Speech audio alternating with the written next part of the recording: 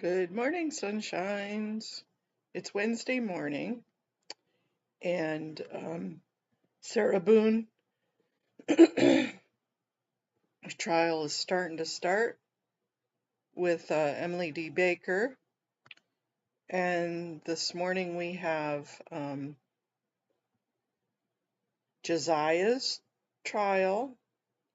We have Chicago Public Safety, which I was not chosen to speak at, but I do want to cover anyways in case somebody else did get picked.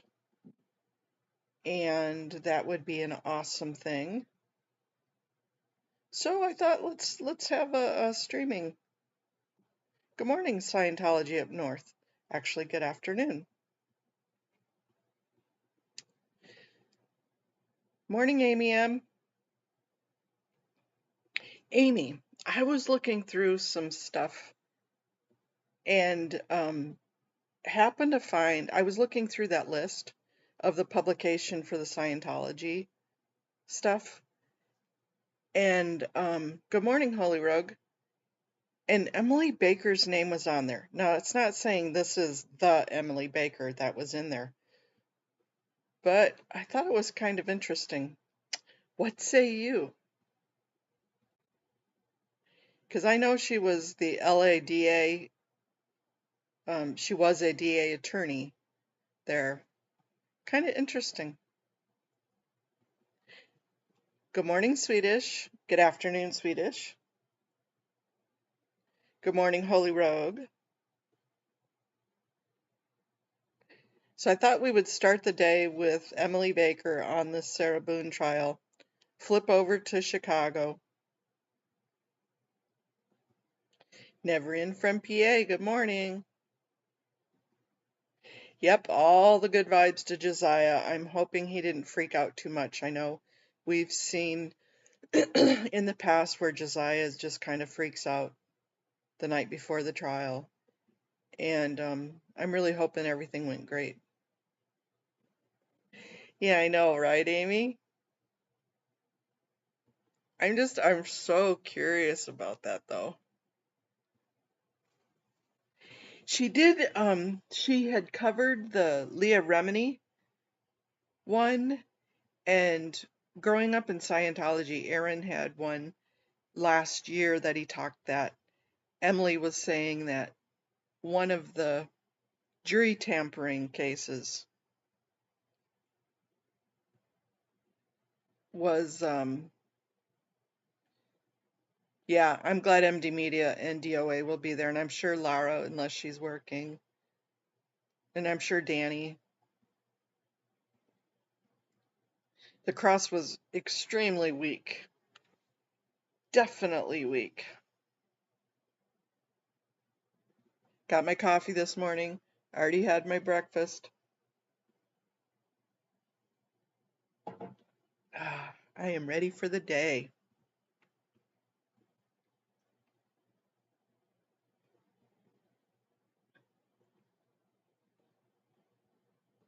Oh, bummer. Well, at least DOA. And didn't Henry say he was going to be there too? So Henry, Matt, and DOA will be there.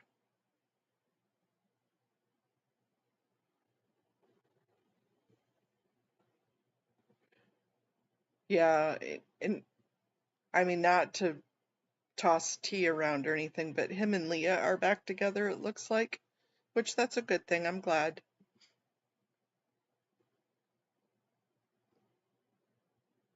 Makeup and breakups and then makeups again.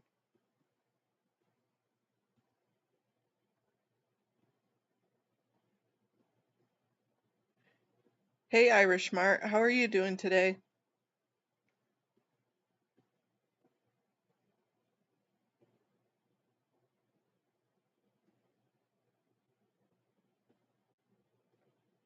Yeah, there's a lot of us that are thinking of them, and whether you do prayer or thoughts or good vibes or no matter what, that that we pray that Josiah knows that we're behind him and that the courts will look favorable and do what's right.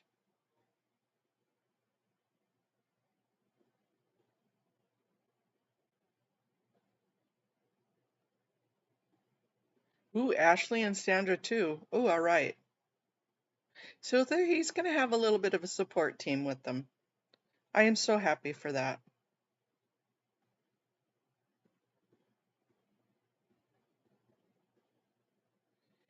He, good morning, April. Yeah, he has been through a lot.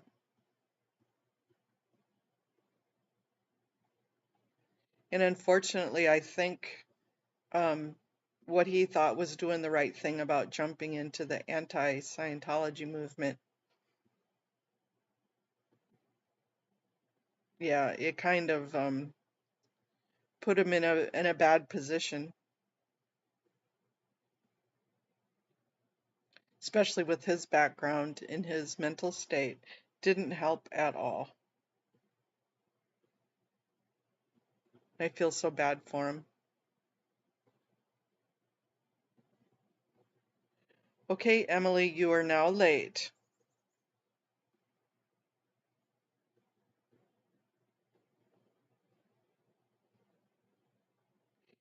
Morning, Mandy Me.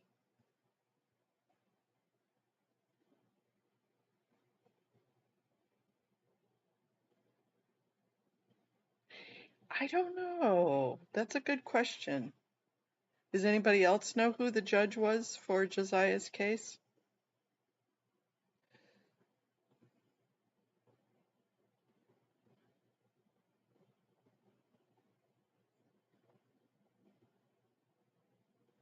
Yep, there's a lot of us that are thinking exactly the same thing, Mandy.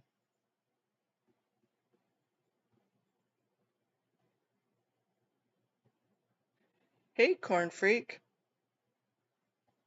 Corn Freak, at 10:30 we're going to switch over to the Chicago meeting. I did not get called. Excuse me, I did not get called to do comment, but I'm hoping somebody else called in and they did. And they have a set time for public comment anyways, so let's watch it and see if anybody else got called and brings up the improprietor. Yeah, that would be cool if Streets was there too.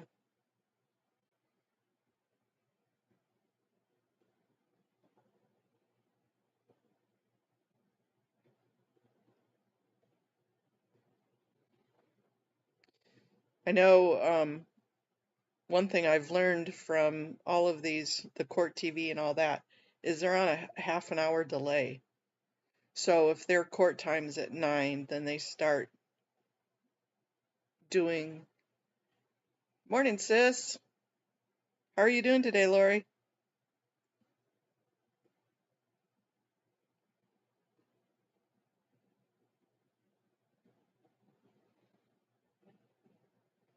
Yeah, that's what we were just talking about, Mandy, is that but her name comes up on Emily Baker comes up on the Scientology list and all sorts of different rundowns and courses that she took. Now, whether it's the same Emily Baker, we don't know. I am glad you're grand today. Are you working hard today already?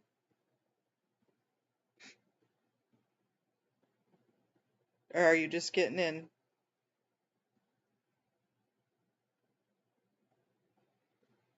Yep, she might be doing the fluff and buff.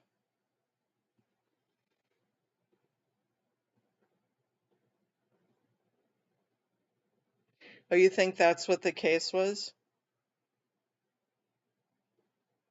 Yeah, I'm not saying that was her. Here, while we're waiting, I'll bring it up. Good morning, Kirby's mom.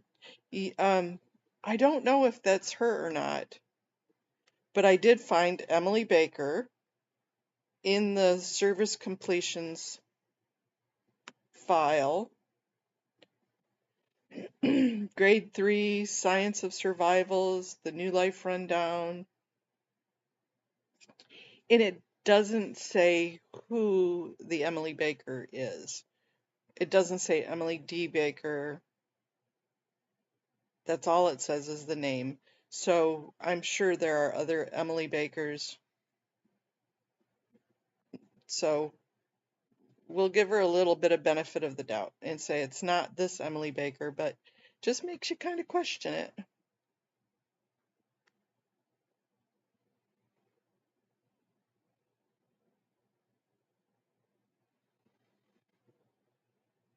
Yeah, yeah, I think so too. Let's give her the benefit of the doubt and say that really wasn't her.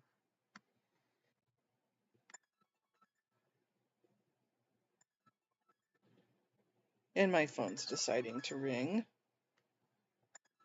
Okay, Emily. Chop chop suey suey.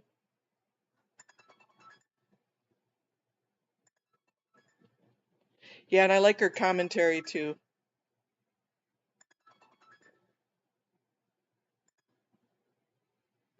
And I like the fact that she uses cursey words because sometimes, I mean, she doesn't overuse them, but sometimes she uses them when they're necessary.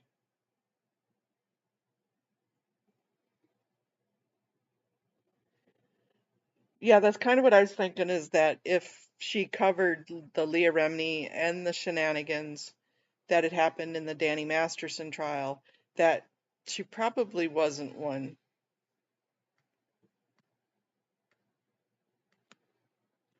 I'm going to move me up here.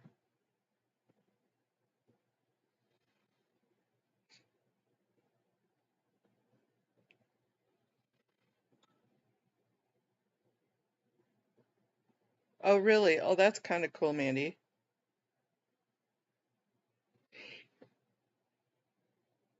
No way you never downloaded that, huh? That'd be nice to get my hands on.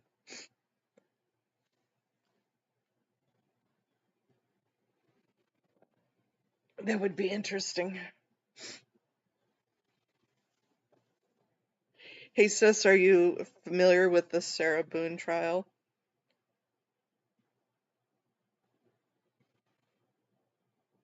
She supposedly, her and her boyfriend were living together and they would frequently get schnockered. They were both alcoholics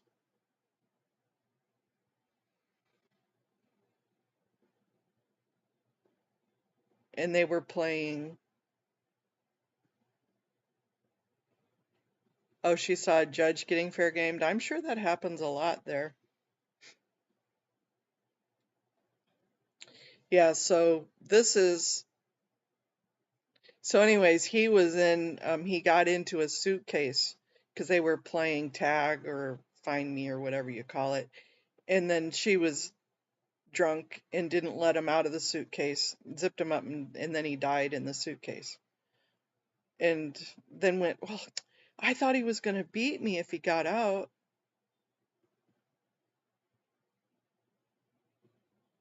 Yeah, I'm wondering about that too. Wondering if, I guess he's in foster care. Yeah, I don't believe a word she says either. I think she was the abuser. And that's just alleged. That's just what I think.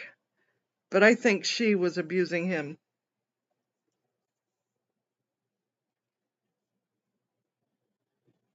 Oh, Little Miss Audit's texting me already. Audit? What are you doing up so early in the morning? Audit, audit, audit. We are in agreement today.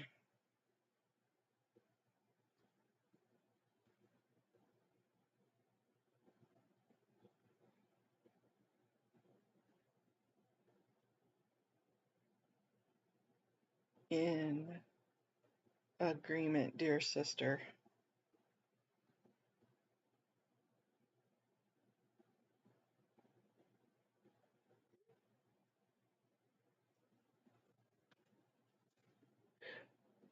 Okay, then that's the other case that I'm thinking of. The kids are in foster care. The one where she threw him away. Yeah, exactly right. I think she zipped him in.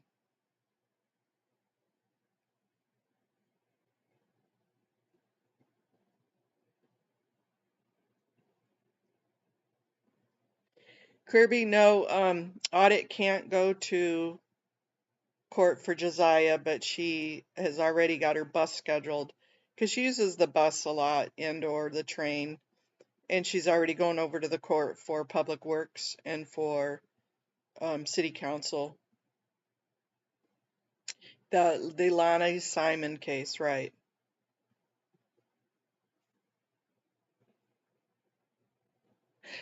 You're right. That's not hide and seek.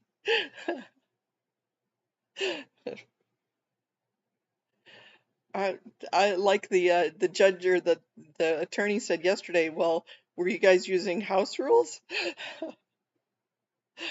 It was kind of funny when he said it.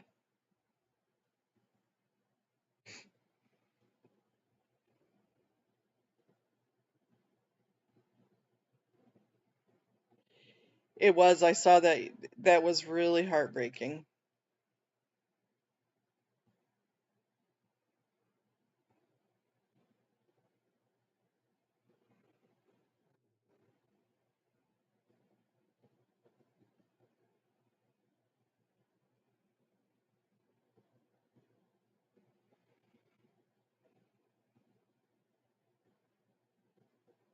You guys are funny.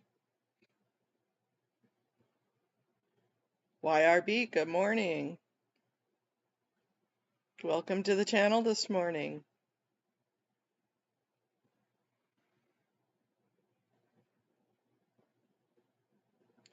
Emily Baker, you are late. Emily Baker, you are late.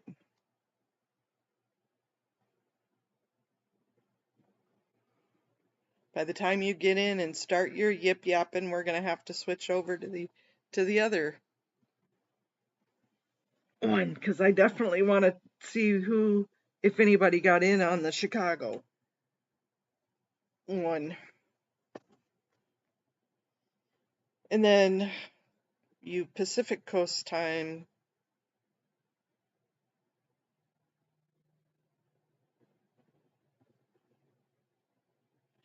Yeah, well, I mean, that's always a good rule.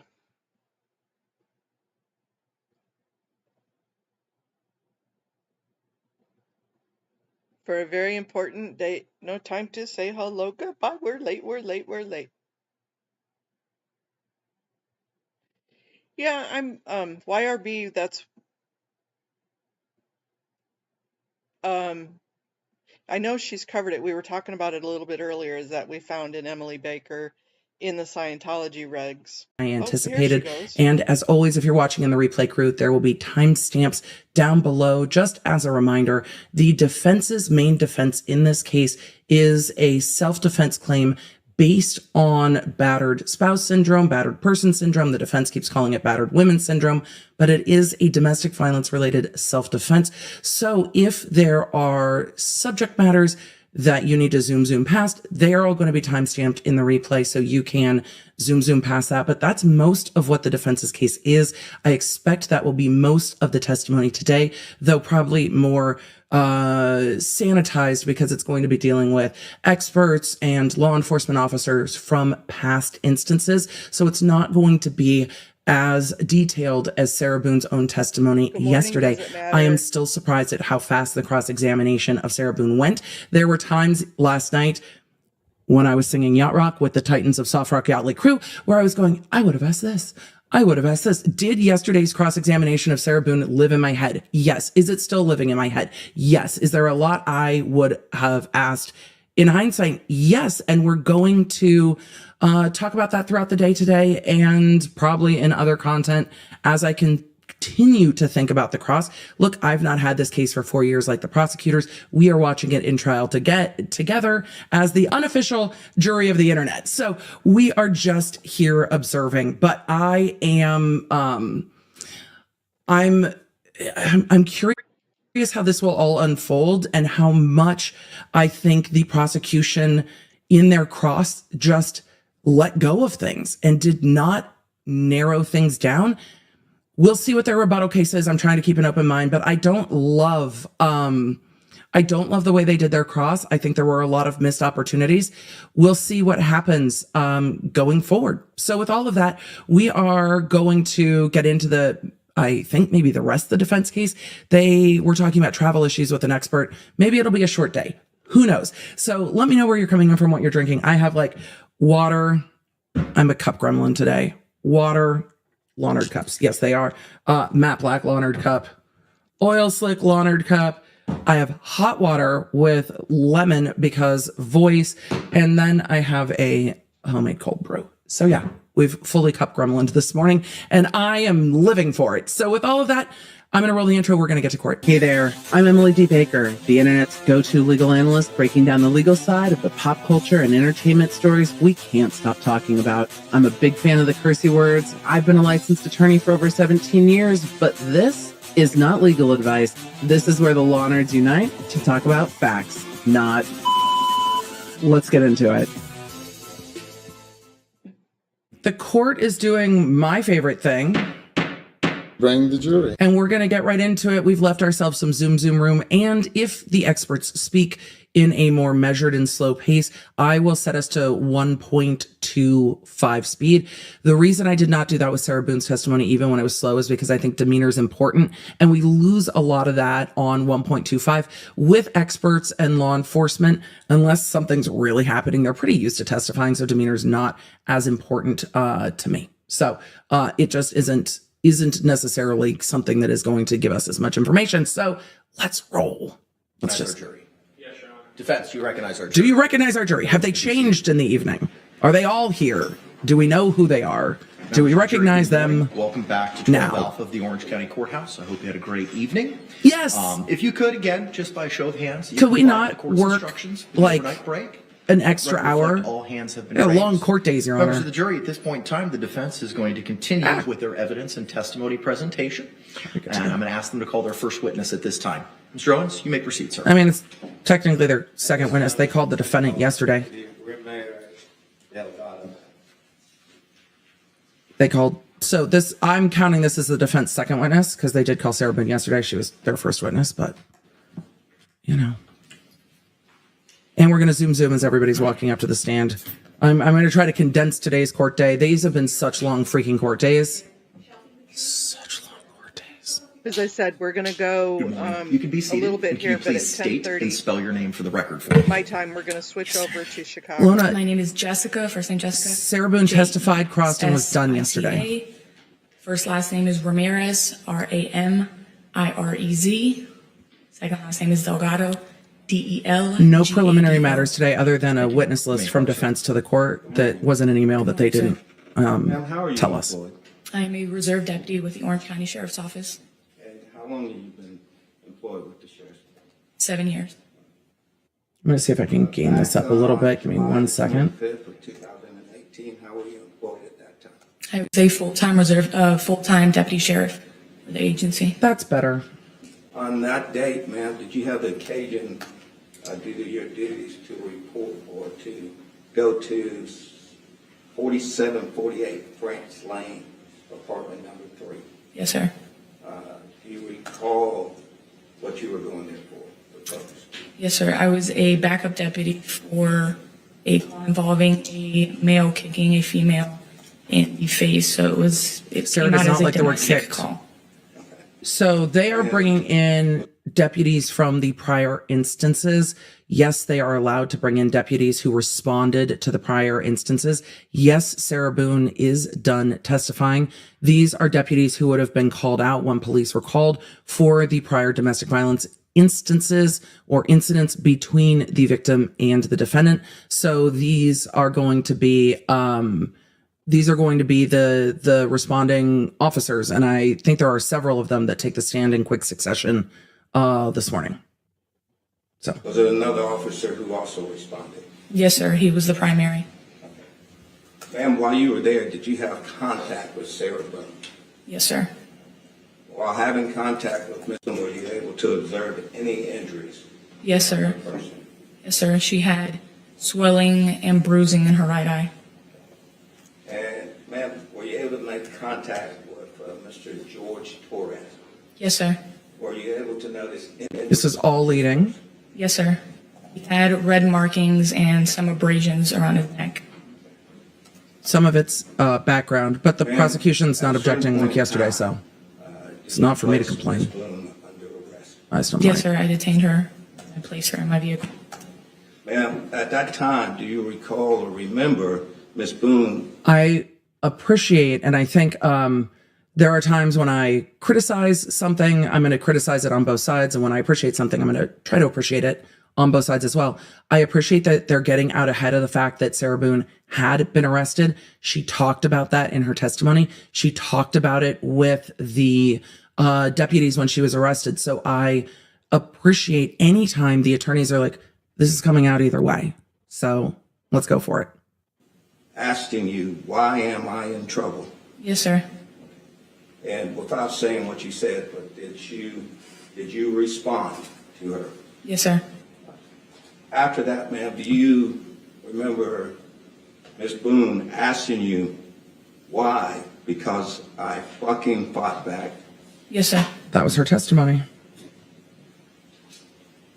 That was her testimony yesterday.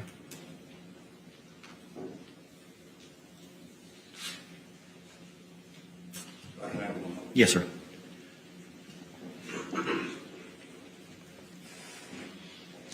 During the course of your investigation, you or the other... That was the end of direct examination. This deputy went to the scene, the instant that, for the incident that Sarah Boone talked about yesterday, where she said she was stomped in the face. They say kicked in the face. I don't think it is a distinction that matters. It matters to the defendant. But this officer is like, yes, I rolled out. Yes, I saw injuries. Yes, I saw injuries to the victim. Yes, we arrested Sarah Boone, and now cross. The responding deputies spoke to Mr. Torres as well. Yes, sir. After concluding all of your investigation, which involved talking to both Mr. Torres and to Ms. Boone and making your observations of the two of them, did you all make final decisions about how to handle your investigation? The other deputy, which at the time was Deputy Zito, was the one that made that determination. Okay. But that's collectively what you all looked at was... She's like, statements from wrong Ms. deputy. Boone and Mr. Torres, correct? Yes, sir. And your physical observations of both persons? Yes. And then whatever else you may have observed on scene? Yes, sir. And do you take into account people's demeanor when they are giving you statements when assessing their credibility? Yep. Sir. No other questions? Any redirect examination? No, Your Honor. Can this witness be released? Yes, Your Honor. Yes. All right, thank you. That's it. All right. Defense witness 2 is done. I'm going to That zoom was as quick. they call witness number 3.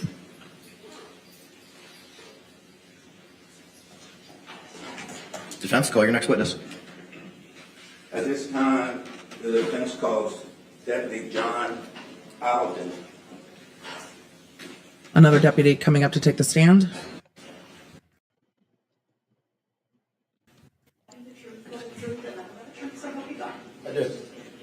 Sir, good morning. Can you state and spell your name for the record?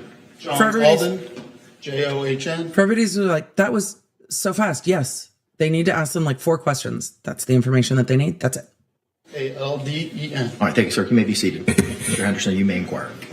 Good morning, sir. Morning. Sir, how are you employed? How are you employed? I'm employed with the Orange County Sheriff's Office as a corporal. Back on August the 28th of 2019, how were you employed? I was a deputy in Uniform Patrol Division in Sector 2. As a part of your job duties that day, did you have the occasion to respond to 4748 France Lane, number 3? Yes. What was the purpose?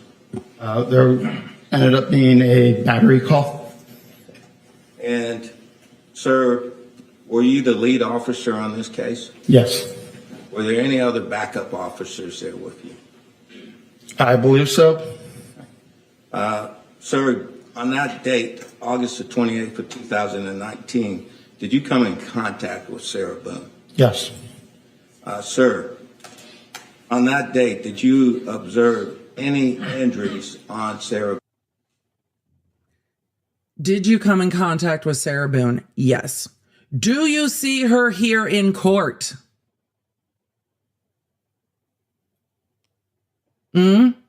Defense? Are we going to identify the defendant at all? Didn't ask the last witness either. Maybe no one cares. It's the strangest thing I've ever seen. But the defense is doing it too, so I guess I can't complain about the prosecution doing it. Boon? I observed redness on the left side of her neck and what to be an old injury to her right eye. Sir, on August 28th of 2019, did you come in contact with George Torres? Yes. Remember, this incident happened in 2020? Did you notice any injuries on Mr. Torres? Yes, he had some redness on it by his left eye.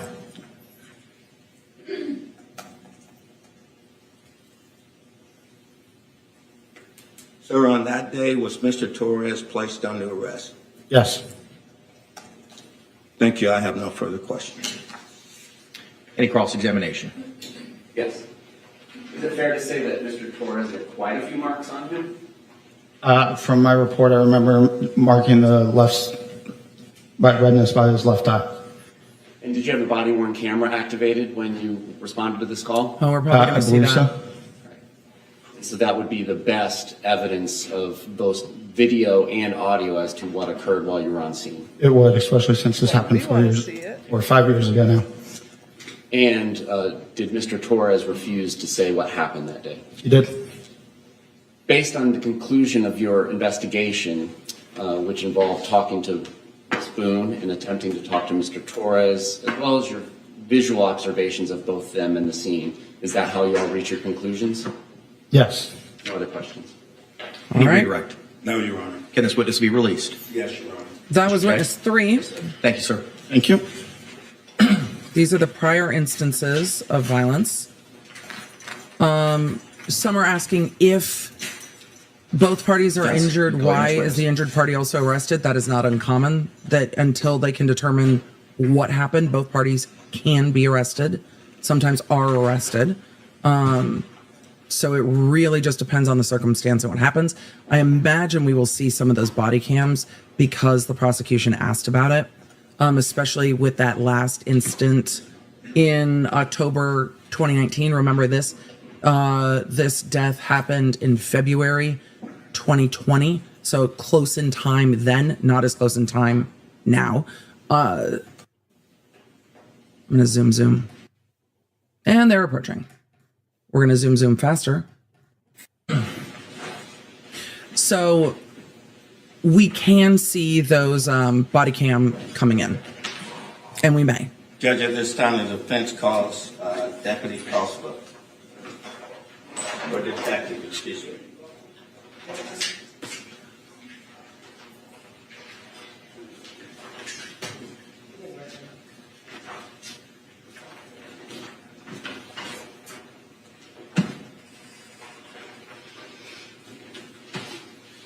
So Sarah testified yesterday that the incident with the really nasty black eye was the first time she had called the police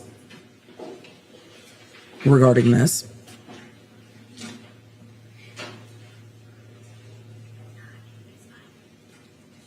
I think the thing we learned from yesterday, and everyone has known about this trial since the beginning, is that alcohol is a huge factor of this case.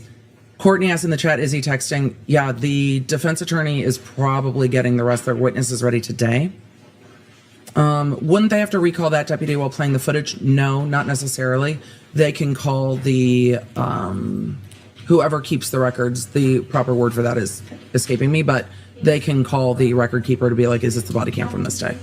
But they can recall them if they need to, and that's probably not going to be hard. Good morning again. Could you state your full name and date of birth for the record? Or, I'm sorry, full name and spell it for us. It's Chelsea Kepsel, C-H-E-L. And the defense is recalled. Last name is Detective, Homicide Detective Kepsel. S-E-L-L. Thank you. Counselor, you may inquire. Is witness 4. Oh, this is the one that. Good morning, ma'am. Oh, Good morning. I might have lied. I didn't lie. I got her in there. In relation to this case, on February the 26th of 2020, did you have the occasion to interview Abraham Marino? Yes, it did. Was that interview recorded, ma'am? Yes, it was. You remember as part of that interview that Mr. Marino tell you that he had had contact with Sarah Boon on February the 24th of 2020? Are you asking the night of the incident when police were called out? Yes, the next morning. That's The day that we were called. That you were called out. Okay. The 24th. So yes, he did have calling for contact with hearsay? her, but it wasn't in the morning. It was while we were there. While you were there? Yes. What time did you get there? That's probably what's going on. I got there around 14:20 hours, which would be 2:20 in the afternoon. Okay. So the afternoon on the 24th. No, it was later. when she I talked. recall, I believe I was doing paperwork in my vehicle. So it would have been at some point during the investigation, but it wasn't, I didn't notice him until, I'm not sure if I noticed him until before or after Sarah was interviewed. All right. But to his interview part, the interview, did he tell you in the interview that he had contact with Oh, Ms. this Boone is- on that day? Yes. My brain is yacht rocked. This is the apartment manager. I wonder if this is testimony to impeach the apartment manager and what his testimony was from Friday, because the apartment manager said that he had spoken to Sarah Boone before she was arrested in this case.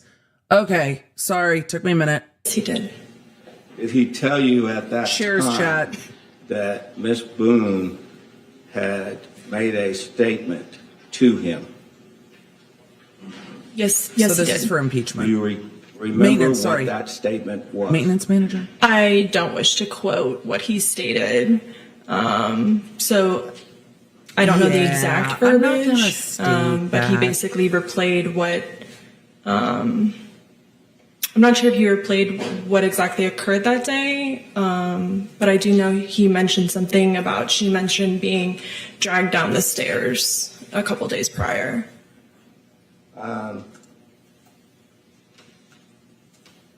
Did he say to you during that interview that Sarah Boone told us that a couple of days ago they had gotten into a fight where he grabbed her by her hair calling for and hearsay. dragged her down the steps? That's calling for hearsay. I We would have- assume that he's reading my report, and that does sound similar to what my report should say.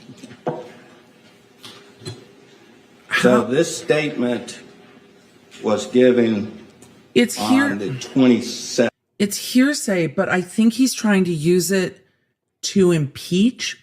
But I don't remember the manager testifying to that at all. But there's no objection to it. I think it's objectionable, but I'm not sitting in court. 7th of February. I'm sorry, the 26th of February. Would you Yes. agree with that? She's like, Yes, I will. Okay. get it right. The contact and the statement that Ms. Boone made to Mr. Moreno was on the 24th of February. Is that correct? Repeat the question, I'm sorry. When Mr. Moreno is saying that Ms. Boone came up to him and made this statement that we just talked about, Yes, that was on February the 24th. Is that correct? that is correct. So when she said a couple of days ago, that would have brought it back to February the 22nd. Is that correct? Potentially, yes.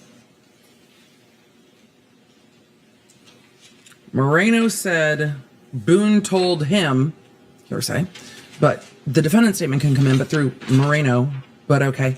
Ma'am, during that That interview Boone with said you, that there did was a Mr. fight Moreno on the stairs. ever indicate to you that when he had contact with Ms. Boone on the 24th, that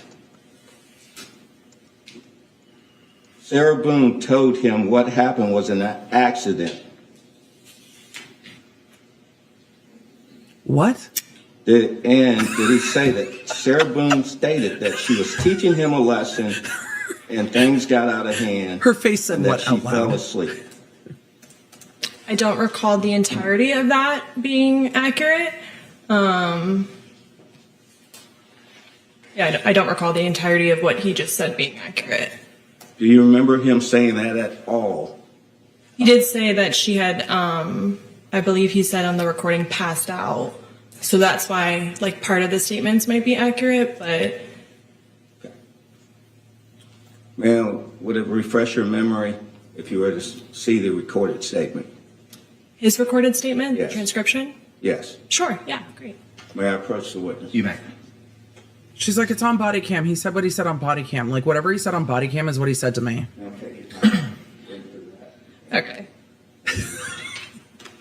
There is some okay, some sass. I don't recall all the statements that you asked, or the way you asked it, but Ma'am. Would it help if I repeat it? It would help if it wasn't compound, is what she's saying. I don't remember all the statements the way you said it, the way you asked it. She's just like, can you not ask a compound question? And that it's too early. So I think they are trying to use this to impeach Moreno, saying that what he said on the stand is not what he said to law enforcement. He was directly asked about it on the stand. Did you tell law enforcement this? And he said, I told them something like that. So if the jury hasn't already forgotten Moreno's statement, this is what this is going to. sure, yeah. Okay. You asked, like, you said multiple statements, so She's like, this yeah. was a, like, 11-minute interview. Your question sucked. So this is why I don't wear my hair down. It always drives me crazy. So sorry, Chad. Yeah. It's going to be a day of this.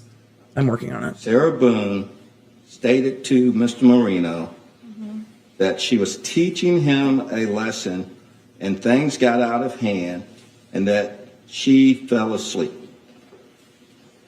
And I'm wanting to know Did you say, okay, I thought I heard you say passed out the first time. I'm not sure if you said passed out or fell asleep. fell asleep. Fell asleep, okay. And what I'm asking is there any indication that he told you? Chat, let me know in the chat. Do you think Sarah Boon told Mr. Moreno from her apartment management maintenance team that she was trying to teach George a lesson and then she passed out and or fell asleep? Because it sounds very similar to what she said multiple times in all of her other interviews, that she was going to be heard and make him hear her. So yeah, I think she said it. Whether it's 100% said this way or that way, just pull the fucking body cam. Why are we doing this? That statement on the date of that interview. That sounds on the exactly what 26th. she would have said. And that was... That's exactly what she would have said. Sorry, I'm trying to go to the part where we talked about that. Yes, ma'am. Take your time. She's like, I'm going to need to, because you ask compound questions.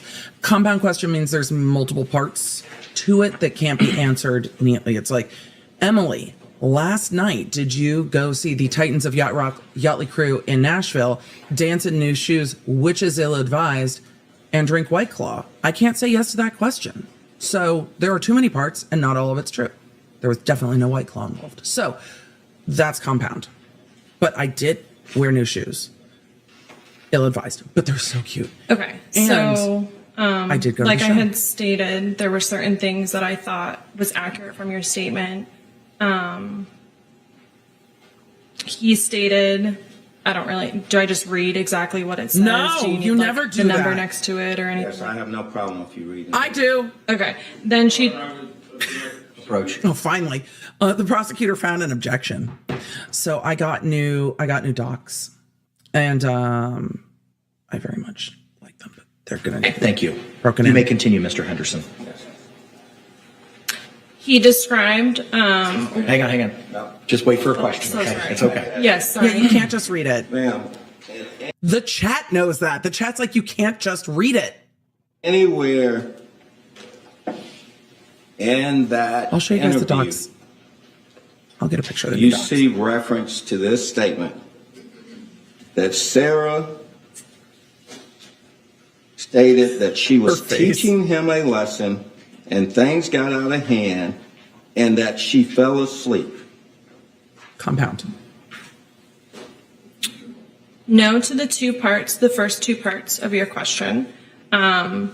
I heard passed out the first time you asked me this question, and that's why I said that part of it was accurate, because he did say that she passed out in his statement. That was what Sarah told him. Okay, did she say she was teaching him him molesting, is that in there? No. And things got out of hand, is that in there?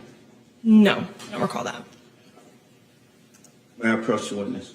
Yes. Okay, so her report does not reflect that statement. Fine.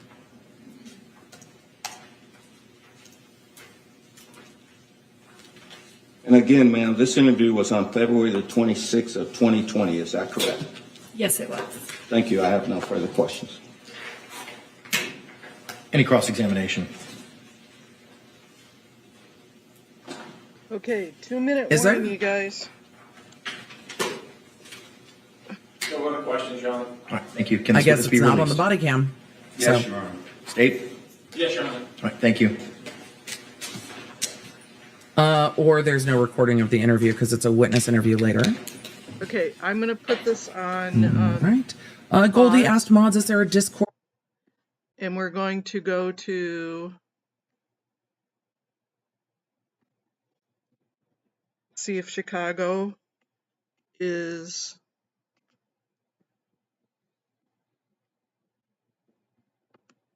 remember it takes a second or two for them to get their meetings.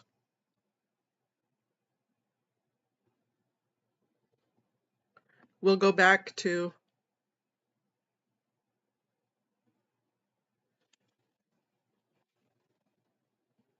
the Sarah Boon. And then we also have the Leilani Simon case today, and I don't think that's started quite yet. Yeah, Amy, I just texted Henry to see if because I know he's going.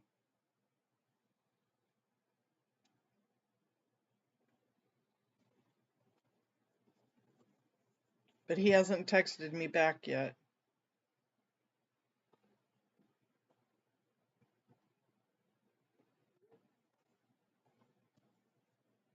Good morning, Kim. Welcome in. We're waiting for, we were watching the Sarah Boon trial, and now we're waiting for Chicago. Oh, they're on the half-hour delay?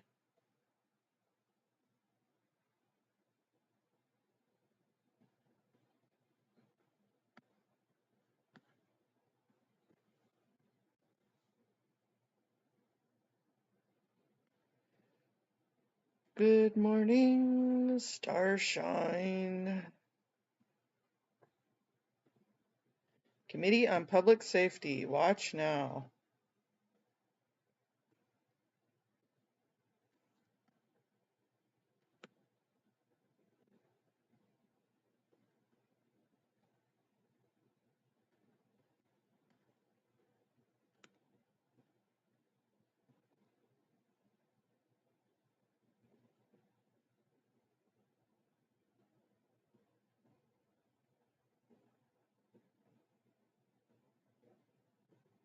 Okay, MD, I'm trying to confirm it with Henry, but he's not answering me back, so.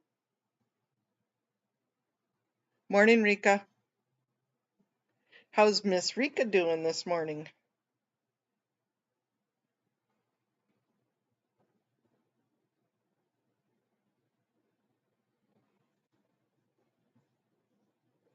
Yeah, and I'll only play the public safety until after it goes through the public comment. They're usually pretty quick with theirs. I'm just curious to see if anybody else got in, because nobody had responded to me. I did not get in as a public comment person today. I was not picked. Which it's kind of nice to know that, that you're not picked the day ahead of time. But I am curious to see if anybody else got in.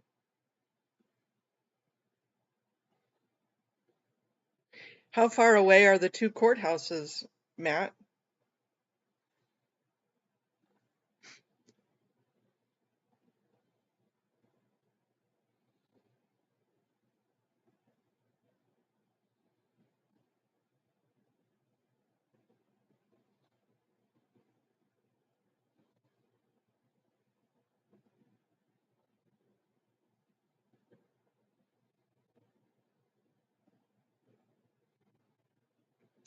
Me too. That's kind of what I'm curious about, Amy. Well, welcome in from South Korea.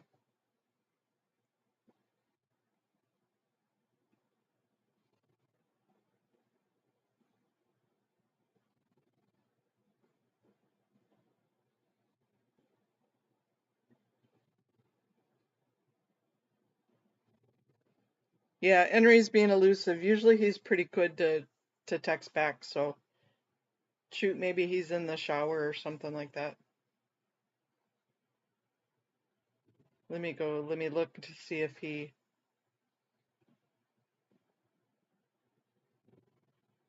Nope, he has not answered me. Too many things going on.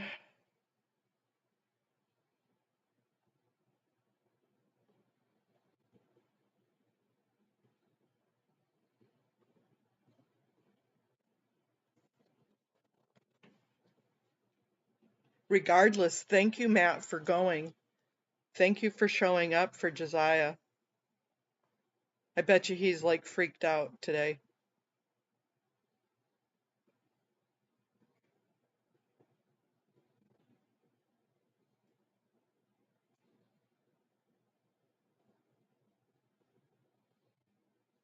I know I would be freaked out.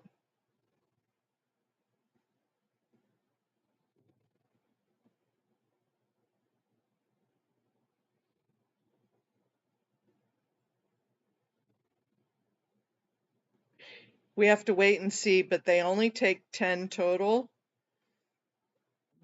on in presence and online.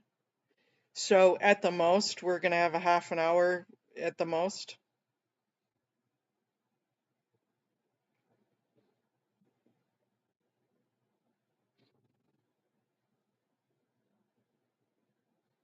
Yeah, and I don't have Ashley or, well, do you think Chi is going?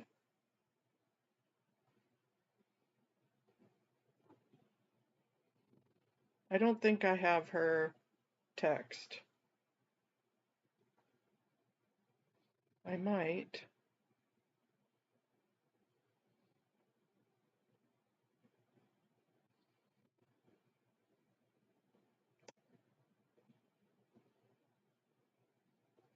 I do have cheese.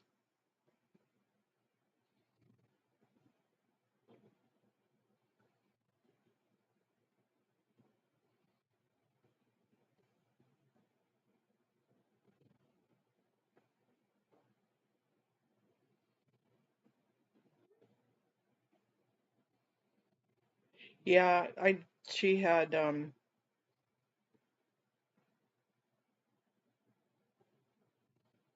lost her voice or something like that. Okay, come on, everybody's late this morning.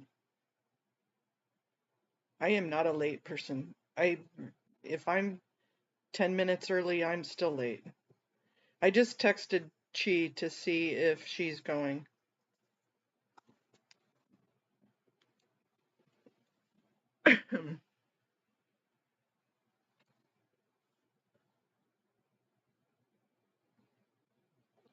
Minnie, could you ask DOA what courthouse?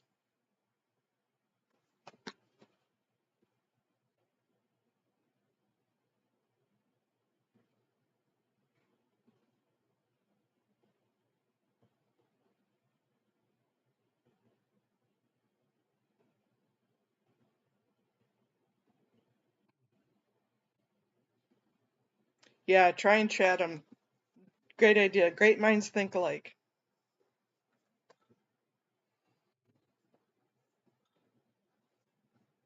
Nope, she is not going.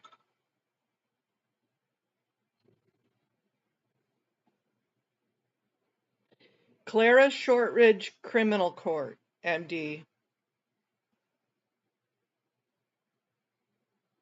Clara Shortridge Criminal Court.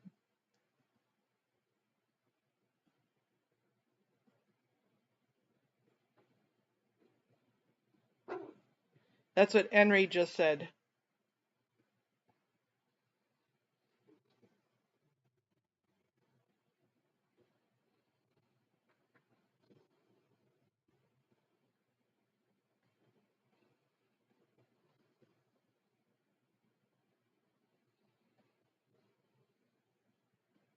Now, whether that is the Stanley Mosque, I don't know.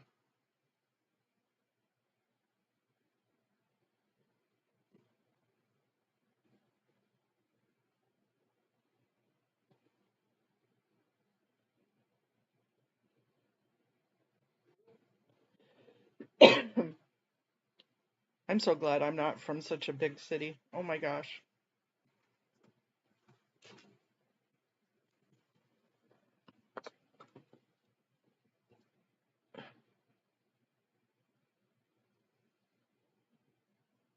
"210 West Temple." Thank you, Amy.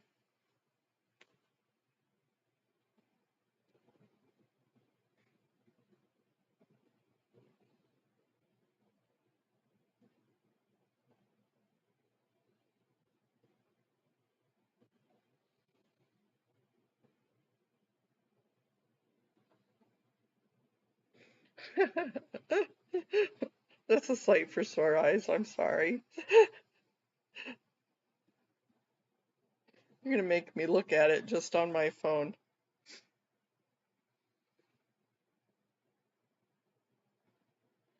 So correct, not the Stanley Mosque. It's at the Clara Shortridge Criminal Court.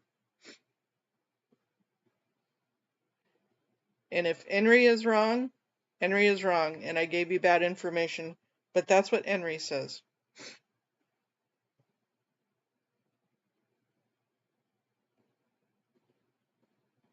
And she says, nope, she's on a plane to Sacramento for work, so she will not be there.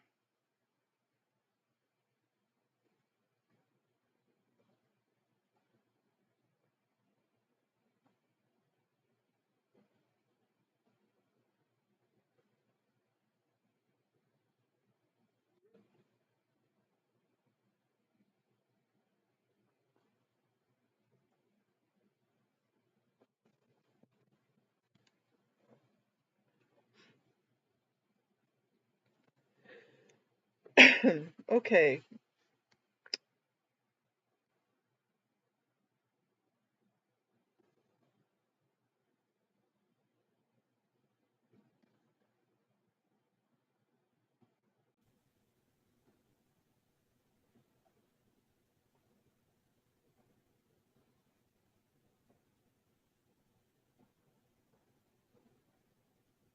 By the time they finally get going,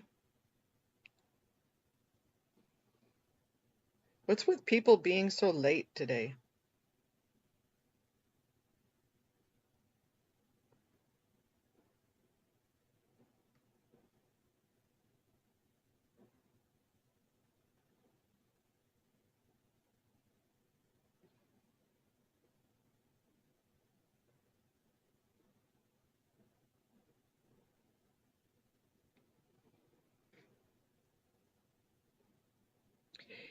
Yeah, Kirby's mom, I think it depends on what line they get on or what train or what subway.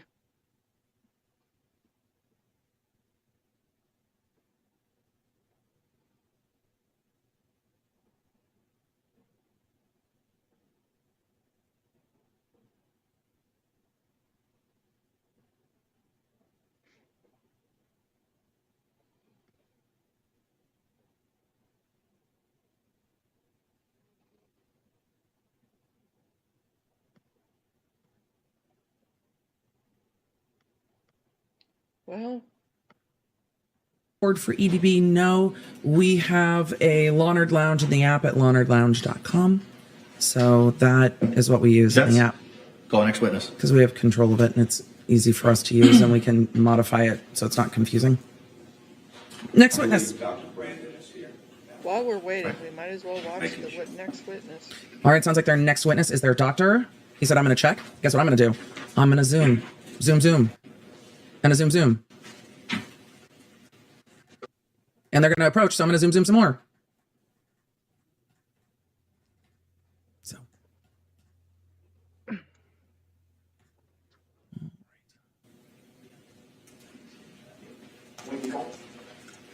Your Honor, this time the defense will call Dr. Michael Brandon. There we go. Defense witness 5 is their doctor. This is their expert. Jen said, why is it so important to impeach the manager? Because the manager said that Sarah Boon said she was going to teach him a lesson and things got out of hand. So, Doctor, good morning. Would you state and spell your name? I mean, that's something you would think law enforcement would put in there. Brannon. Thank you. Counsel, you may inquire. I'll keep checking to make Dr. sure. Brandon, good morning. Good morning. Ms. Fry, having just traveled from Miami to Orlando. Yes. Am I correct? Okay. It was a good drive. So the jury was waiting for him for a minute. So I imagine that's why they said, how was the drive? Because they're explaining, I don't know how far it is between Miami and Orlando, but they're giving the jury a little context for the fact that he drove in this morning from Miami. So I think that's why they're asking. Would you please describe for the jury your Yeah, I imagine it would be a background several-hour drive, right? both in forensic psychology as well as battered women syndrome? Sure. So I'm a psychologist, licensed in the state of Florida. So forensic I have a bachelor's degree in psychology. That's from a university called Nova University. I also have a master's degree in psychology. I received that in 1980, also in psychology. And I received my doctoral degree in psychology after a year internship. I didn't even have to put him at I worked with 1.25. He just does it severely mentally ill himself. Thanks, individuals sir. in Hialeah, Florida. He's like, I got you. In 1988, I finished my degree requirements for my doctorate in psychology. And in 1990, I was licensed as a psychologist. I've been operating as a psychologist since then, since 1990. Originally, I started off doing the work that most people kind of think about when they think about psychologists, doing therapy, counseling with people, helping them through with their problems, things like that. In 1994, I began on a career almost quite accidentally as a forensic psychologist, and I testified in my first case in front of a jury. And from that time on, I've been doing mostly forensic psychology. My practice very quickly changed from that time on. I'm currently the co-director of the Institute for Behavioral Sciences and the Law, and anywhere between 80 and 90% of all my work now is related to some legal or court-related matter in the ways in which mental health interfaces or impacts or helps to give opinions about various legal issues. Okay, we're going to zoom. That's just the most popular one, but it's not a formal diagnosis. That it's contained within that book, a classification manual that I just told you about. But sir, are there muffins? The chat would like to know if there are muffins. Within the DSM-5 that experts would recognize as a DSM diagnosis. Yes, sir. And what is that, sir? So that category would be in the trauma section of the DSM-5 TR. There's a whole category on trauma disorders, and it's most closely related to something that we call post-traumatic stress disorder. That isn't the only trauma disorder, but that's the one that what used to call battered women syndrome, now I refer to as battered person syndrome. He's trying to update all the of it language really is of more connected to a defense attorney. trauma disorder like post-traumatic stress disorder. Now, you testify on criminal matters. You also testify, you indicated also on personal injury cases and emotional. Well, that would be civil, correct? Yes, sir. Okay. I wanted him to say an emotional damage In again. your experience, you testified as an expert, as a forensic psychologist. You testified for, and today you're testifying for the defense, or were called by the defense. Do you also testify for the state of Florida or other states within this country? Counsel, Yes to both of those. all of the other attorneys have been much more concise. It's like, have you been hired and called by both prosecution, defense, both plaintiff and defense? That's all. Testified in other states. I also testify for both prosecution, Lemon poppies, my state or favorite. government, depending if it's federal or if it's a state case, and also for the defense. So I really get appointments and hired by both sides. But how many times have you testified? Well, at last count, it was Wow. about 1,500 times. It's Okay, over that's that, a way lot. over that now. That was from a few years ago. I testify in a lot of different kinds of hearings and trials over the course of mostly in lot. Florida, but in other states as well. Now, you're familiar with the fact that there is a special jury instruction that's been recognized by the Florida Supreme Court. Approach. The prosecution is not sleeping. They don't always object when I think they should, but again, that's just me sitting here as in my house. You can't testify. He can't give legal opinions. So the jury instruction is not within his purview. So, my in-ears are pulling on my neck. I'm going to start going rock star and just having one in-ear hanging out at some point. Doctor, you testified as to battered women syndrome. No. Person syndrome. Yes. Are there other synonyms or similar? Did you literally just come back from sidebar to ask him what that's synonymous with? Sir, we're already struggling. Names for what you're describing, in particular battered spouse? He uses them synonymously. Well, we talk about it in terms of trauma disorders, like post-traumatic stress disorder, but the way when it's applied to the legal system, it's called battered wife, or that was the original terminology for it, battered wife syndrome or battered person syndrome. So it really depends on your setting. So in this setting, we oftentimes talk about this particular condition that I've been asked to talk about today, is really referred to as battered spouse syndrome. Chicago City Council Rules of Conduct for Public Meetings 2023 to 2027 pursuant to the Chicago City Council Rules of Order and I've been involved in Procedure. about 100 Rule cases, 49. of The just that Sergeant alone. Act. I've been Arms involved in sets some sort forth of the testimony about following 50 rules times. of conduct to be followed during the public comment period and the duration of all committee and city council meetings. Profane, vulgar, threatening, abusive, or disruptive language is not permitted. Demeaning, discriminatory, or harassing behavior and speech directed towards others is not permitted. Disruptive behavior, including disruptive or disrespectful conduct during others' presentations, is not permitted. Banners, flyers, or signage are not permitted. Backpacks, large bags, and sharp objects are not permitted. Clear bags, not tinted in color, that do not exceed 12 by 12 by 6 inches, will be permitted and are subject to search. Food and beverages, including in metal canisters, are not permitted. Cell phones must be placed on silent prior to entering the meeting room. Individuals must remain seated. Public comment speakers are permitted to stand only when providing public comment. Small handheld devices may be used only while seated, and the user must refrain from interfering with the view or hearing of other individuals. Individuals or groups failing to adhere to these rules will be asked to cease such disruptive conduct, and failure to comply will result in their being subject to removal from the meeting by the sergeant at arms.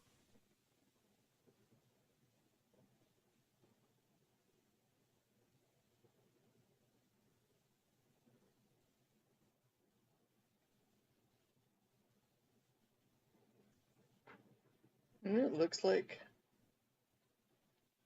Well, this wasn't a denial. It's just they only pick randomly.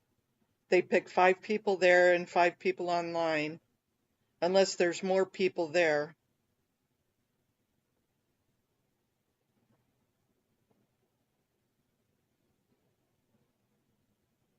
Yeah, this is for like the city.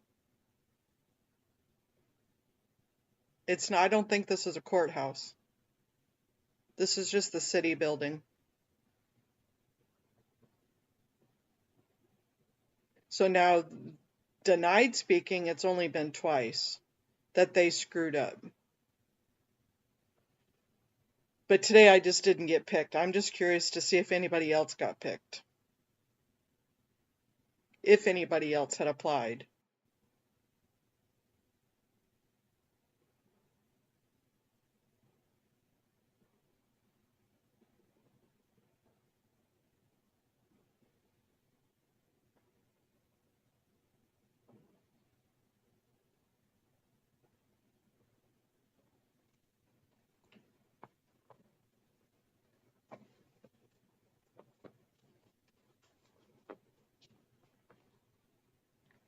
Morning, Style Audit. We're just waiting on this public safety meeting to start.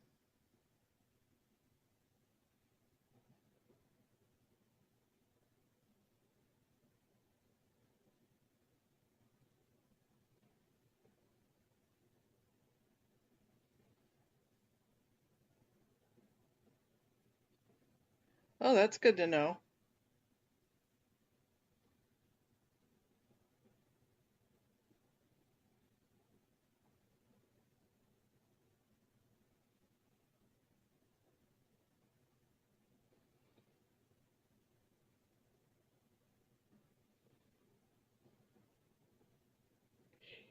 Yeah, I think it was because of the possible being able to bring things in on a terrorism level, that you have to have the clear backpack and smaller.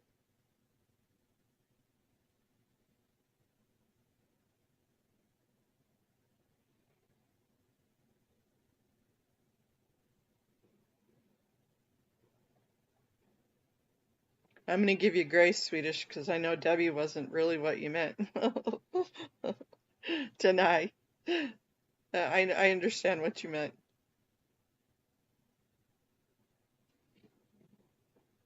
But honestly, those are the same rules that supposedly if you go into a big theater or an event center, that supposedly, or like to go into a football stadium, supposedly those are rules for them too. Is you're supposed to have a clear backpack, no bigger than a certain size. They have to be able to look through it. And anything that can't be metal because it has to go through the detector.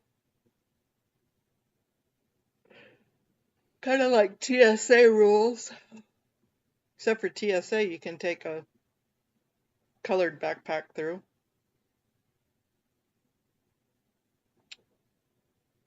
People, I have no patience for late people today.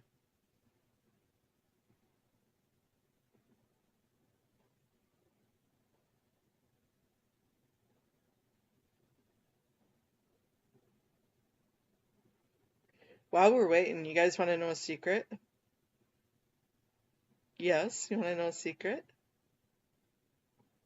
Lori knows, if she's still listening.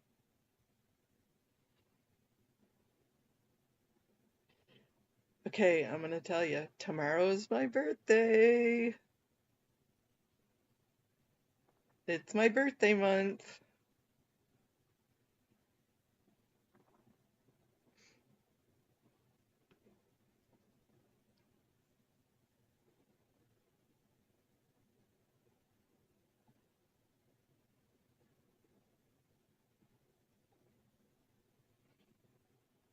Yep, I'm going to be older than old tomorrow. Okay, we're going to turn this heat down because... Why, thank you, Amy.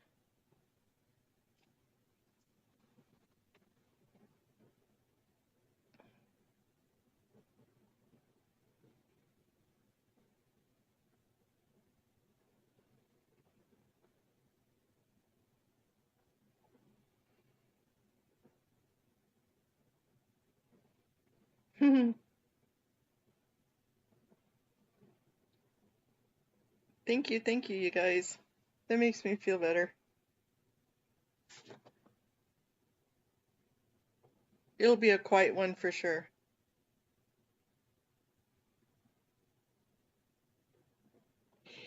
You know, might get a cake or maybe get some donuts for in the morning. I'm not really a sweet person, but every once in a while I like a good piece of cake. You know what my favorite type of cake is? Is my mom used to make carrot cake with a cream cheese frosting. Oh my gosh. So,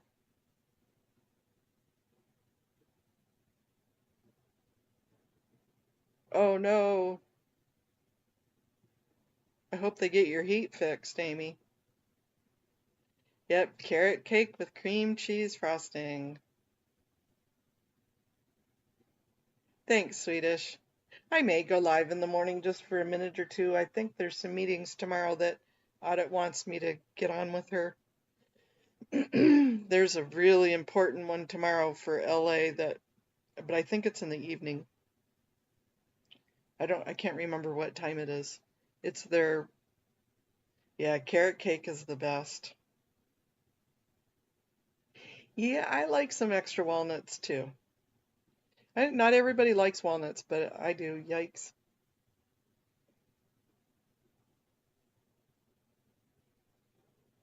You know, I like chocolate, but you can go overboard on chocolate.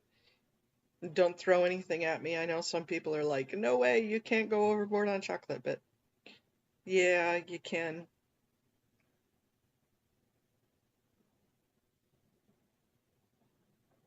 Oh, good. So you won't be totally without heat.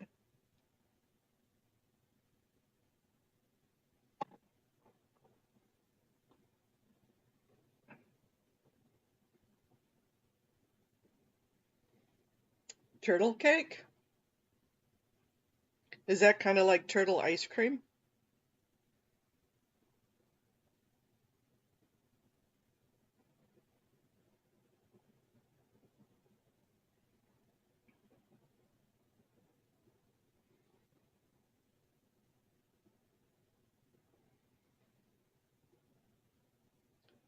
See, that's way too much chocolate. I can take a couple of bites and it's good for a couple of bites.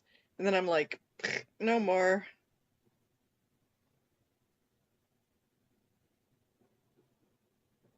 I hear you, Amy.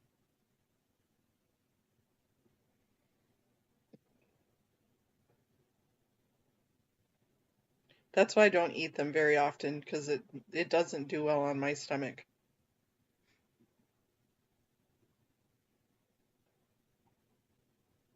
But every once in a while.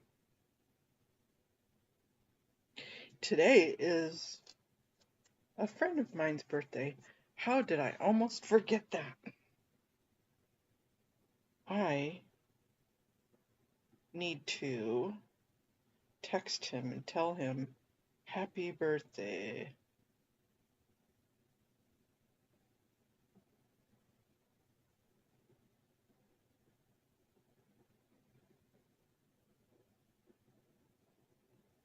Happy birthday. Happy birthday. Oh, that's interesting. Yeah, I'm like that with a lot of sweet things. Tell you, give me some beef jerky any day.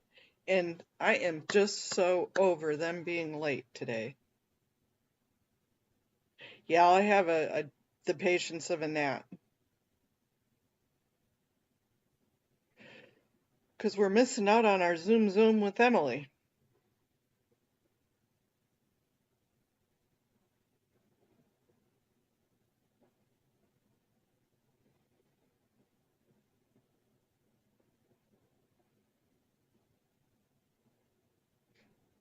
Here we go. The meeting on public safety is hereby called to order. We will begin with a roll call to establish quorum. Alderman Hopkins is present. Vice Chairman Yancey. Alderman Chico. Alderwoman Gutierrez. Alderman Lopez. Alderman Curtis. Alderwoman Tabarez. Alderman Cincho Lopez is here. Thank you. Alderwoman Fuentes. Alderman Taliaferro, Alderman Spizzato, Alderman Vasquez, Alderman Knutson, Alderman Gardner, present. Alderman Martin, Alderman Mana Hoppenworth, Alderwoman Haddon, and Alderwoman Silverstein. And let the record reflect that Alderwoman Coleman is here in her capacity as Vice Mayor Pro Tem and is allowed to be counted for purposes of quorum. We do have a motion pursuant to Rule 39 to allow that to happen. Alderwoman Coleman, where are you? Stephanie? Oh, okay. We have a request for a Rule 59 participation via remote means for Alderman Curtis, Tabarez, Fuentes, Spizzato, Vasquez, Knutson, Gardner, and Martin. Is there a motion to allow? Moved by Alderwoman Haddon, hearing no objections, so ordered. We do have some public speakers. Before I call on them, I just want to remind our public speakers that the subject matter of today's hearing is a personal matter, and it's much more personable to some than others. Families have lost loved ones.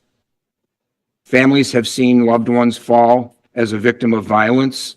Some of those families do not know the fate of their loved ones and have not been able to attain closure because of it. This is a serious subject matter, and it goes to the heart of some of our Chicago residents that have experienced these tragedies. I would ask our public speakers to keep that in mind and to observe appropriate decorum as you take advantage of your 3 minutes of public testimony. And with that, I will call the first witness, Brenda Stewart.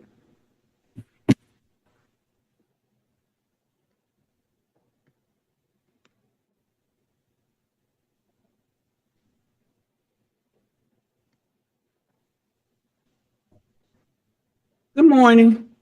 I'm Brenda Stewart, the Executive Director of Ernestine's Daughter, a non-for-profit here in Chicago on the west side of Chicago.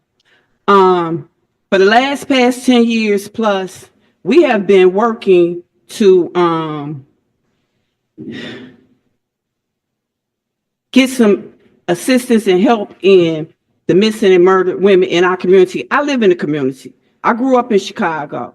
For 59 years, I've been a part of Chicago, and it is very personal to me. I'm not going to say the person's name that's on there that was on the missing and murdered women.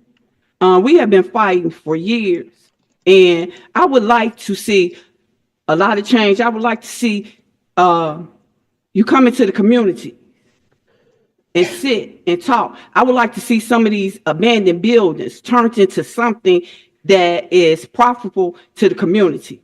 You know, we could get people are homeless. We can get these people together and let them work and then live in these buildings. You know, together we can find a solution if we work together. Thank you.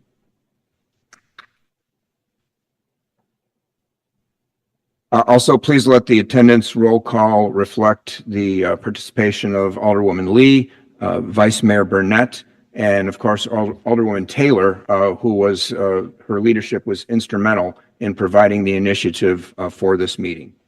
The next speaker is Zoe Lee.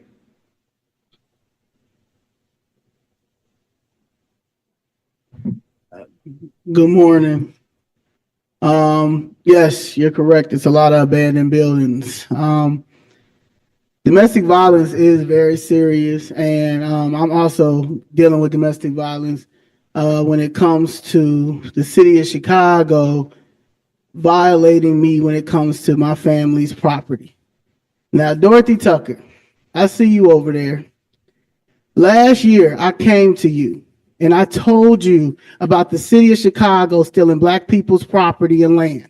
I also told you that the city of Chicago unlawfully demolished my family's property, which is illegal eminent domain. I showed you the same demolition paper that says the owner is the city of Chicago, which doesn't make sense because we have the deed, the original deed. This ain't no quick claim deed. This is the original deed, right?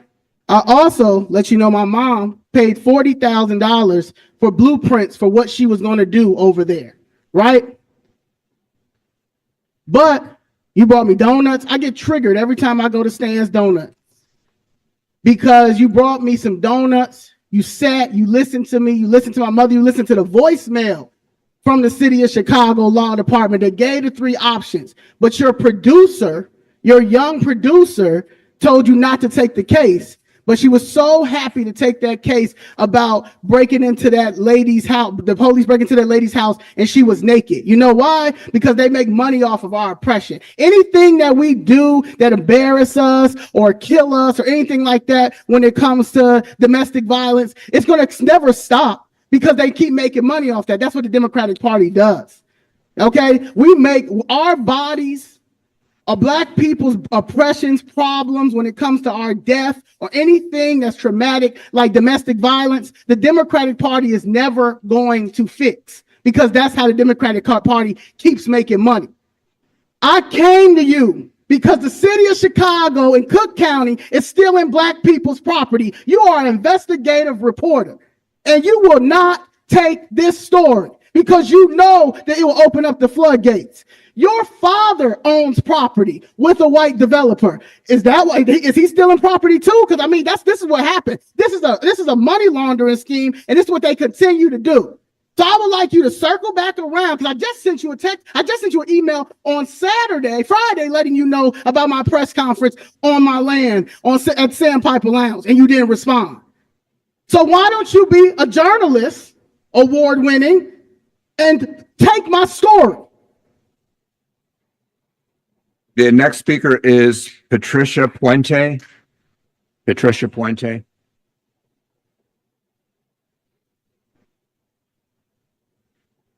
I'm Patricia Puente. I'm against noise. My name is Patricia Puente. I am against noise ordinance and racing drag cars that go by on Midway. A young lady came to visit her mother. She was crossing Cicero and a drag car, racing car, hit her and she died. The mother wasn't able to see her daughter, nor the daughter her mother. But was the racing car caught? No. Why? Because there's no red light enforcement there, that they're racing, they're passing the red lights. I live on 63rd and Knox. I have pictures that on the September 16th, the cars, it's from 11 o'clock all the way to 2:30 in the morning. I stayed out there taking the pictures of the cars passing the red light with their flags, Mexican flags. They're drinking with their beers, with the girls on top of the cars. And I'm like, where are our law enforcement? I called them like 5 times and nobody showed up. And when they showed up, they just passed in front of me. What is going on? What is going on in Chicago? Why are you guys permitting this? That's it. Thank you. The next registered speaker is Jerry Boo Lee, Jerry Boo P. Lee from Cocoa.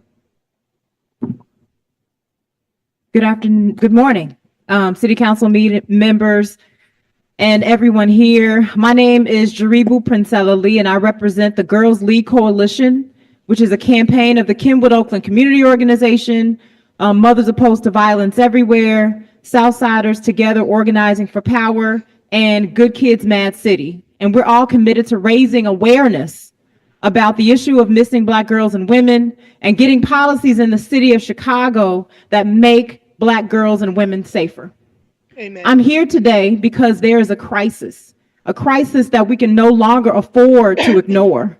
Black women and girls account for 1/3 of Chicago's missing person cases, yet despite this staggering number, our communities are left behind with the least amount of resources, attention, and media coverage. Imagine for a moment your daughter, your sister, or a friend just disappears. And the silence that follows is deafening. That is the reality for far too many Black and brown families here in our state. When our girls go missing, their stories don't meet the headlines. This morning, is there anything that families are left feeling dehumanized. Their cries for help are often ignored and minimized by a system that was designed not to serve them. Our communities deserve and demand more. We need civilian liaisons in every police district, people who can provide compassionate communication with families, keeping them informed and supported throughout the investigation process. We also need an Ebony Alert system here in Illinois dedicated specifically to alerting the public when Black women and girls go missing, because Amber Alert, as it stands for, it's not enough. And finally, we need all levels of government, city, county, and federal, to work together with our communities.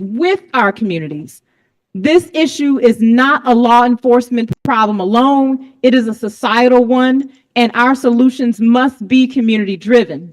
In Minnesota, they've taken a historic step with the creation of the Missing and Murdered Black Women and Girls Office, a dedicated, focused office addressing this crisis. We need something similar here in the city of Chicago, one solely committed to missing Black girls and women and missing persons. This office would ensure timely investigations, provide support to families, and advocate for policies that will prevent more of our girls and women from disappearing without a trace. Our girls are not statistics. They are loved, they are needed, their lives matter. Let's not wait until the next tragedy happens to take action. We need your commitment and resources and partnership to bring it home today. Thank you. Yay. Next registered speaker, Reverend Robin Hood. Reverend Hood. Good morning. How did you know my first name? I only put Reverend Hood on that envelope. This moment is surreal to me. For over the last 25 years, I've been doing this work, trying to find out why don't the Chicago Police Department care about Black women and girls. And the reason why I said it like that, because 25 years ago, there were quite a few women found in 2 different alleys on the south and west side of Chicago. And the things that we've heard was unimaginable. They lived a high-risk lifestyle. So what that says to me, if women come out and go to the store, they live a high-risk lifestyle. If they work nights, they live a high-risk lifestyle. This was unfathomable to me. But then as I dug deeper, I seen that this not only a Chicago problem, this is a United States problem. We have this golden opportunity to change that projection. We can change that. That should be totally unacceptable when a black woman or girl is missing and they come up dead. We've had opportunity to solve some of these crimes. Doing this work, if it wasn't for people like Coco and Moo and different organizations that have worked together for years, some of this stuff wouldn't even be solved. We are not law enforcement. We're not supposed to be solving murders. We're supposed to assist from the community standpoint to help. I think we got this great opportunity for the first time in the city of Chicago. Listen to these young folks. Listen to these mothers that have lost their daughters. These daughters that have lost their mothers. They the ones got the answer. And when we talk about a task force can't be Chicago Police Department and City Council alone. It has to be youth. It has to be a local school council member. It has to be a faith-based leader. Together, we can fix this and change this. Thank you. Yep, I'm taking some Next of what speaker you is said. J. Africa Porter.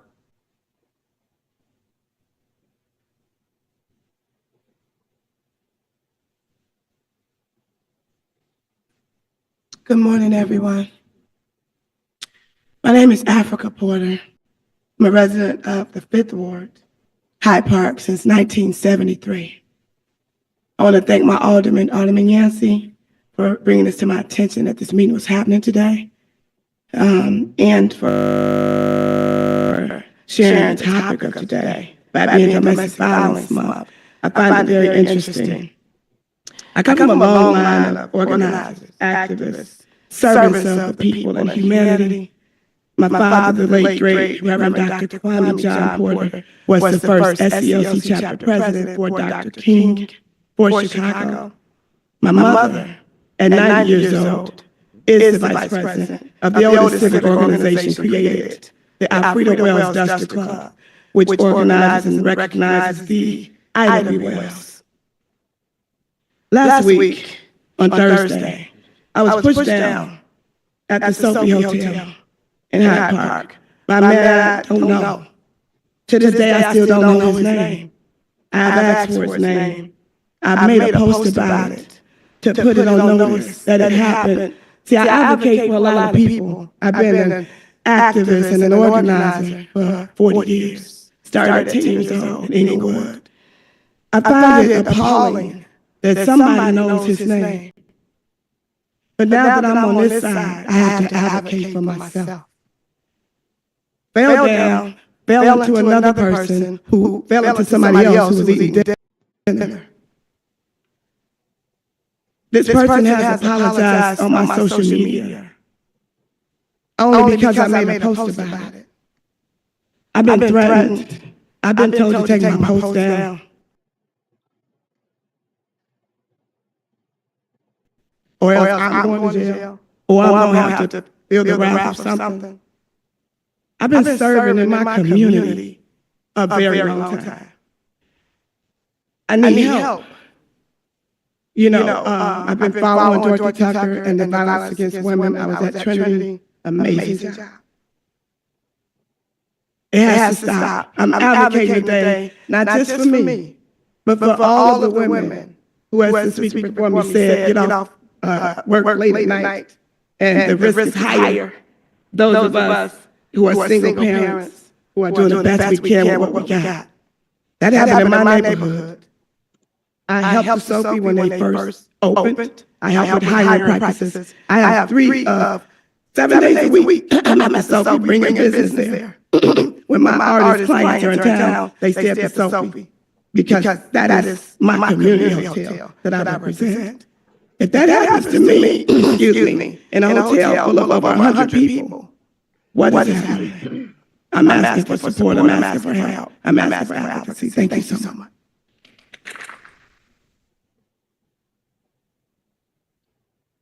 The next registered speaker is Shannon Bennett from Cocoa.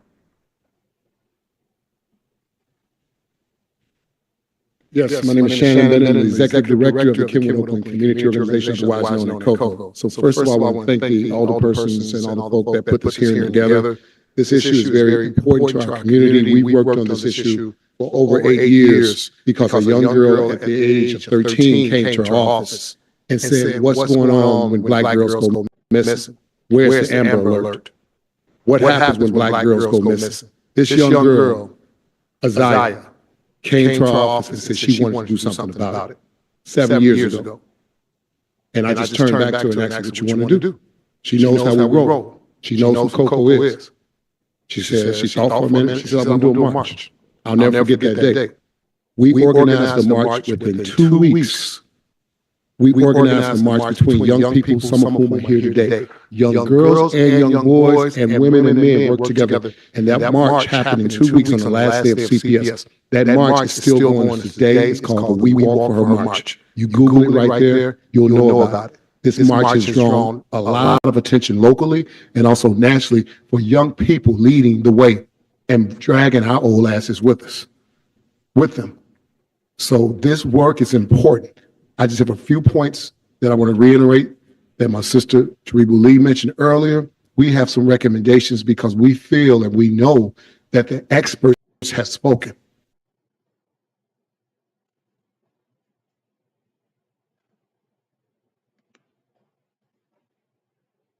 There's a new detective on the case. Every time she calls, the person is on vacation. That has to stop. But it only happens in our communities. It's only allowed to happen in certain communities. That has to stop. So a liaison that is not a police officer will be able to hopefully connect those parents and those families to updates about their loved ones. So that's one recommendation. Another recommendation you heard, the state of Minnesota is leading the way with an office dedicated to Black women. They prioritize Black women. It didn't say women of color. It didn't say, multicultural. It said Black women. The city of Chicago has to do the same thing in order to lead the state. We're going to start here in Chicago first, and then the state of Illinois can follow with an office. You all have that opportunity with us in partnership to bring that to fruition. In addition, we cannot have a task force for task force sake. I'm anti-task force.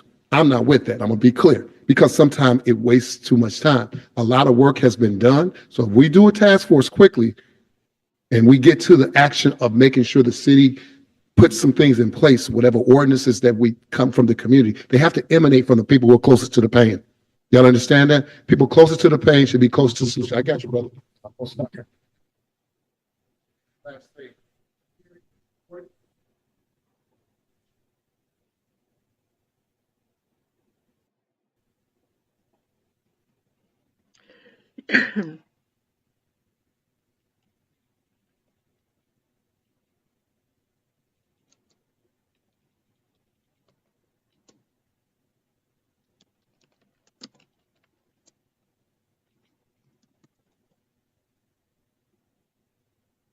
Thank you, Mr. Bennett. We appreciate you. The next speaker is Bridget Rouse. Bridget Rouse. Okay, we'll call her again at the end. Next speaker, also from Coco, Khalil.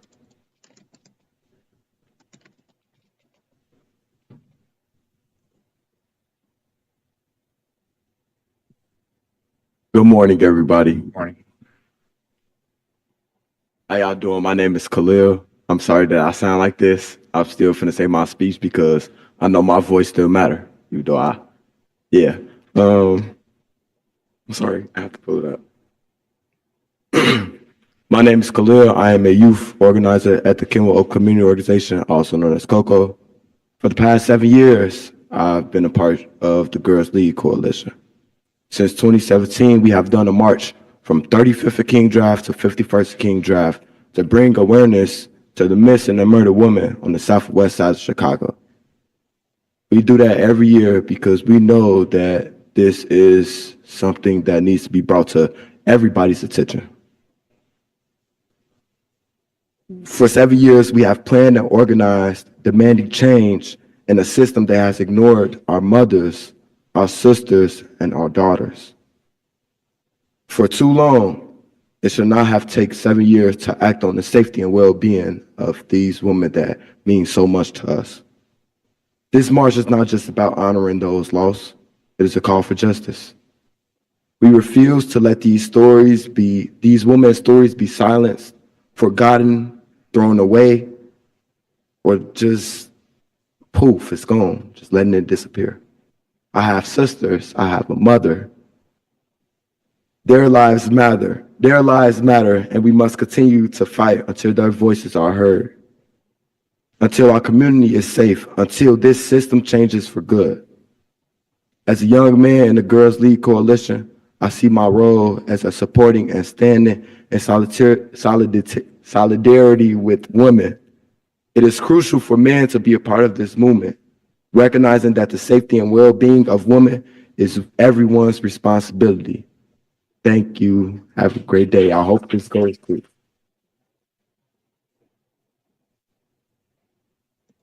The next speaker is Tawan Sims.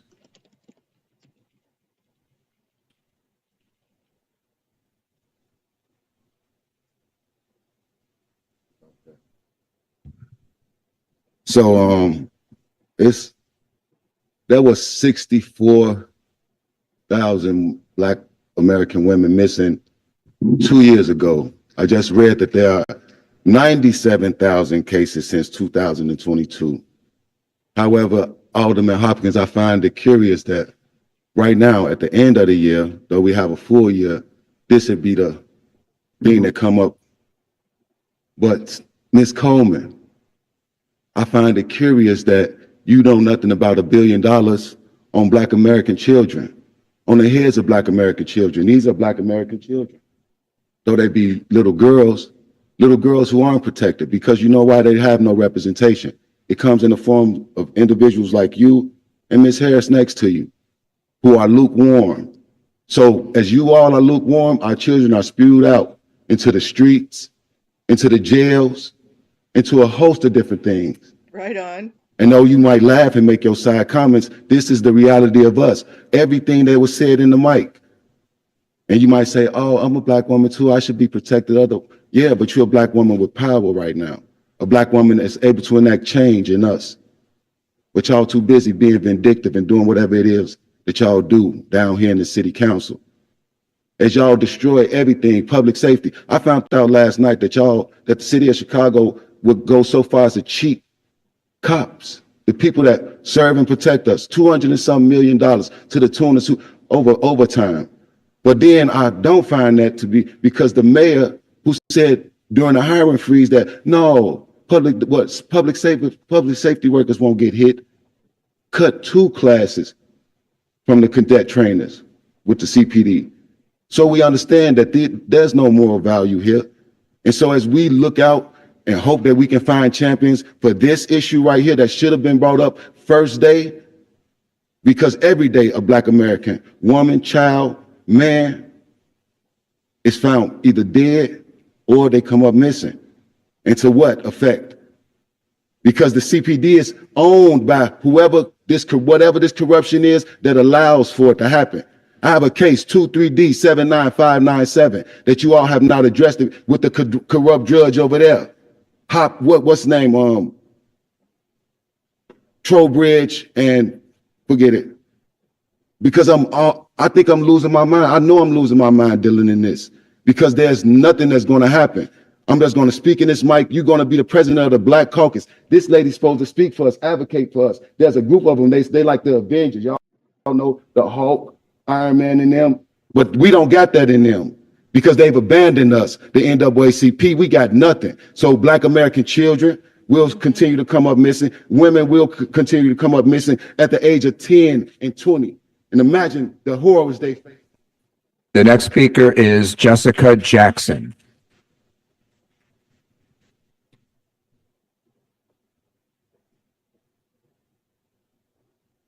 Wonder if they're going to do their 10 rule.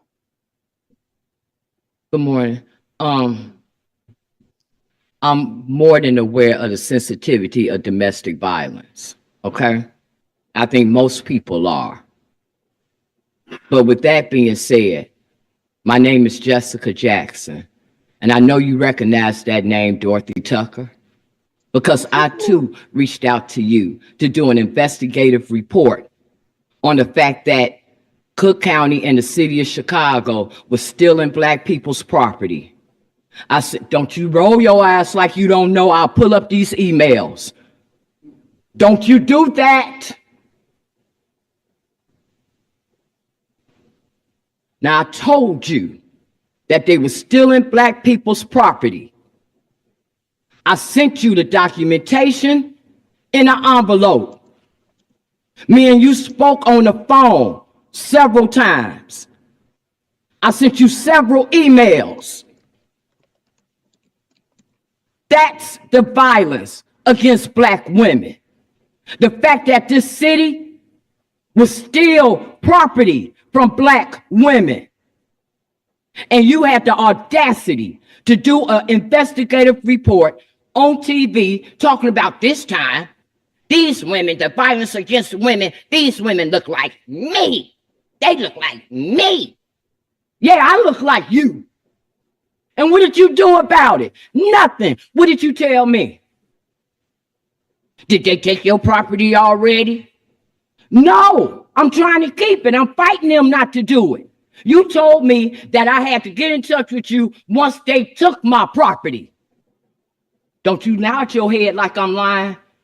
Don't you nod your... Okay, I'm going to pull up them emails and I'm going to send them to everybody in here. Don't you play with me. Let me tell y'all something. This is the problem why we can't get nowhere as black people. You know why? Because we circling the wagon. We're dealing with each other. What's wrong with us is it's time now that black people got to be courageous enough to deal with white folks. We too scared to deal with white people. That's how we gonna get ahead now. We got to deal with white people. She don't want to deal with them white judges. She don't want to deal with them white public administrators.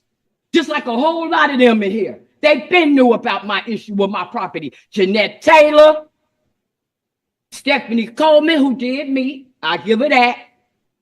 They know what's going on, but they too scared to deal with white people.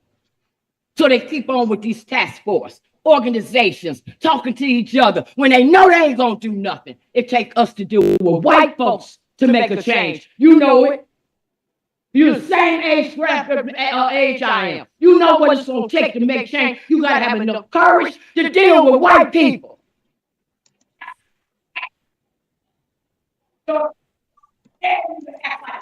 A final call for Bridget Rouse. Bridget Rouse, are you in attendance? Okay. Bridget Rouse is our next speaker.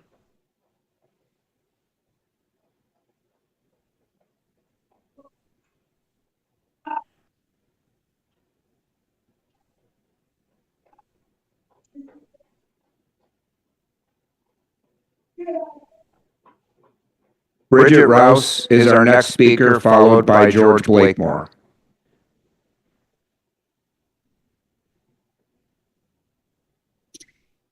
Good morning, Sue. Good morning. This is my first time in City Hall. My name is Bridget Rouse. Okay. I'm not.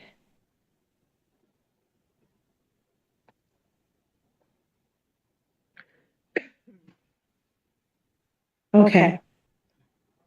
I am here today speaking on behalf of my sister, Sonia Rouse. And I've written something here just to kind of stay on point. I was just told about this meeting last evening at about 8 p.m. So I appreciate the opportunity to speak, but I'm just getting back into Chicago at about 4 a.m. this morning. So thank you for the opportunity. My sister is Sonia Rouse, and she deserved better than what she got from Chicago Police Department and the lead detective, Detective Yaversky of the 5th District. My sister went missing March of 2017. From the very beginning, my mother reported my sister missing. Her case was grossly mishandled, lacking due diligence, compassion, and follow-through. The needed return calls, the follow-through from Detective Yaversky of the 5th District to my mother was simply not done. What's interesting to me is Detective Yavarsky has enough time with the department, that meaning over 27 years, to be able to receive his full pension. But instead, he sits collecting overtime pay from the tax-paying Chicagoans and the very community that he's been sworn in to protect, and he's causing trauma and more pain to Black families by not doing his responsibilities and being held accountable.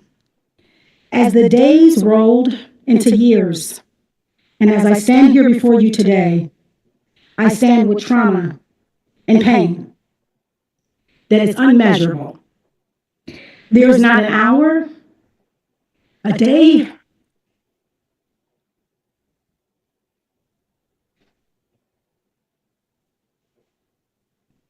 or a week that I am not cradling my mother's tears.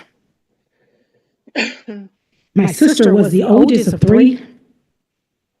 My mother is a single Black strong woman that educated herself and three daughters with higher education.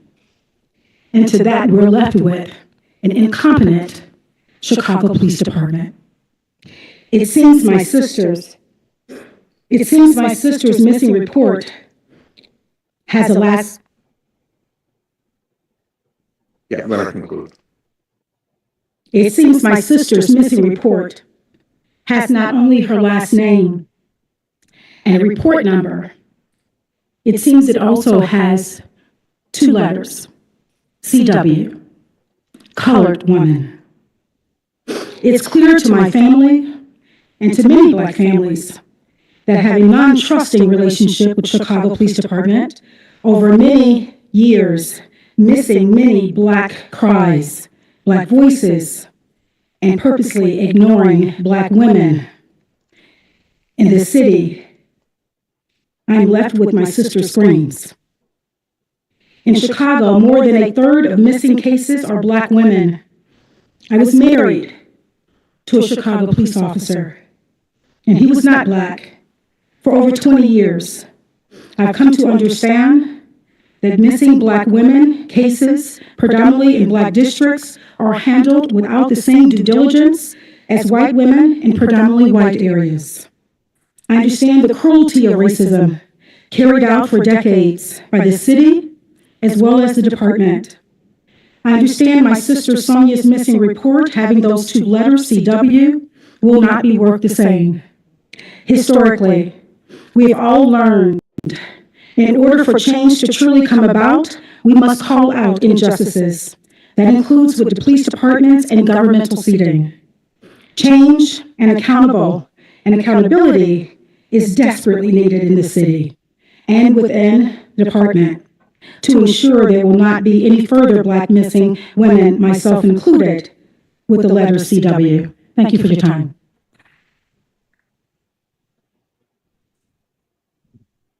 I agree, Adam. I totally agree with you. That The final speaker is George Blakemore.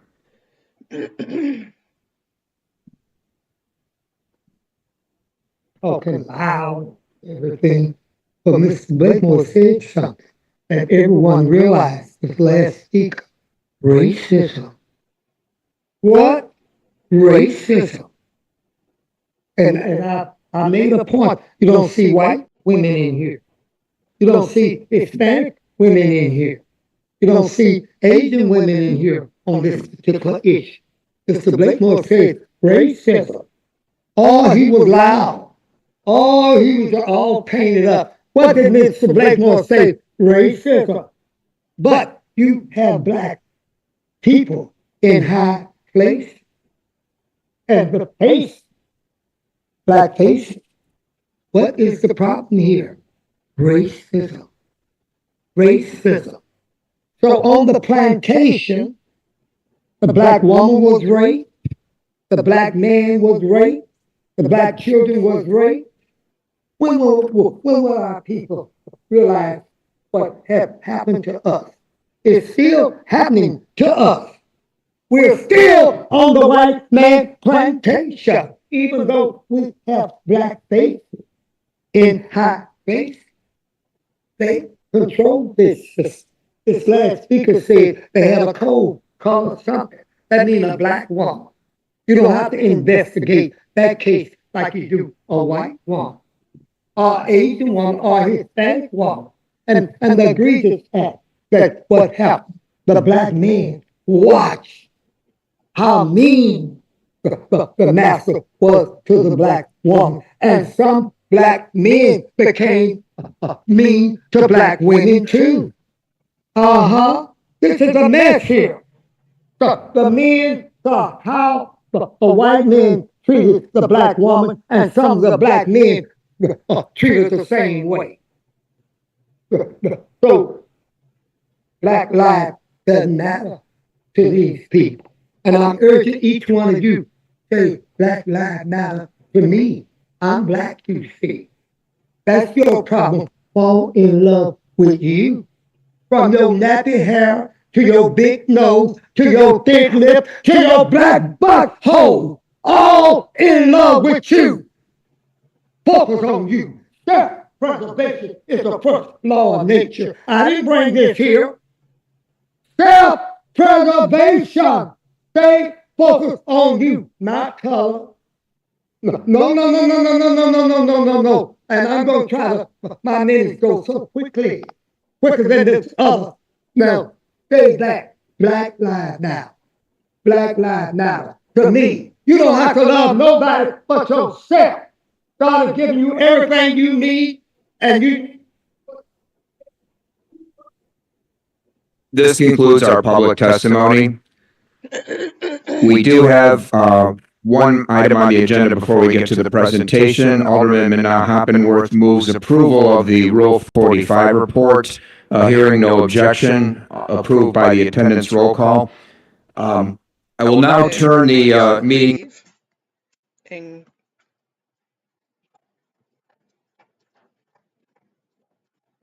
Well, where'd we go? Come on, Emily Baker, get back on with it.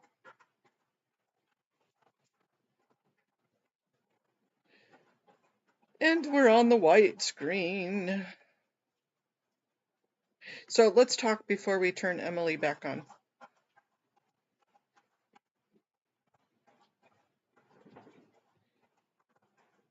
Ooh, thank you, Amy. MD, you got your answer there. 120 West Temple.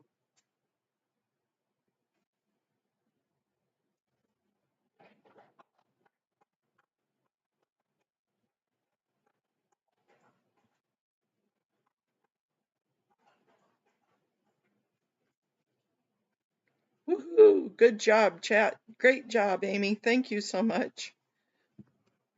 That was terrific. Teamwork is the dream work.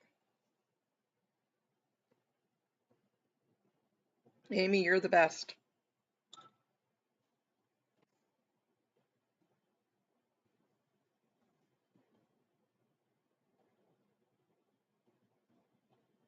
So I think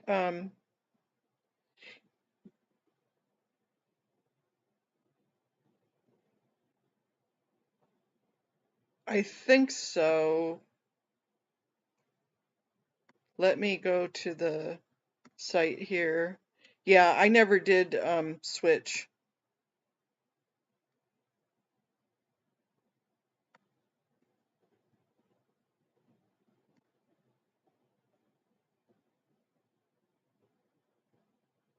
And now my computer's being slow. And you indicated that you testified for the state, you testified for the defense, you testified in state cases, federal cases. Could you break down on a percentage basis the number of times you testified for the state versus testifying for the defense? It's really close in terms of last time we looked at it, it was about 50-50. On most cases, like for instance, if there's a case that involves battered spouse, potentially battered spouse or battered wife syndrome, I'm usually called by the defense first if they raise the issue. If you're called by the prosecution, whether it be federal or state, what oftentimes happens is it's in response to the defense expert that's been called. So do I agree or disagree with that other expert? So I'm usually, the call usually comes first from the defense, but in terms of who I'm hired by, it's pretty even. In this case, the battered person is being used to explain the mindset of the defendant and kind of change the lens of how we see self-defense. So self-defense is based on what a reasonable person would do, and there is a need to give more information to that lens when somebody is dealing with trauma, because their lens is different when they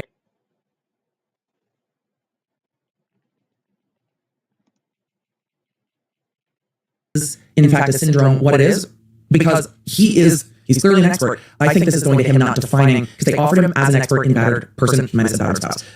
So, can you describe the classic systemology? He can't give an opinion until he's qualified. Might necessarily suffer and exhibit symptoms of battered woman syndrome. Yes.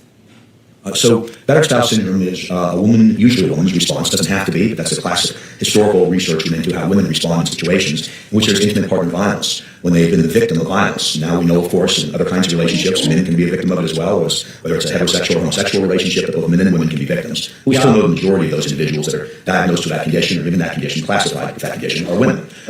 We do know that it's a reaction, a strategy that's developed by the person who's being abused to someone who's abusing them in an intimate partner situation.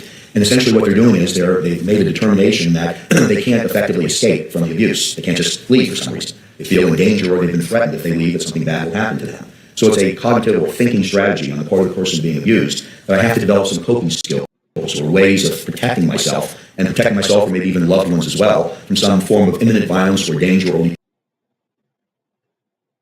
I didn't pause it. My computer's being funky.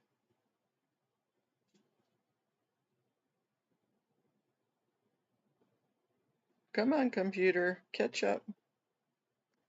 We're doing the buffering thing.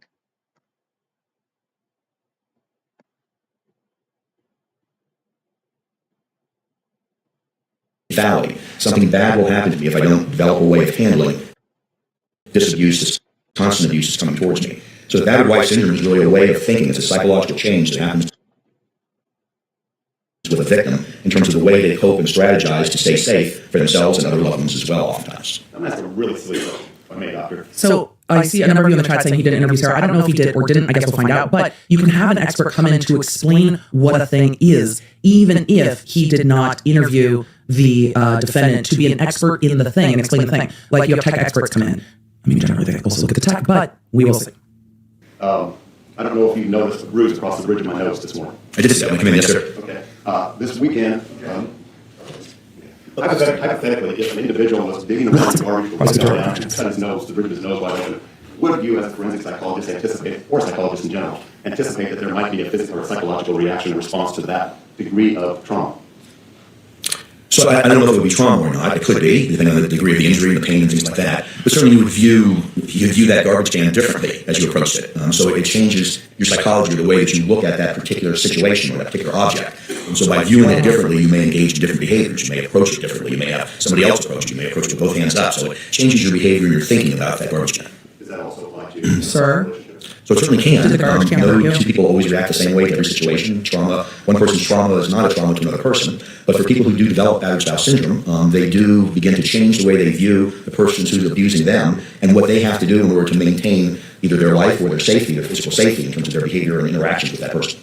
Now, is there a specific set of criteria that a psychologist, forensic psychologist, would necessarily rely upon in attempting to make a diagnosis or an assessment of battered women syndrome? Yes, sir. And what are those criteria?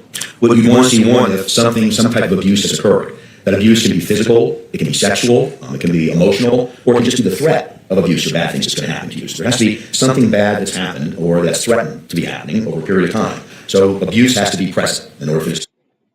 Okay, guys, I'm going to... Not only muffins, we've got muffins from Virginia and Duncan from Canton. And Day four is bingo. Day 4 is bingo. The muffin. I'll take the muffins with the forensic psychologist because that is required.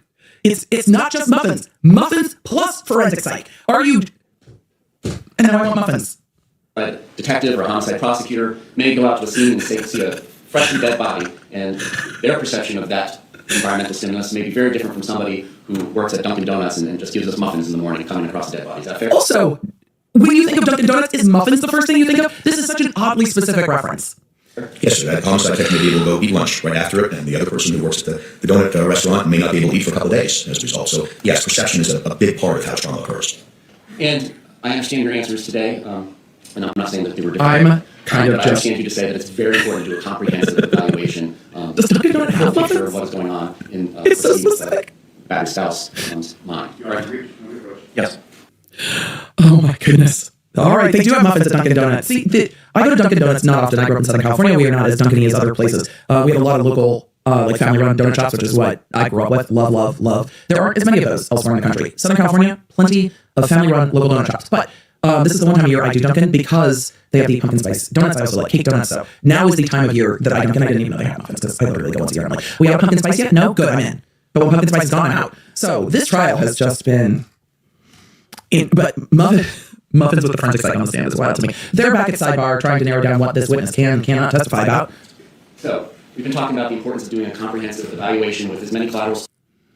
If I'm the prosecutor, I'm trying to use this witness to point out all the things whatever the other witness didn't do. And all the reasons the other witness isn't a great witness. I'm using this witness to my own advantage. Sources as one could possibly have when making an assessment about the battered spouse syndrome, correct? Yes, sir. Relevant piece of information. Yes, sir. And would you agree that obviously the person who is accused of committing a crime, there are credibility issues that you do need to care for when relying upon that person's history provided about the events leading to that and the past events describing the relationship with the intimate partner? Yes, sir. In every forensic evaluation, that's the case. Is this particularly important if there's a comorbidity with an alcohol abuse disorder? Yes. And can you tell the jury what alcohol abuse disorder means in the DSM-5-TR? Sure. It's the biggest part of it is it's not just the use of alcohol, it's impairment that happens as a result. So it's the excessive use of alcohol. That could mean something different, just like the excessive use of marijuana might mean. But it's the use of alcohol to the degree that it impairs or infects a person's life. Why is marijuana With that, catching they come along with strays? other things like deceit. I'm gonna zoom.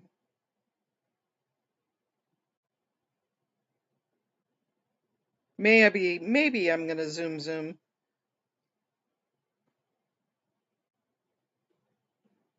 He's taken up a lot of testimony time this morning. Certainly you want to do that. It's not usually disguised as a trauma-based disorder. Alcohol and trauma aren't usually rule-outs for each other, but it could exacerbate a condition. It could make you diagnose a trauma condition when it's just an adjustment disorder. I say just, I mean minimize it, but it's not as serious as a trauma-based disorder. Is it important to consider whether the It's good testimony for the state. abused behave differently in the absence of alcohol or drugs? Yes.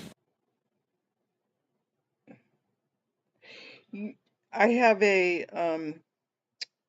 laptop, and sometimes when I get too many tabs or too many things going, or too many YouTube videos going, all of a sudden it'll start doing this unless I May exhibit 1 or 2 attributes of a particular DSM diagnosis, but not actually qualified because it's simply not there. Right, sure. So sometimes like social isolation can be because we're introverted, or it can be part of depression. So you need to kind of follow it out and see how many of the symptoms are there and see whether it meets the criteria. So I may exhibit 1 or 2 symptoms of narcissism, but not qualify because I don't meet all of those, or a significant number of the indicators that you would rely upon. Based on all the questions they're asking, I'm really beginning to wonder if the person who evaluated Sarah only evaluated on self-reports, because they're asking a lot of questions about it. Want to make that diagnosis. Yes, sir, or it can be situationally based, like we may display narcissistic features here in a courtroom, but may not do that in any other part of our life. Now, in your experience, have you determined, learned, either through your studies, experience, and so on, whether or not the abusive behavior may begin based upon an individual's perception of things occurring to him as a child, or her as a child? In other words, if they grow up in an abusive household, Okay, understand. Sustained. You've indicated that there are things that, I think in response to the state's cross-examination, that there are things that... Sorry, guys. Do you understand that your attorneys make the trial strategy decisions, including what witnesses to call or not to call? Yes. Okay. Are you still satisfied with their representation of you in this matter? Yes. And are you still on board with the strategy that has been employed in your defense? Yes. Are you in agreement with the strategy not to call Ms. Gallipoli as a witness in this case? I am. Okay. All right. Thank you very much, ma'am. It seems that the court is going well out of their way to limit Sarah Boon wilding out on appeal. And it seems that these attorneys, though I have had critiques for the defense, that the attorney...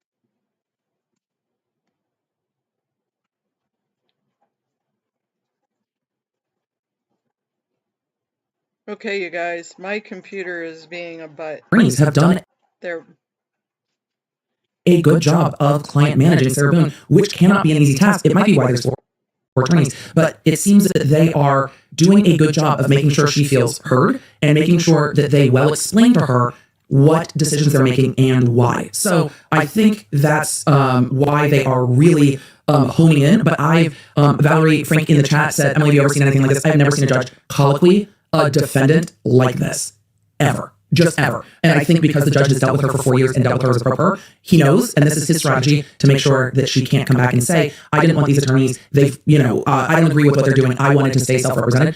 But she said very much on the record she did not want to represent herself. So I've not seen a judge go this far in that, but I think it's a good strategy. It takes, what, two minutes? So 2 minutes to protect this down the road makes sense. Let's go ahead and bring our jury back in. We can call Ms. Watt and go from there. All right, one more witness and then a long lunch. Thank you very much. Let's go ahead and stand and bring back in our panel.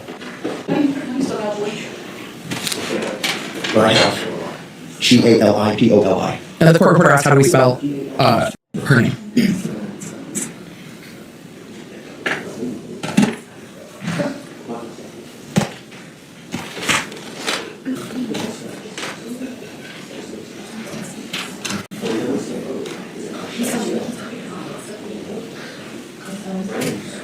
All right, the jury doesn't seem to be back in. We're gonna zoom a bit more. As our members of the jury, once seated again, we can confirm you complied with the court's instructions during our break by raising your hands. Record reflect all hands have been raised. Defense, you may call your next witness. If you are curious what I'm doing, yes, I'm looking to see if I can Uber Eats myself some muffins. Don't you worry about it. How about ask a question before you approach? Wandering poops. Okay. And you recognize that video, or that CD of the video? Yes.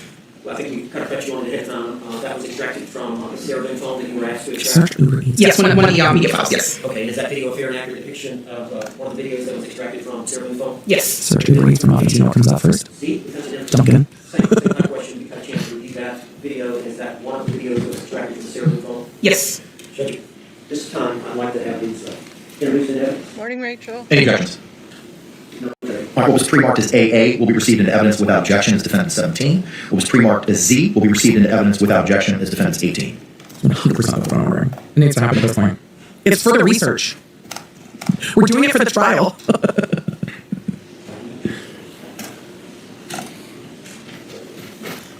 Dunkin' apparently has blueberry coffee cake and pumpkin muffins. You may proceed. And is there volume? Judge, do you have control of volume? Volume is on. All right, it looks like they are going to play the video extracted from the phone that the defendant took of George Torres with the TV. They didn't show this video yesterday. You're gonna help me take this shit out. Real shit. You're gonna help me take it out. You're gonna help me take this shit out. Pass that one, sir.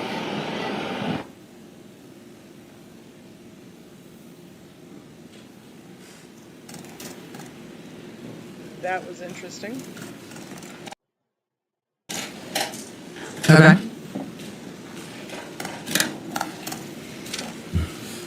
Judge, I'm asking to publish Exhibit 18. May proceed. And then a second video, I guess.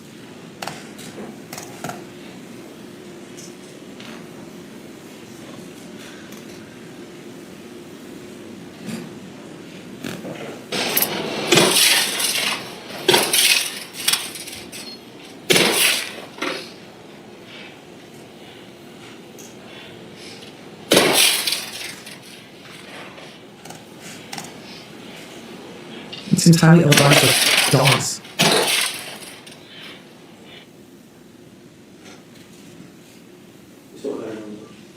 Say again, sir.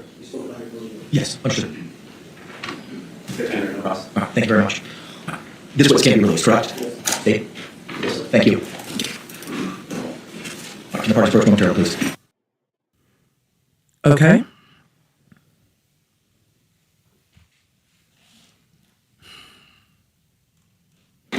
Members of our jury, at this point in time, it's 11:08. Was the TV broken?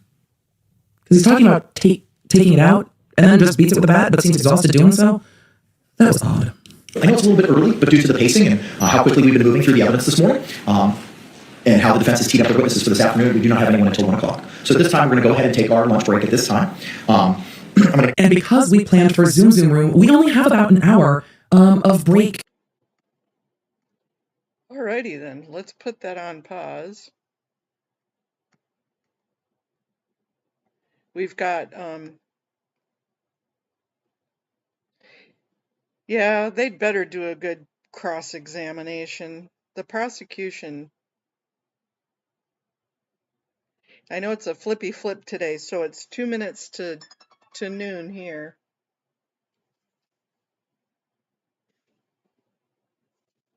Somebody's trying to get a hold of me. And we've got till about 12:45 before we have to go to the Public Works meeting. I know it's a long day. I'm sorry, you guys. If you need to take a break, go take a break. But I'm kind of stuck in here until this is over, and then I can get up and go wandering around and go do something. No fluff and buff yet this morning. So let's put it on 1.5 times on the Leilani Simon trial and see how that opens up today.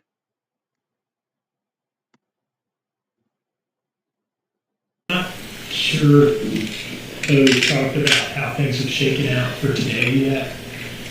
We have two analysts from Quantico who are going to testify this morning. I don't think it'll take all that long. And then our next doctor witness is going to be here for 1 o'clock. So unfortunately, what we're going to have to do is take these witnesses and then potentially have a pretty early and fairly long lunch break. That's just kind of how. But we've been pretty good with getting witnesses in and not having to do all of this. That's great at that. And I said from the beginning, the trial is going to run as the trial runs. And so that means we go with the flow. So, Mr. Hilliard, anything on that from the defense? No, Judge. Mr. Dean told me that, and I understand how this schedule is Dr. Dale. So, hold on, I do have to do one thing first. Let me put on my microphone and we turn it on. And can you hear me? Okay, good. All right, very good. Mr. Dean told me that, and I understand. And I've had to deal with Dr. Dale in the past, so I know getting her schedule because she testifies often is hard. So I'm fine with doing these two witnesses, breaking and doing Dr. Dale's often. That's fine. Okay, let's move on then with the 2 witnesses the state has been asked to bring to the jury.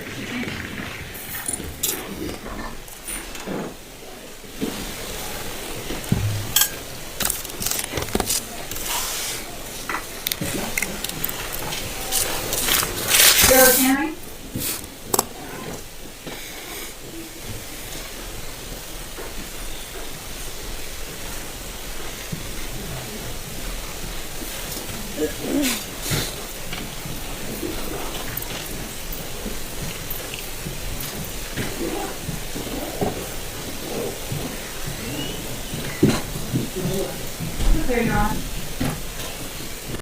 Thank you, Smith. And ladies and gentlemen, welcome back. Please have a seat. Good morning. So we're going to launch right into testimony this morning. We are probably going to have an earlier than usual lunch and probably a little bit longer period of time, but that's just a matter of witness scheduling, and that happens often in a trial. So just to give you that heads up, but now the question, have you all been able to comply with the court's instructions? Have you avoided conversations and discussions about this case? Have any of you been exposed to TV stories, internet stories, any media in any shape or form? No. Okay, thank you very much. The statement call us next witness. Sherry Fentress.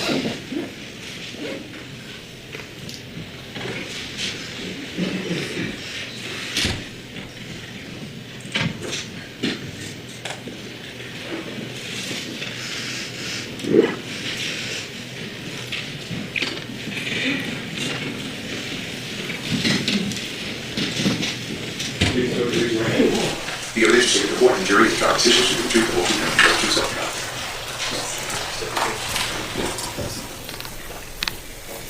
Good morning. Good morning. You're here because you conducted some DNA analysis in this case, is that right? Yes, that's correct. Could you please introduce yourself to the jury, spelling your first and last name? Yes, my name is Sherry Fentress. The first name is spelled Sherri, last name is spelled Fentress. What is your profession and where do you work? I'm a biologist forensic examiner for the FBI Laboratory DNA Casework Unit in Quantico, Virginia. And how long have you worked there doing that type of work? I've worked there for about 14 years. What does your work consist of there? What kind of matters do you work on?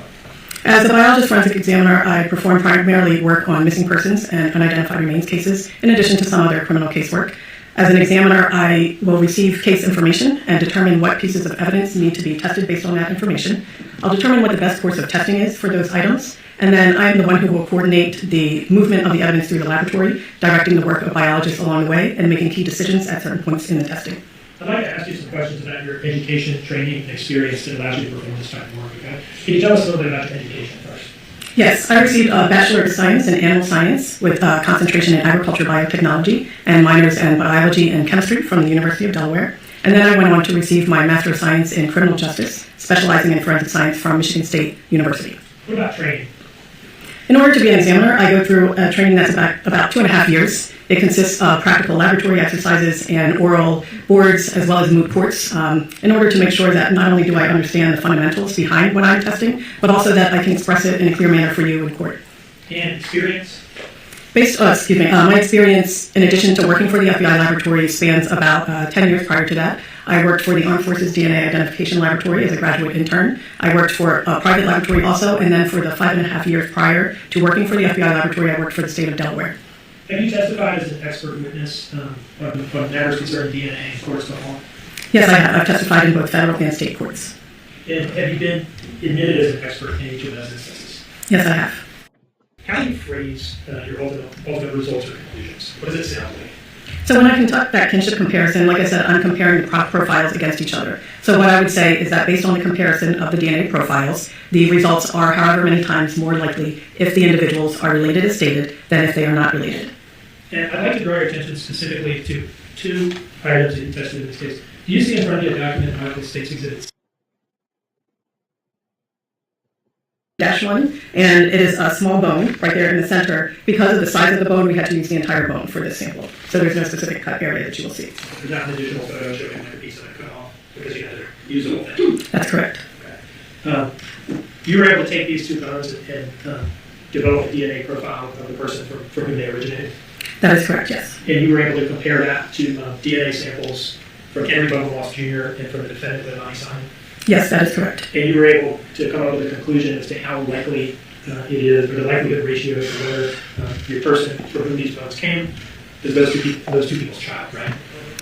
Yes, I was able to develop a likelihood ratio explaining how much support there is for the relationship, yes. And what was your conclusion in that regard? Your Honor, may I refer to my report to state the conclusion? Starting with the item 29-1 bone, based on the STR typing results and the comparison of item 29-1 to Moss Jr. and L. Simon, the combined kinship index is approximately 4.1 quintillion. Therefore, the DNA profile obtained from item 29-1 is approximately 4.1 quintillion times more likely if item 29-1 is from the son of Moss Jr. and L. Simon than if item 29-1 is from someone unrelated to these individuals. And these results provide strong evidence that item 29-1 originated from Quentin Simon. As to the next bone in Exhibit 79? And for this one, based on the STR typing results, the DNA profile obtained from item 30-1 is approximately 12 quintillion times more likely if item 30-1 is from the son of Moss Jr. and L. Simon than if item 30-1 is from someone unrelated to these individuals. And these results also provide strong evidence that item 30-1 originated from Quentin Simon. One moment, please, Your Honor. Yes.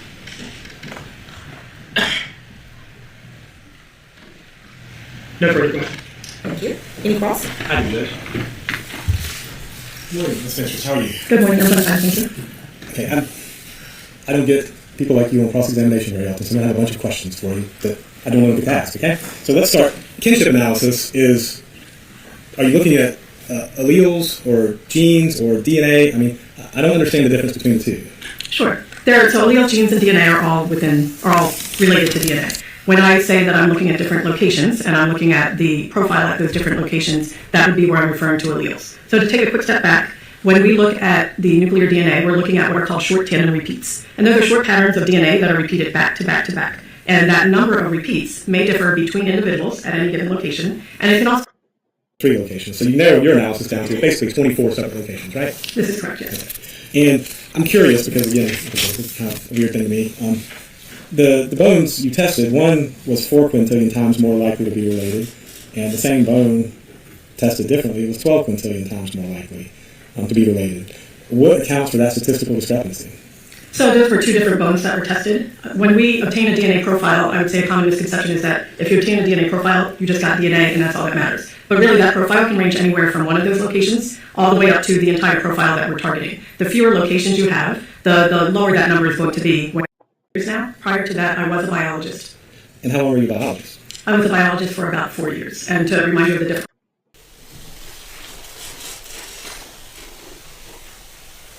Okay, we're going to zoom to the next witness.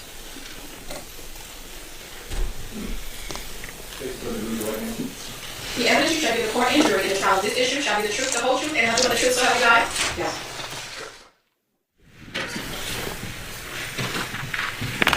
Good morning. Good morning.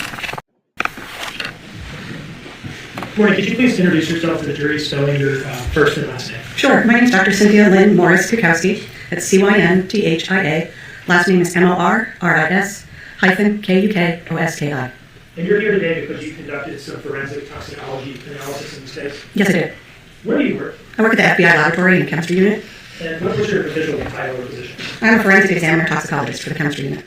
Going to skip past her resume. In this case, the Quentin Simon case? Yes, I have. Okay. At some point, did your lab receive from the agents in Savannah here a pillow and pillowcase? Yes, we did. And were you asked to look at that to see whether it was suitable for forensic toxicology analysis?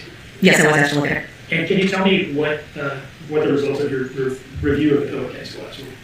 After visually looking at the pillow inside the pillowcase, I deemed it unsuitable for toxicology analysis, meaning either the debris or stain that was on there was too small and just couldn't be analyzed. Is it the case that you need, if you're trying to do forensic toxicology on stain of some sort, that you need a certain amount to be able to get off the ground with the process? Yes, I've analyzed various stains over the years, be it as well as in forensics itself, and the instrument is used not only in toxicology in our lab, but other divisions and also outside the laboratory. All right, so after all that, what was the result or conclusion you reached as to whether this brain tissue contained any cocaine or cocaine metabolites? I did not detect any. Okay, so negative? Not detected. Okay. One of those. No further questions, Your Honor. Yes, sir. Dr. Kukowski, right? Morris Kukowski. Morris Kukowski. I'm going to jump back a little bit. Forensic toxicology analysis. Do you only test for what you're asked to test for, or do you test for any type of toxicology? Depends on the request. Okay. And let's talk about this particular request, okay? Were you asked to test for any metabolites of controlled substances or specifically cocaine? No, I was actually specifically asked to look for cocaine metabolites, methamphetamine and its metabolite, fentanyl metabolite, as well as oxycodone and oxycodone metabolite. Okay. And Mr. Dean said that he asked about the cocaine. You said it wasn't detected, correct? That is correct. Okay. That seems different than not being present to me. I assume you use your words properly. So you said you didn't detect any cocaine. Correct. According to our lab policy, we either detect something or not. It's considered either not detected, detective, inconclusive, or identified. That's just our terminology. And did you have anything that was detected? In the brain tissue? In the brain tissue. No. Okay. And so did you test for fentanyl? Yes, I did. Okay. Methamphetamine? Yes. Okay. Percocets? Oxycodone. Oxycodone? I guess oxycodone is another name for Percocet, if I'm not mistaken. I don't want to put words in your mouth. You corrected me, so. Oh, sorry. Percocet actually is a combination medicine of oxycodone and acetaminophen. I was not looking for the acetaminophen part, just oxycodone. Okay. So, and you said that, and I'm curious, so when you take the tissue, I didn't understand anything of what you just said. So, Okay. so let's assume you're talking to somebody who has a much smaller brain than you. What exactly does the testing usually include? The testing includes you analyzing the sample with a negative control that has no known drug in it, Okay. the sample itself, and various positive controls. Okay.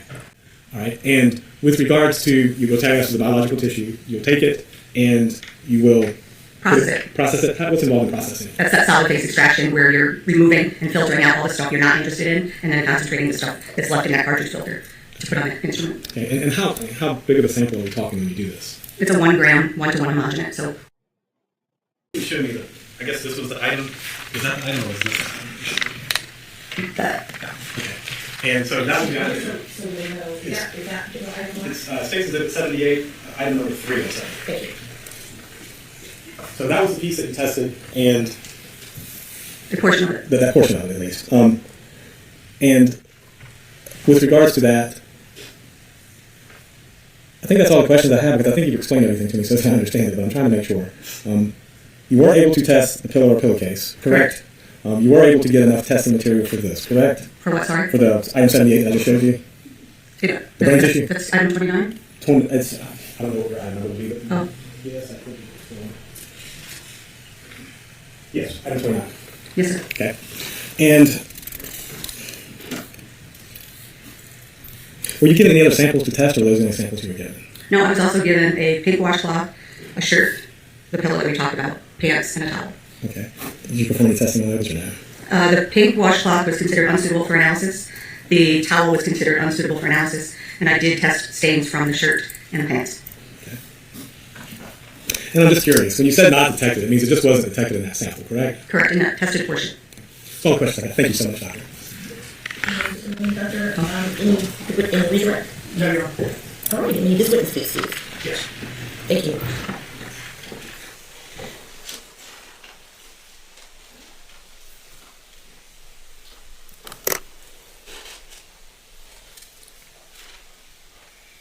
All right, so that's the last witness that will be called for now, correct? Okay. So, ladies and gentlemen, it is 5 till 11, so this is going to be an early break. We're going to begin and resume at 1 o'clock. So I'm going to ask that you be back at 12:50.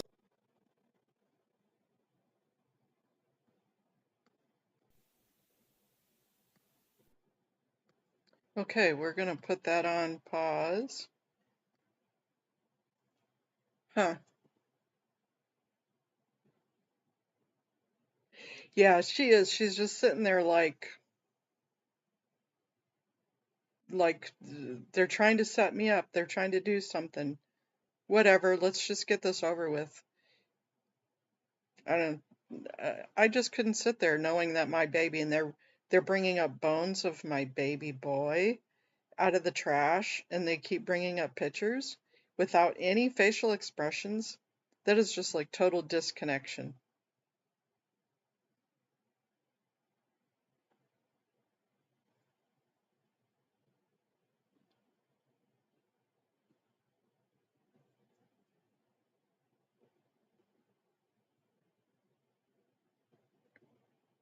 You're heading to Blue? Is the trial over already? Matt, give us some details.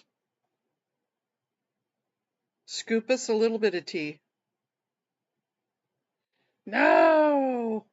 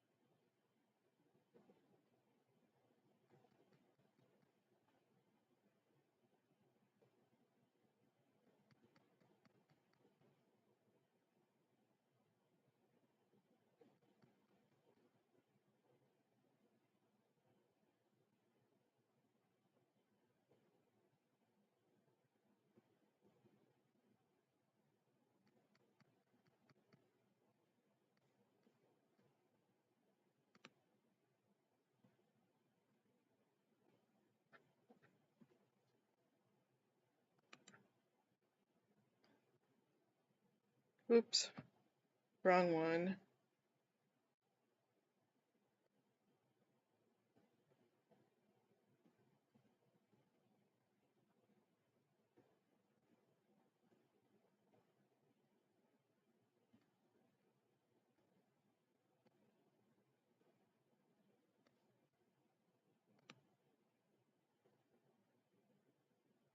Okay, nobody's live.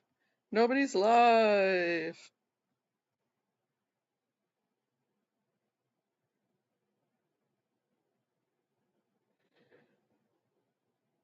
Sweet dreams, Swedish.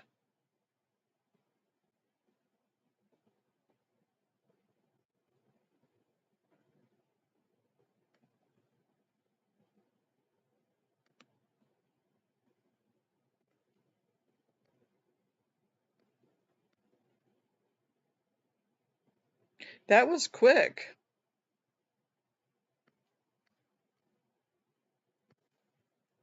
Let's put DOA on here and see maybe if he goes live.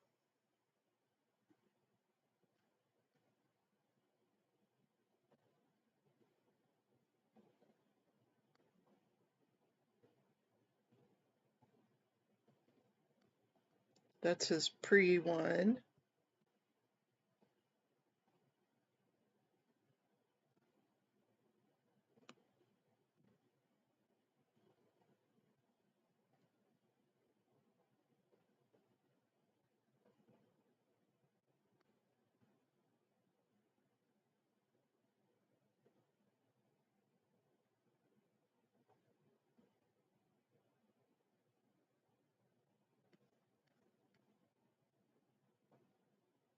Okay, well, if anybody sees anybody go live, let me know.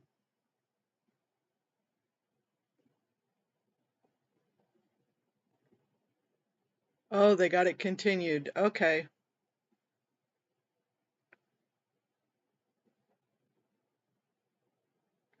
Well, the only bad thing about that is that it's just more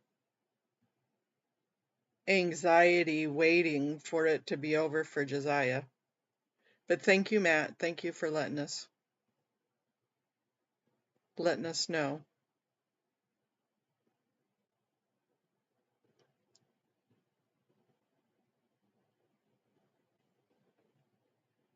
Good morning, Brigitte. Night night, Swedish. Sweet dreams.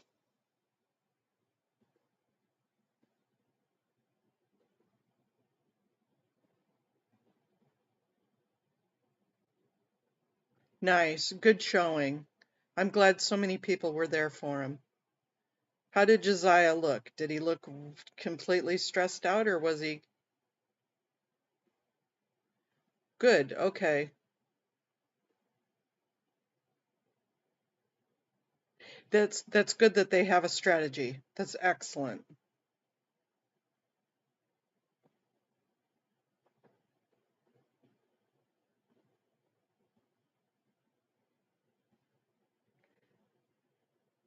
That'd be really cool if they could,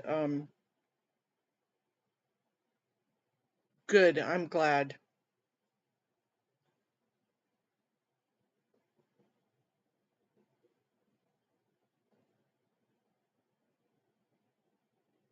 It'd be kind of cool if they could anti-slap it.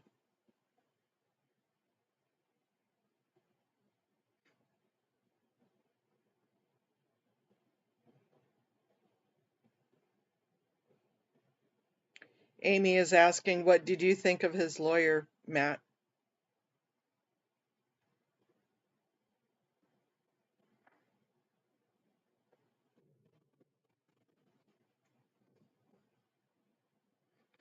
Okay, we'll let Henry explain. He's the big term man. And audit should be live here pretty quick. She was, let me see.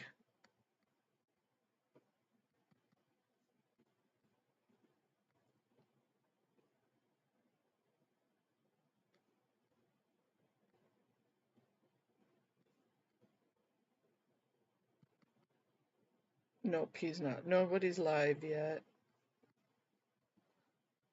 Little Miss Audit, are you live yet?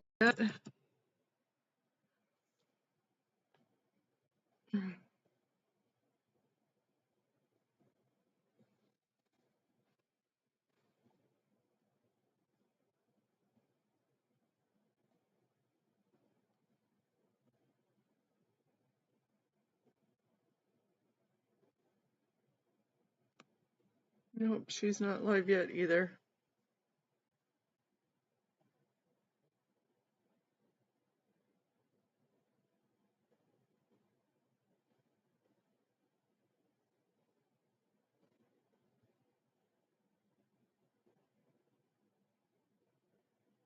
Matt says, I liked him and the judge was really good and agreed with the lawyer. Good. Good. That means that there wasn't a lot of confusion. And yeah, I thought Ashley, oh, excuse me, she's not there. She's in Sacramento.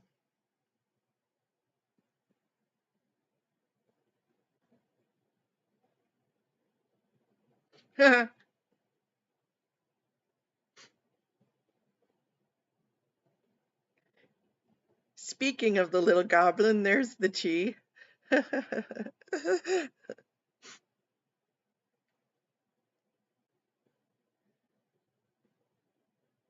Knowing what you do for a living, Chi, I hope everything's going well for you. Oh, the lore of DOA is live. Let me go there.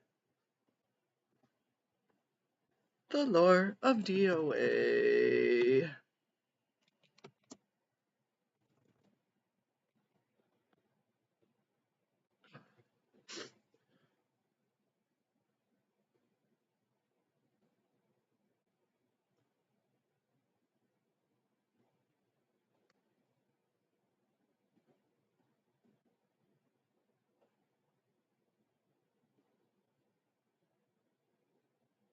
Oh, good. He's going to Public Works too. Woohoo, this is going to be a fun day. I got to type something out, you guys.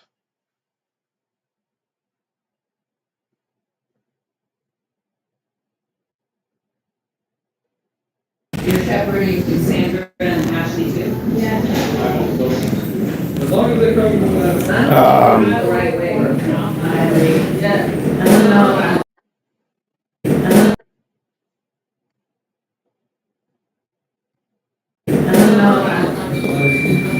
I don't know if I trust Henry's guidance.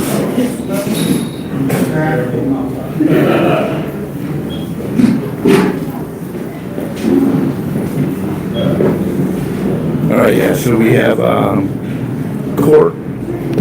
We got the whole plan here with Josiah's case because it's he has multiple things going on with the case. December 17th is the next court date.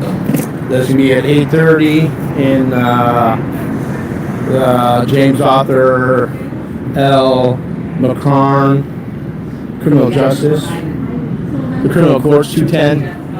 Whatever, not the 111 Hill Street one. Because Josiah is still on probation and he can't get in any trouble till January 1st. So the whole goal really has been to age the case until the 1st. And so that's a success here at this point. December 17th, there's not going to be another, with Christmas and all that, there won't be another court date until January. There'll be a preliminary. It's just going to be a preliminary. I don't even think he's gotten discovery yet. So just like justice, it's a very long, crazy process. My court case, my felony cultivation case, lasted 38 months. So that was 3 years, 2 months that I was in court. Those Jane Does are years and years and years, unfortunately. And this is all this is one thing that a lot of people, it's something that the people at J6 Freedom Corner never really talked about much because they always were saying that the judges were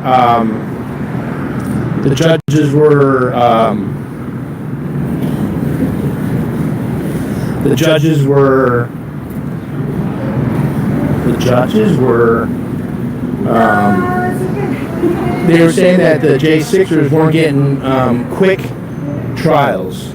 And if you read any of the dockets, you could dispel that belief. I understand what's going on.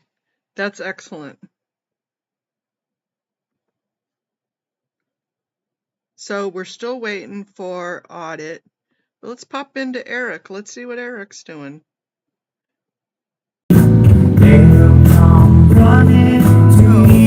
Eric, you can't have music like that on. And I'm not getting this whole live zapped.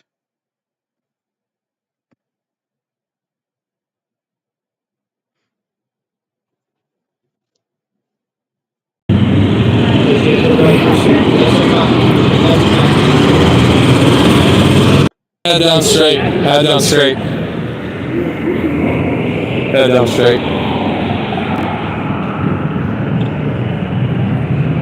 So he's got to continue until the 17th. Right now, I'm shepherding people over to give, hopefully give public comment at the Board of Public Works. And then I was going to go and have a nice chat with the City Attorney's Office as well. Oh, nice. Okay. And hopefully these lovely people will stick around for the... Let's see if we can find audit yet, because it is almost 12:30.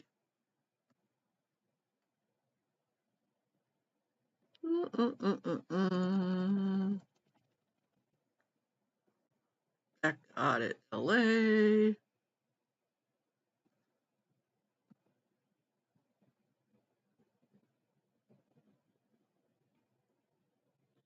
So I've got to remember what that dude was talking about earlier.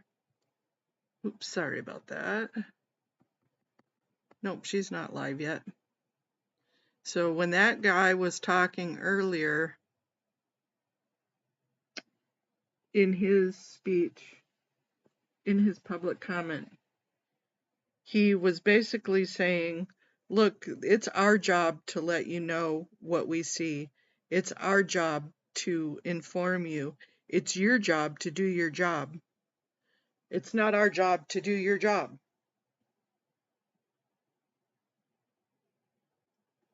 Kind of in those words. That's what I want to talk about to Public Works.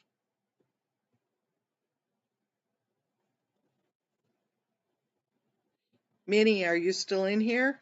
Are you gonna give comment today?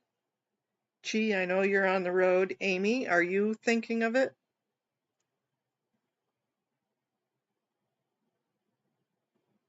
Where did my phone go?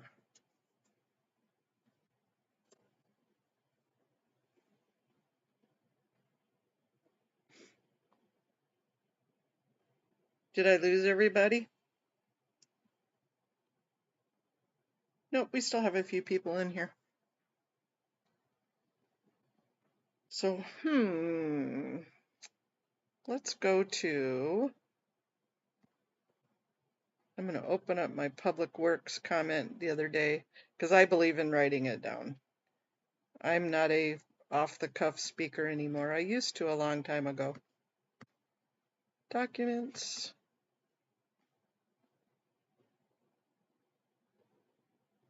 For Lori F. Sciento. I'm just going to go back to the one I did the other day.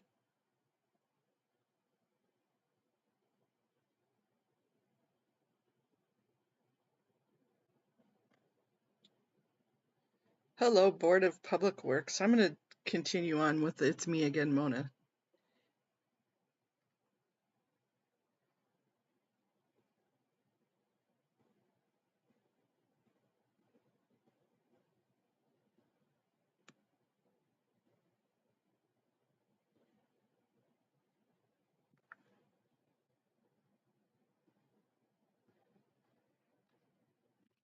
Per your document dated September 5, 2023, titled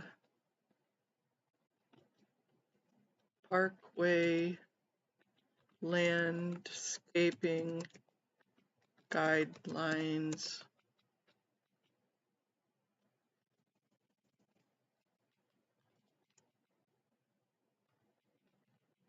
The sidewalk and the planters are your jurisdiction and purview. This is the exact same. I'm going to kind of repeat what I said about for L. Ron Hubbard Way and Fountain Avenue since June without resolution.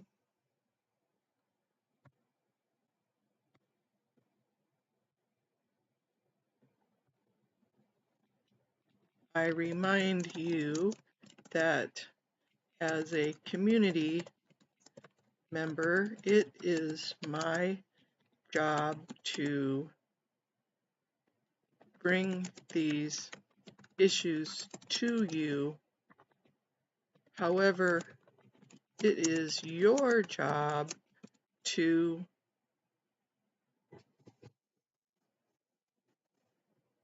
be judicious and resolute in your actions to do something about it. I should not be tasked with doing your job. I'm just typing away, you guys. I didn't even have it on the screen.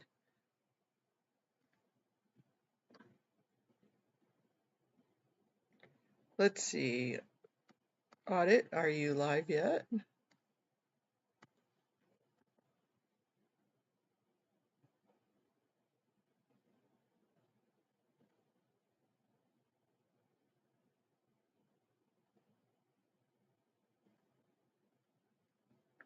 I like how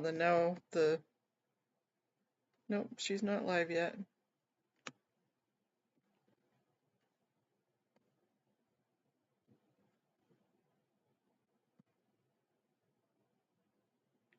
Amy, you still in here?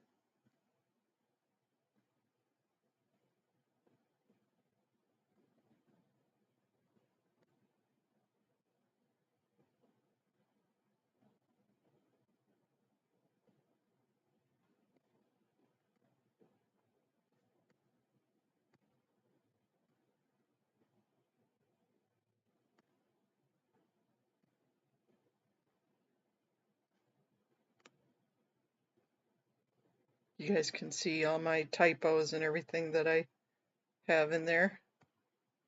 So, hello, Board of Public Works. It's me again, Mona. Thank you for the opportunity to address you today. Per your document, blah, blah, blah. The sidewalks and planners are your jurisdiction and preview.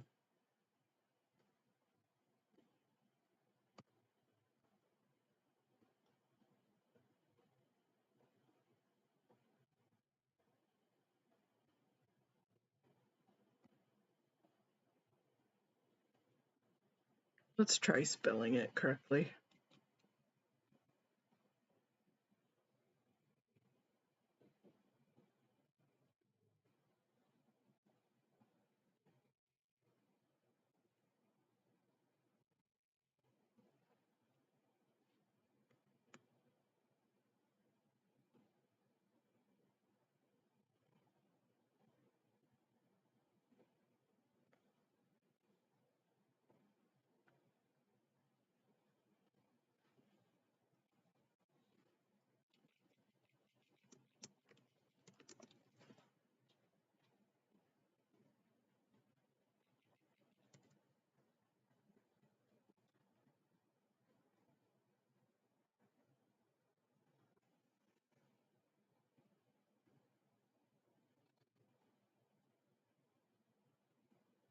I kind of want to just repeat what I said the other day. I'm just going to continue to hammer it home.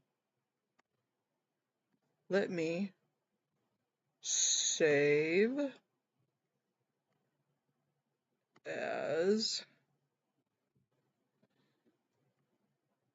this PC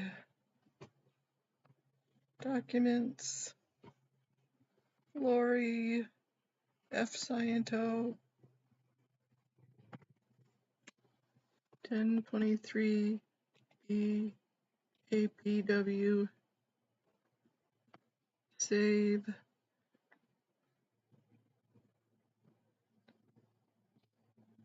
Let me go back to here, put my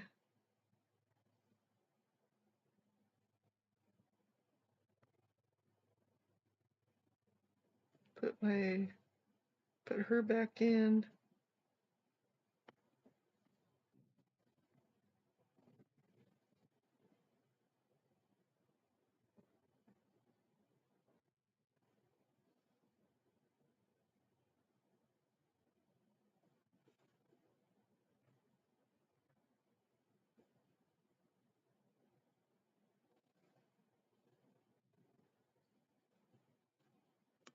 Audit is still not. Oh my goodness. Well, let's see. Los Angeles Board of Public Works. I know there is a Public Works at the City Council also.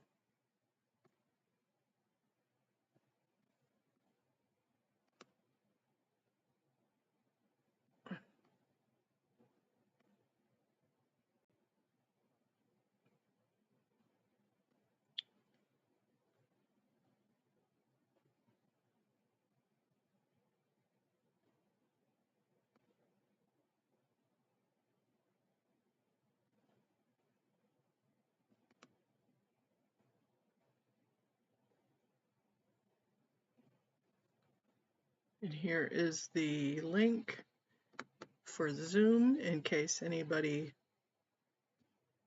wants to get in on that.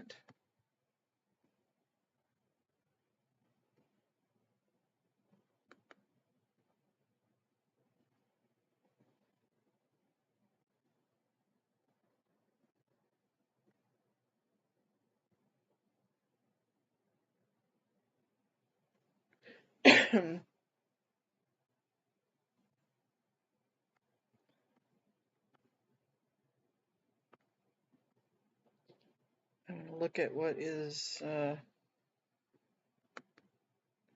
me see, open link in new tab. I want to do both.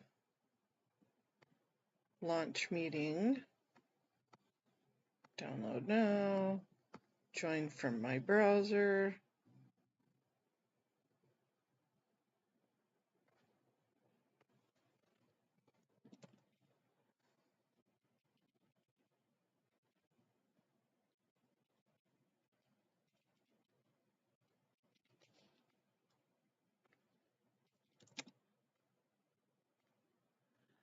I've finally figured out how to do this without totally screwing up my computer.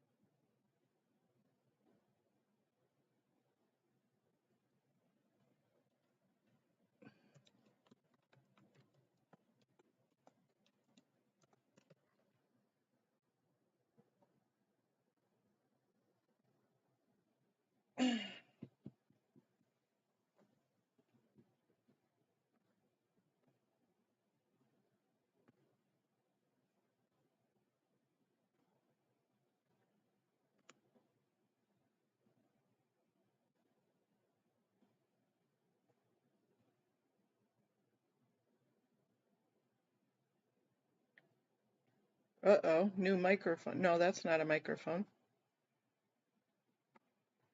And I need to raise my hand on here.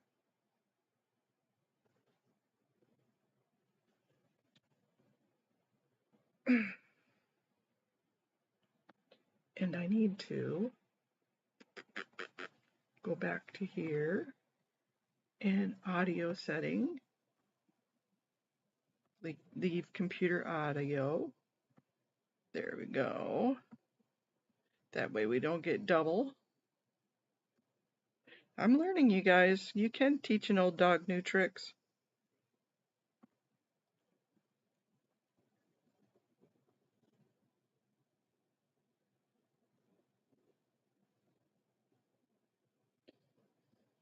Okay, so we have Zoom on full view, and then I'm on Zoom so that way I can talk.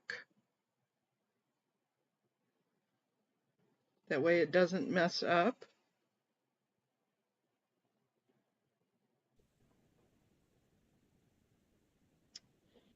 This will start in about 18 minutes, Amy.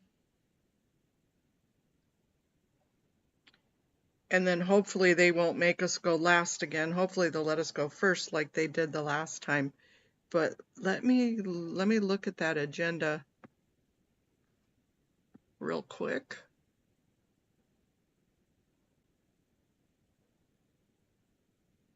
What I do with the agenda. How many items were on the agenda?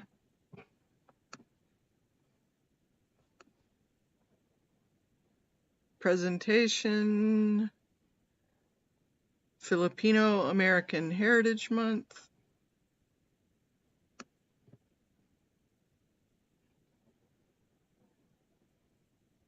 Is this the right one? Yep, October 23rd. So we got a presentation first, and then bids for affordable housing.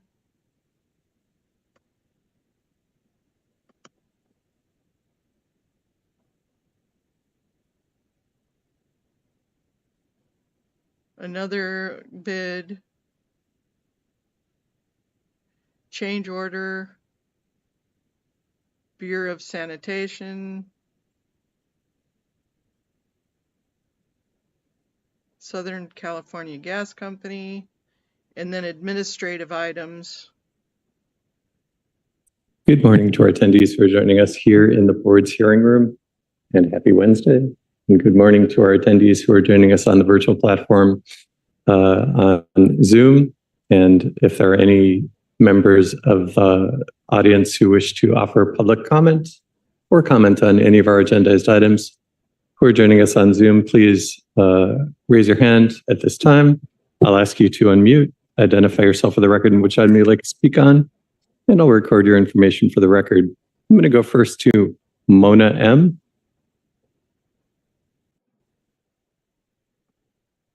You should be receiving a pop-up asking you to unmute. Good morning, TJ. Yes, I would like to do public comment, please. Very well. I'll have you down for public comment, Mona. And I will unmute you when we get there. It's going to be a few minutes. Next, I will go to Amy's iPhone. Amy's iPhone. Hi, I'm here. I'll do public comment. Very well. I have you down for public comment, Amy's iPhone. Amy, I'm going to go ahead and put you back on mute and lower your hand. Are there any other members of the public who wish to offer public comment or comment on any of our agendized items this morning who are joining us on the virtual platform? If so, please raise your hand. I think it's *9 to raise your hand, *6 to unmute. Identify yourself for the record and which item you'd like to speak on. And the time now is 9:46. It will be approximately 20 minutes before the meeting gets started. And I will make another call out for members of the public who wish to offer commentary. Thank you.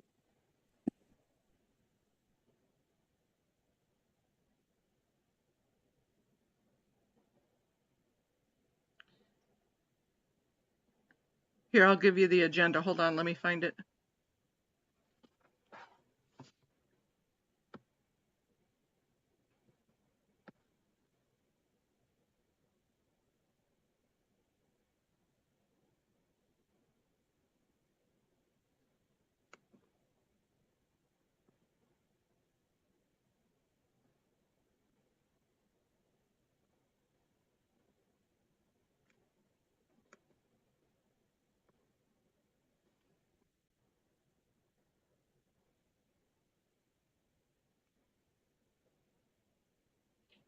Yeah, Amy, just keep your hands lowered.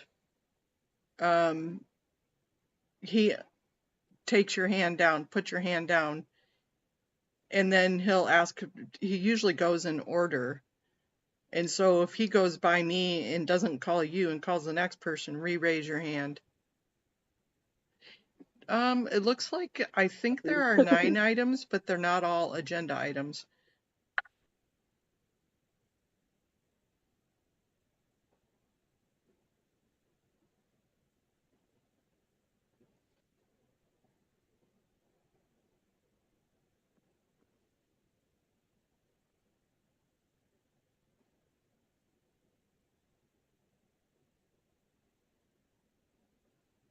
Oh, Mr. Davis is there.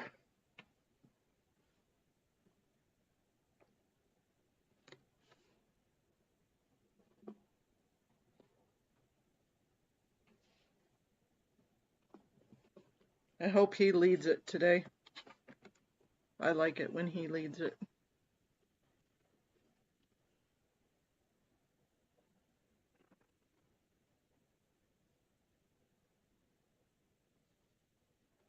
Yeah, I think Henry, Audit, DOA, and Lara are all there. And probably Ashley and them too.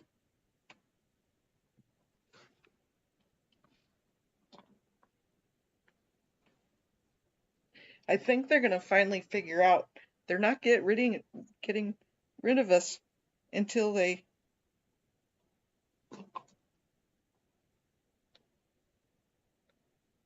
do what they're supposed to be doing.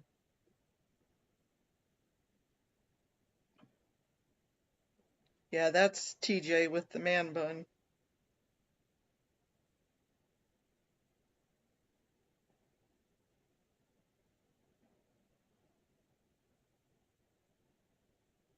They deserve it.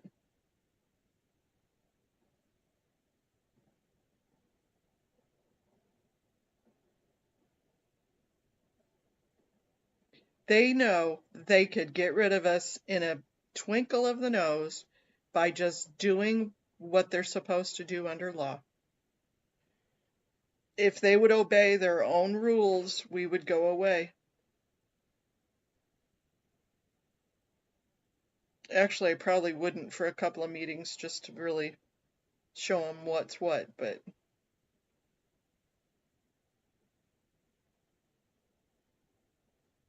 so there's the regular city council and then the city council public works at 1 or 1:30 their time. I'd have to look. I know audit's going to be going to all of them. But I don't know that, I don't think we can call into their public works.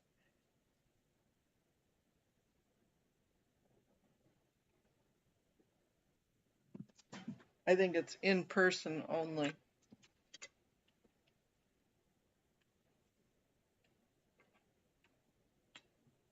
Okay.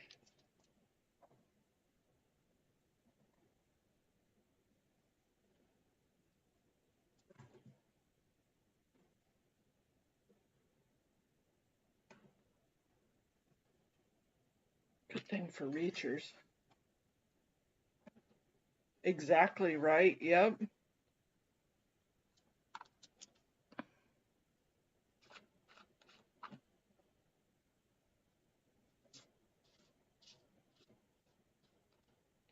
And I found that Teresa Villegas, her on the list, but I don't know if it's the same one. That's the only problem about looking people up, is I'm sure there's more than one person with that name.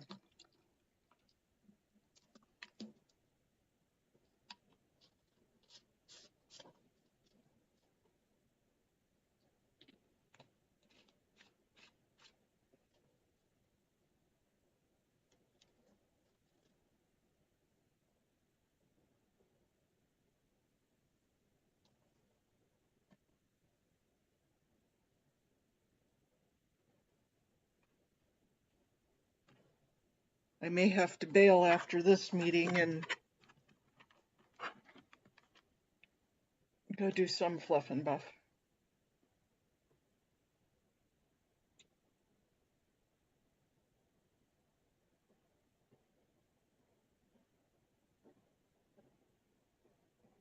I'm going to see if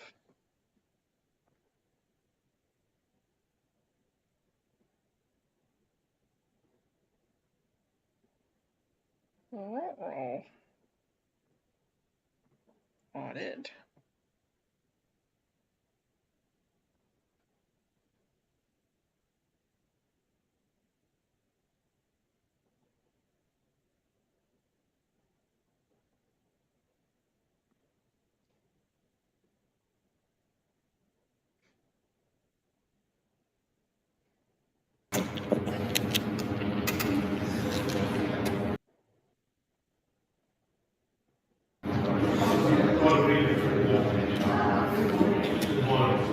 Let's see when they. I'll try to go back over the. Oh, shit. Okay, Kevin, I gave you a warning. I'm gonna have to say goodbye.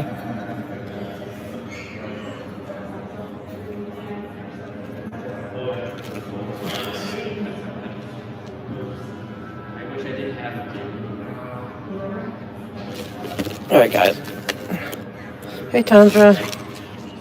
I know. I wish I could go between the streams because I want to see what they're doing. I'm gonna go there for a few minutes because we still have a few minutes. It's not 10 yet, and they always start a few minutes late. Hi, come in. Hello. Good. How you doing? Sorry.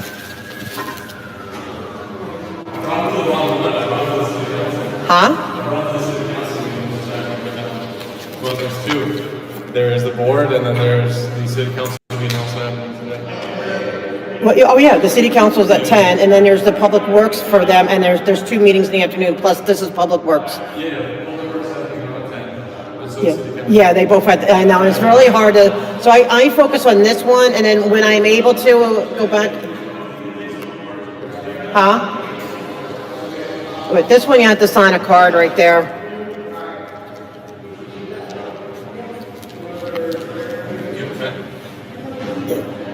I know, they said they need to leave a pen out there. Because I'll shepherd over. yeah, let's put PC in all commons, because this is the one I need to focus on. And I try to get over there when I can, but I usually miss, but then I'll hit the afternoon meetings.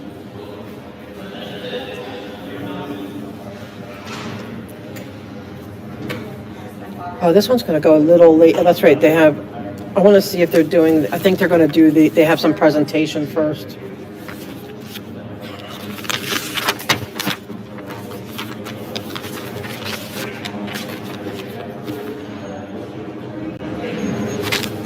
I bet they do the presentation first, guys.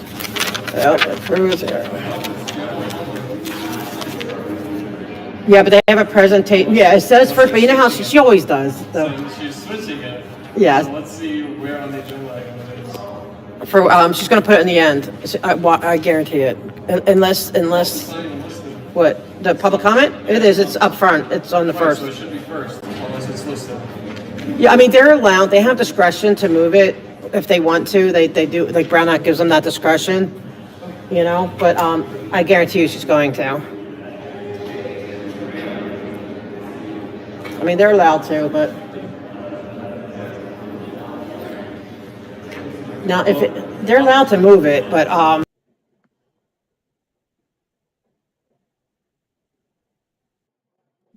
here so you can see it. Yeah, I don't know. Did you see mine?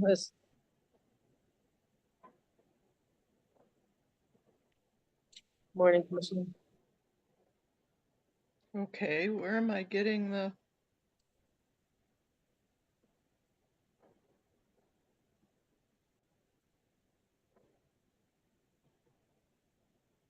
Because that is muted.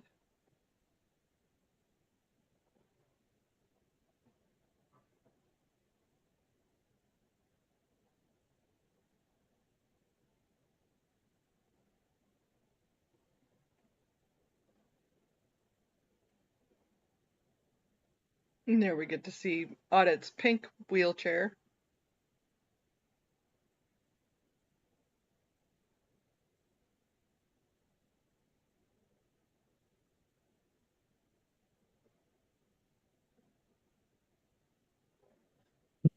Good morning to our attendees who are joining us here in the Board of Public Works hearing room. If there are any members of the public who wish to offer commentary on any of our items or any of our agendized items or public comment, please fill out a speaker card located in the back of the room, indicate which item you'd like to speak on, and hand it to me. I'll record your information for the record and we'll call upon you when we get to your item. Good morning as well to our attendees joining us via the virtual platform. If there are any members of the public who have not already done so and wish to offer public comment or comment on any of our agendized items this morning, please raise your hand. I'll ask you to unmute, identify yourself for the record, and which item you'd like to speak on. I'll record your information and we will call upon you when we get to that item.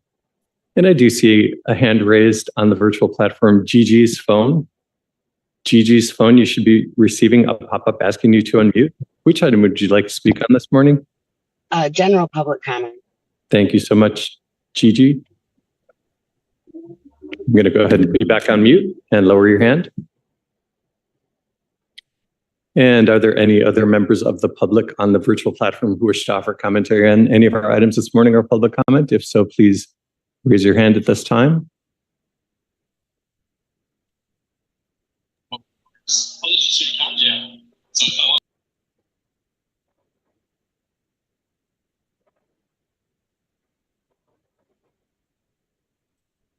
And the time now is 9:58. We should get started in the next 5 minutes with the meeting. I'd like to make a friendly reminder that for the members of the public offering commentary, please keep on topic.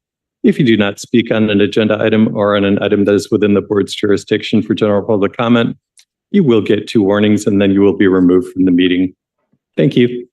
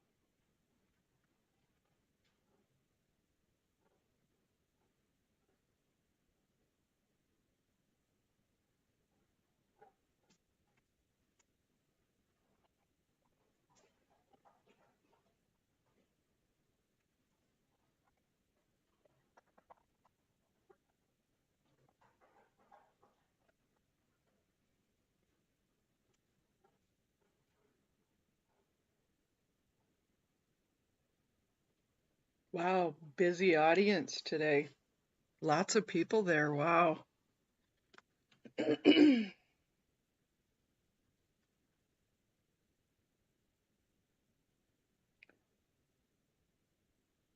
They'll do the presentation first, so that way the people there for the presentation don't have to listen to us.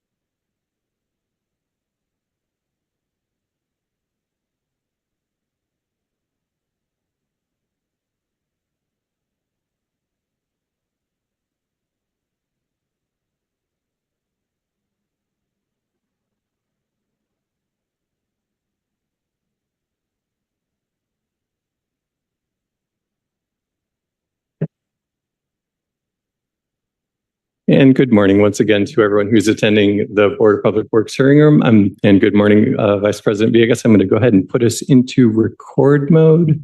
Recording in and progress. We are in record mode. And if you like, I could go ahead and take roll and establish quorum. Yes, good morning, everyone. We have a packed house. Welcome. Welcome to the Board of Public Works for our regularly scheduled meeting for October 23rd.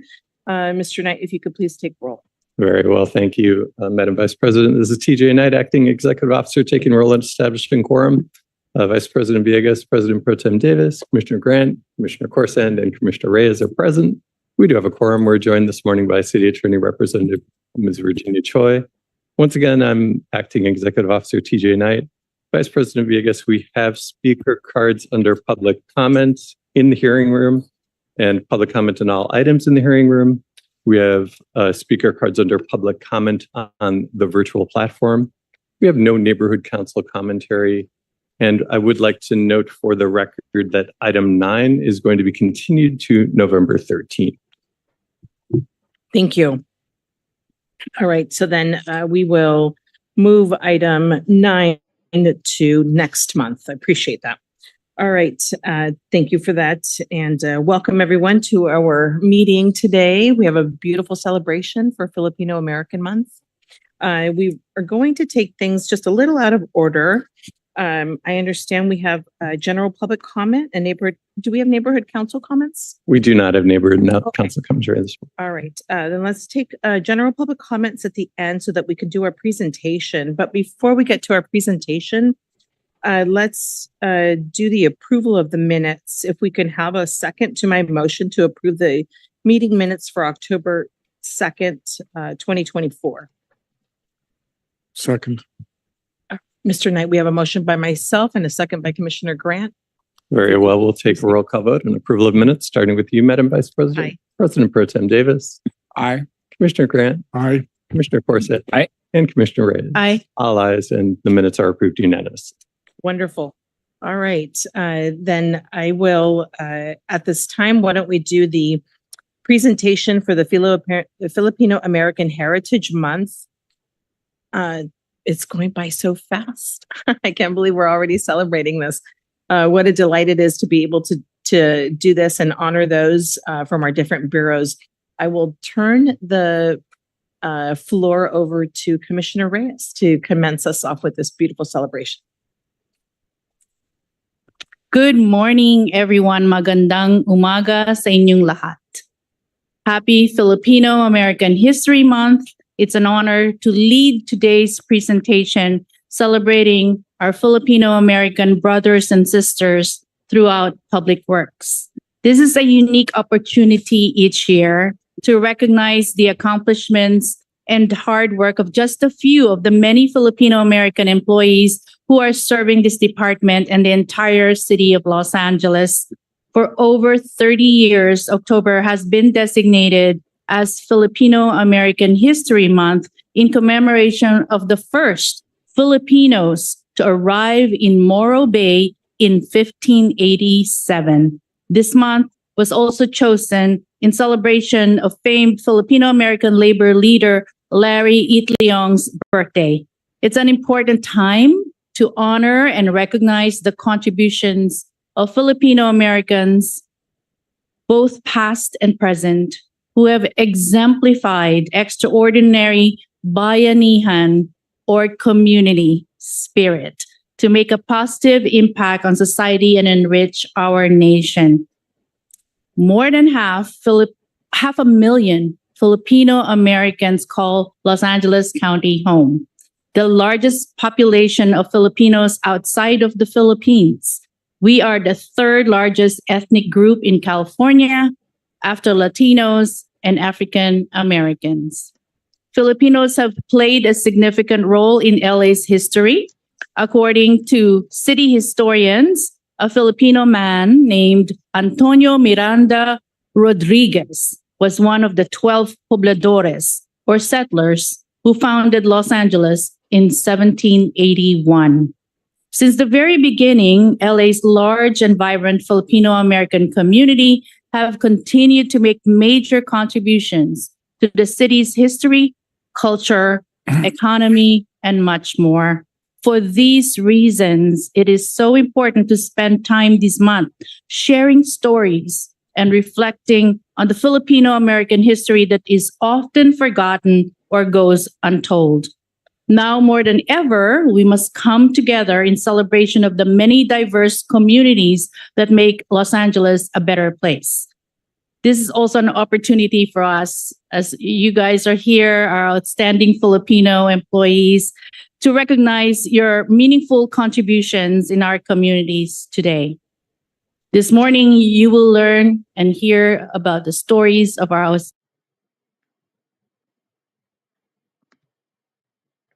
I took that off. I am going to go. Can you still hear that, Kara?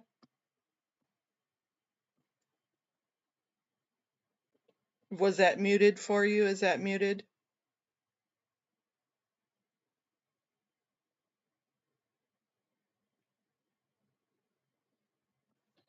I'm going to go see what else there is rather than.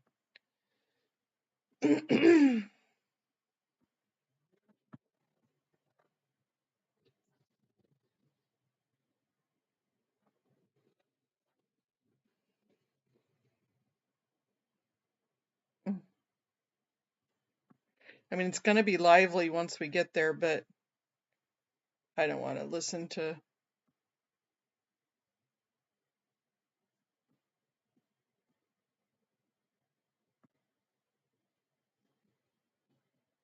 Let's see if they're back from lunch. Probably not.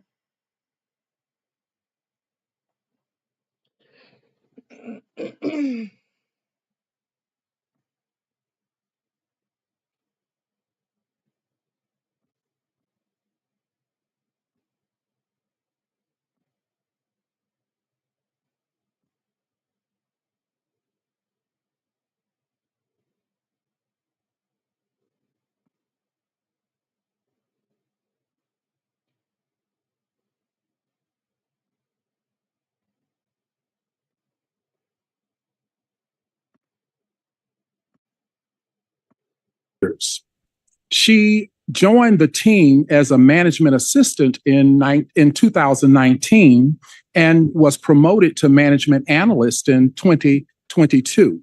During her time in the Office of Wage Standards, she has taken on progressively more responsibility and is always the first to volunteer on new tasks.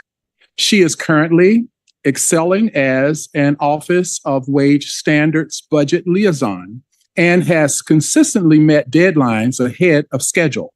Among Marjorie's other accomplishments with the Bureau are performing task orders for specialized outreach services to the public, making numerous presentations to the Board of Public Works, leading the section's transition to a snow-based creation of a new public inquiry reporting dashboard to help the section monitor questions from the we're going to go to lunch. I give you similar instructions that I've given you over the last couple of days. Jurors, you must not conduct any investigation on your own. This includes reading newspapers, watching television, or using a computer, cell phone, the internet, any electronic device, or any other means at all to get information related to this case or the people and places involved in this case.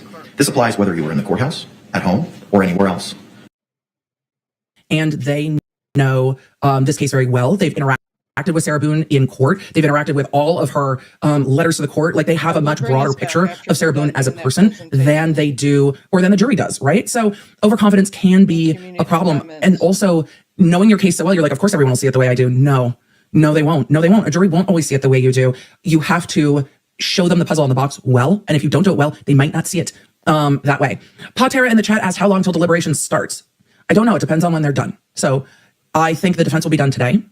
I don't know how many witnesses the state has in their rebuttal. Probably a day, given everything. If it's a half day, the jury could start deliberating as soon as tomorrow. But I think we'll see jury deliberations Thursday, Friday, because if the state takes a full day in their rebuttal, we should know better at the end of court today. If the state takes a full day in their rebuttal Thursday, then we'll see closing and deliberation Friday. But this case has moved along essentially in a week. So we could get all the way through verdict this week or verdict on Monday. I don't know if they deliberate in this jurisdiction over the weekend. I hate it when courts do that. I mean, maybe juries like it, but it seems so awful to be court staff and have to constantly be on call. And especially for the attorneys, everyone works hard during trial, but to not have the rest of like, it's Saturday, just let me breathe, would be awful. Also, you have to plan things. When you're in trial, you have to plan your whole life on Saturday. Nashay asked, how old is Sarah Boon? Her birthday is 10/10/1977. So she would have just turned 48. Am I doing the math right, chat? 47, 48? 47? Just turned 48? I don't know. In there, 47, 48, 47? I can't math, so we're close. Less than 50. Amethyst said, Emily, I'm wondering where the music on your court is on break screen comes from. It's like a fidget toy for my brain. I could listen to it forever. We pulled it from StreamYard. StreamYard has royalty-free music, and we looped it from StreamYard's royalty-free music, though I am very much considering making some custom music, but it is a lo-fi StreamYard music, so that's where we pulled it from. So hopefully that helps. Finishing off my homemade pumpkin bread for breakfast, guess what we're doing this weekend, chat? This is what I need. I need to make pumpkin bread, like, with a little bit of cream cheese woven through it. Emily, you have to go to band competitions this weekend. Shh. I also want to make pumpkin bread. Emily, you have to finish unpacking from fall break this weekend. Pumpkin bread. Emily, you have a list of shit that you have to do this weekend. But pumpkin bread. Mr. Crowley said, great coverage, Emily. Thank you. Now I'm hungry for muffins. I'm highly suggestible. I'm also hungry for muffins. Wendy DB says, oh my God, my son lives in Manhattan Beach. The donuts are like no other. I think most of them are Vietnamese families. Am I correct? There are some Cambodian families. The donuts deserve a super chat. They are amazing. So yes, different family owned, some Vietnamese, some Cambodian, and amazing. Maybe we'll talk about it on our members only live tonight. For those of you that got gifted membership, there is a members only live tonight. I have it set for 7:30. My teen has an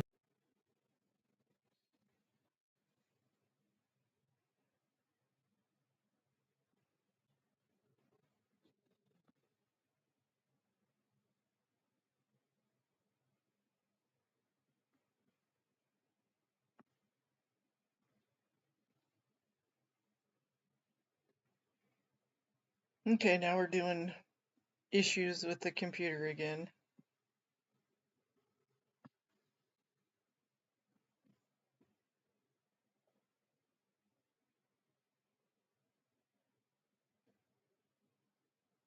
It's windy and nasty outside today, so I'm sure that's probably what's happening.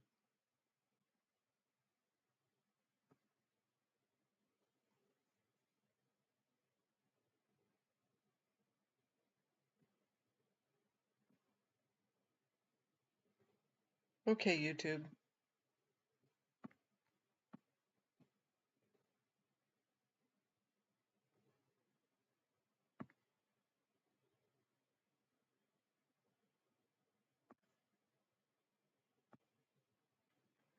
Well, this is working fine.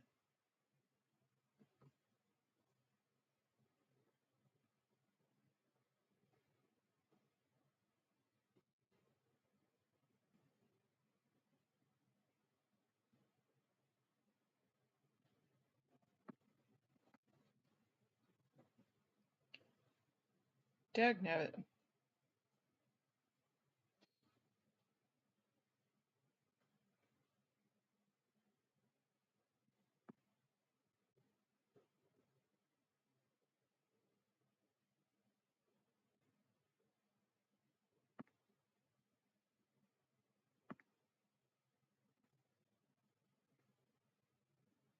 And has trained several administrative interns. She prepared a guide for issuance and processing of task order solicitations and trained the entire group on its content. That's dynamic. And what they due to her depth of knowledge and reliability, Lauren carries an extremely high workload of environmental projects and is a go-to person for complex. And now they are not going to be starting with this doctor testimony for another half hour. If they don't bring the jury in and we have to go to break, we might just have to take a break until the doctor starts testifying. And if we need to do that, we'll do that. And we'll go to break until after the doctor starts testifying. For those of you in the chat who are like, I'm in the middle of 900 things. First of all, Lucy, thank you for the gift of memberships, members. You will get a new tab in your YouTube and you'll be able to see the members only live tonight in your members tab.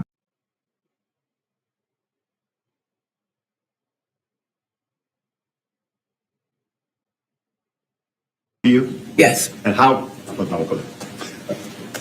would you spend time with Ms. Boon? Would I spend time? Would you spend time speaking with Ms. Boon? Yes. How long would you speak with her? About 15 or 20 minutes. Have a neighbor chat. And was your husband sometimes involved in those conversations as well? You just say hi.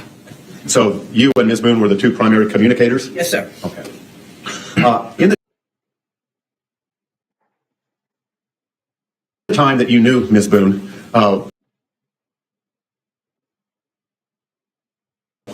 did you witness anything about her person or her body that gave you cause for concern?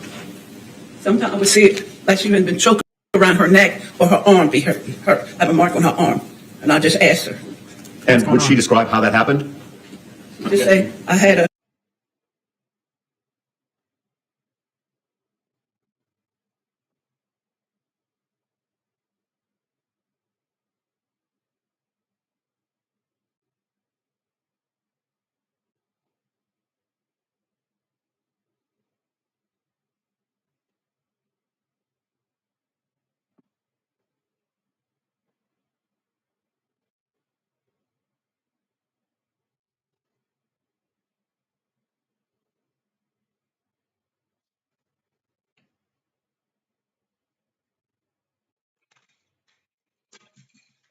Oops. Throwing shit on the floor.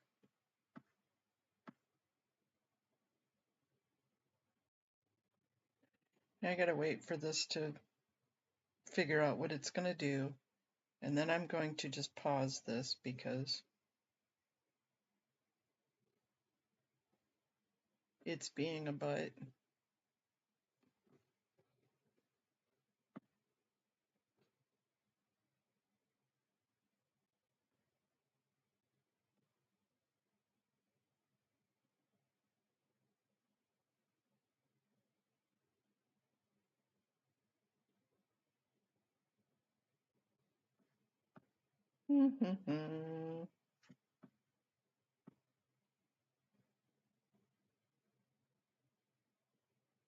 Hang on. Objection.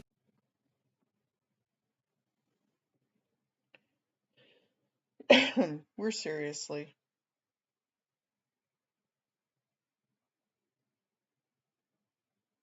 There's a hearsay objection. I'm going to pause real quick because there's going to be some questions about why there's a hearsay objection here when the prosecution can allow in hearsay from Sarah Boon's statements. It's because it's not being offered by a party opponent. So when you are talking about the statements of a party, Sarah Boon is a party, her lawyers cannot offer Sarah's own statements. There may be a hearsay objection to that, like, hey, it clarifies what she saw. There might be some type of exception to the hearsay rule there, but generally you cannot elicit your own party's statement from someone else. If Sarah wants to talk about it, Sarah can get on the stand and talk about it, but you can't have the neighbor give that information. If the prosecution is going to ask a witness, what did Sarah tell you? Then it's the statement of a party opponent, and then it can come in. So that is why when it's being elicited by the defense of a defendant's statement, unless there is an exception, it's not going to come in because it's hearsay. Hopefully that helps. When you would ask her that, Law University how did she appear to you to respond emotionally to your questions about her? How would she respond to you emotionally? How would she respond to you psychically? One of them days or something. Objection sustained. How would she respond to you emotionally? Just for the record, instead of telling us what she would say, would she demonstrate any emotion on her face? Well, I would see the emotion that she was upset about something. And did you ask about her counsel obvious upset persona? Objection. Her upset. The fact that she was upset, would you ask her about that? Yeah. Well, okay, you have to just limit your answer to the question. Would you ask her about that? Don't ask this woman dumb questions. That issue. About why she was upset? Yeah. Okay. I'm sorry, I just can't go beyond that. Thank you. Now, how frequently would that occur? I would say on the weekends when I see her.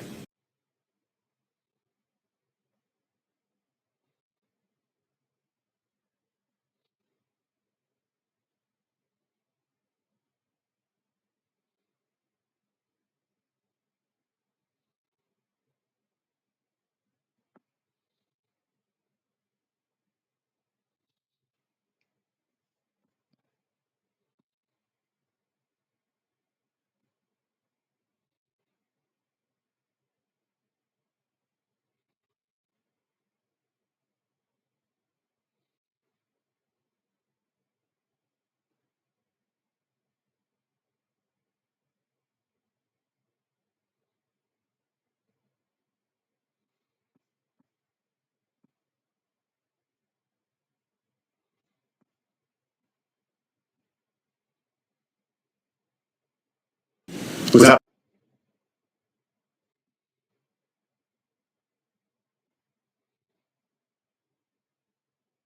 primarily when you saw her on the weekends?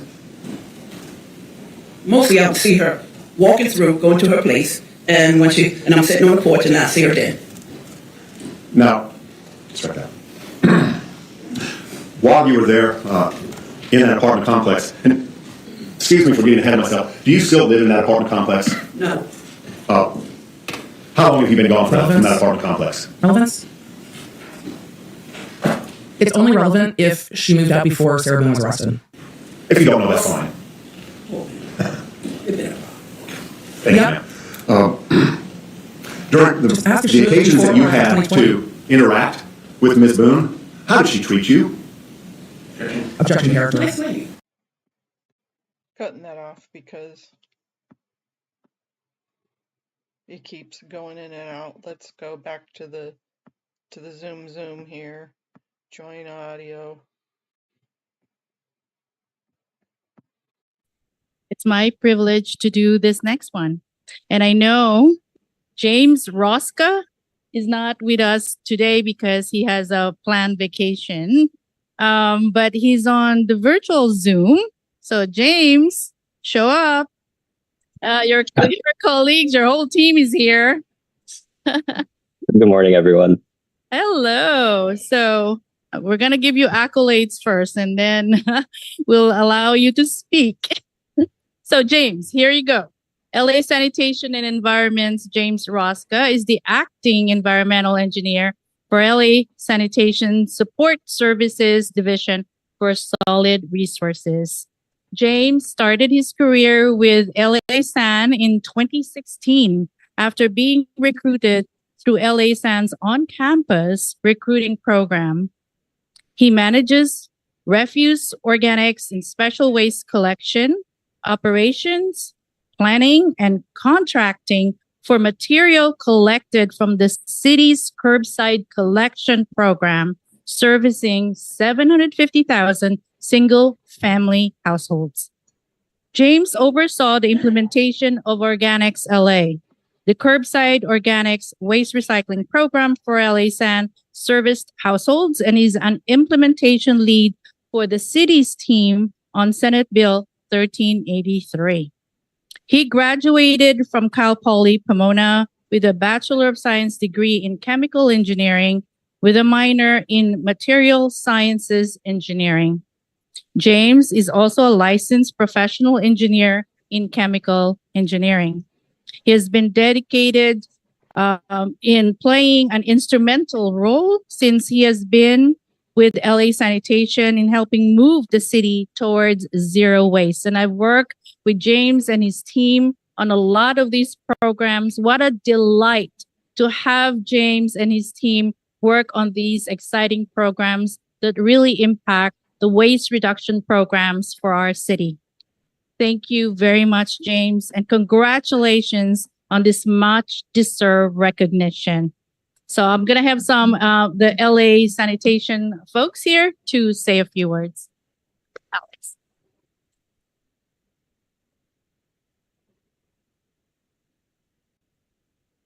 I have to say, I agree completely with Dr. Davis. Filipinos work so hard, didn't even show up to get their award. They do it through, but that tells you how hard they work every day. Good morning, Honorable Commissioners, Executive Officer, City Attorney, Virginia and Edina. Today, in celebration of Filipino American History Month, it's my honor to recognize James Rosca, one of our outstanding team members. This month is about more than just looking back at history. It's also about recognizing the contributions of those who continue to shape our present and our future. James, your dedication, work ethic, and passion have made a lasting impact on our organization and the entire community. You have played a key role in implementing the organic recycling program for the entire city of Los Angeles. A project not only supports sustainability, but also sets a standard for environmental responsibility. Your vision and leadership have made a tangible difference in how we approach waste management, and your work will have a lasting impact on generations to come. Your contributions, James, remind us of the importance of community, resilience, and the richness of diverse perspectives. You not only excel in your role, but also inspire us by honoring your heritage and sharing with others. James is not only passionate about his work, but he has been a mentor for many young engineers who have came into the Bureau of Sanitation. We're going to And not surprisingly, he has quickly become leave computer audio, and we're going to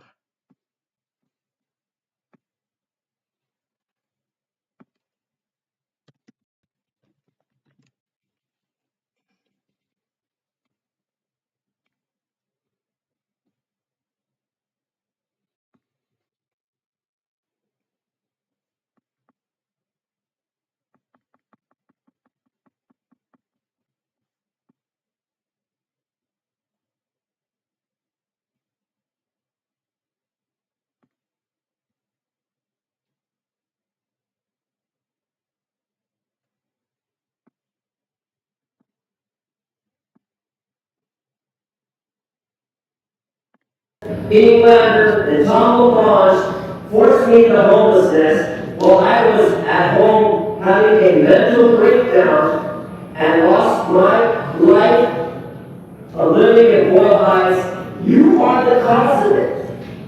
So don't reflect me as a bad person. I never was a bad person. You can read everything on YouTube about me, and a matter of fact, it's all fucking true. Fuck you, bro.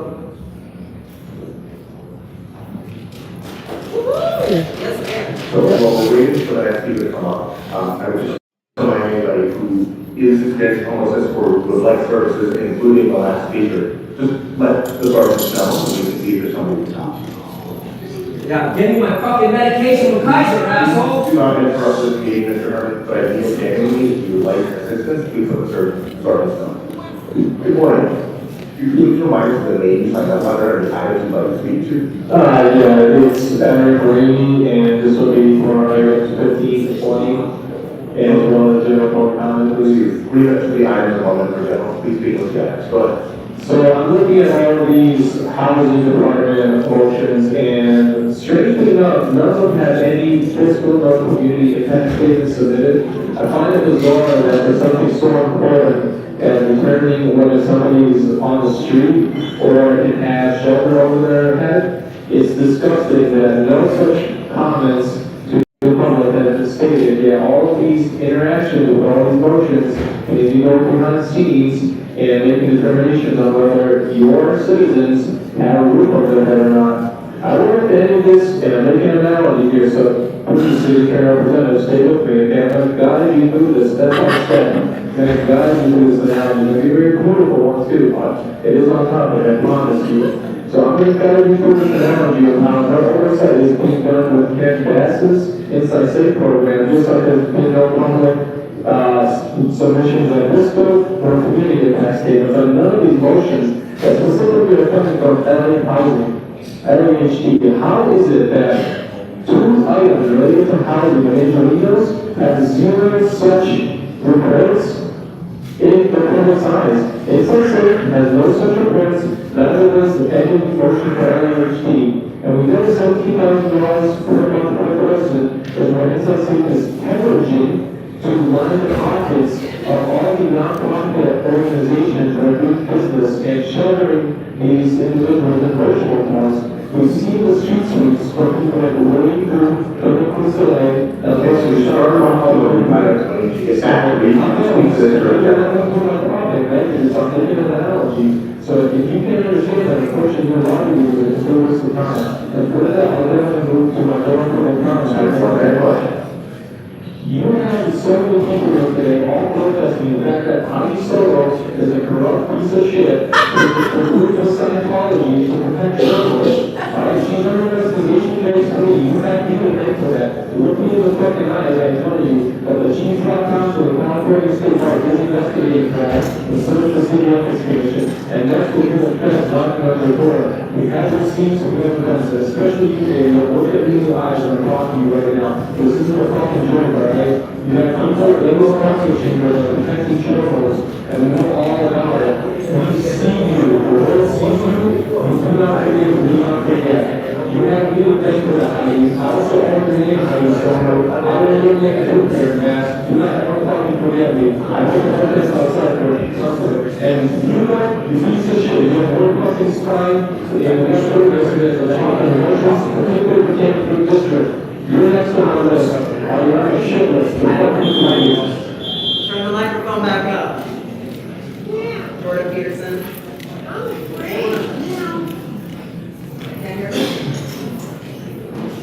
I thought they turned it down. I will let you speak on everything. Item number 15. I am here to support this property. 2239 South Alsace Avenue. It's because this property provides a lot of community services. And then whenever people do not have enough food, they go to this property for help. Whenever people do not have access to clean water, when their council members do not.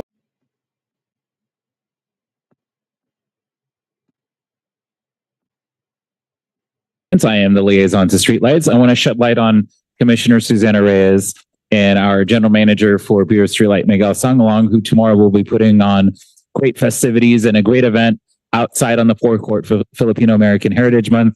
My third time attending. It's wonderful. I can't believe they have all the energy in the world after it. I would feel like I would need to be like a bear and go into hibernation for months on end to recover.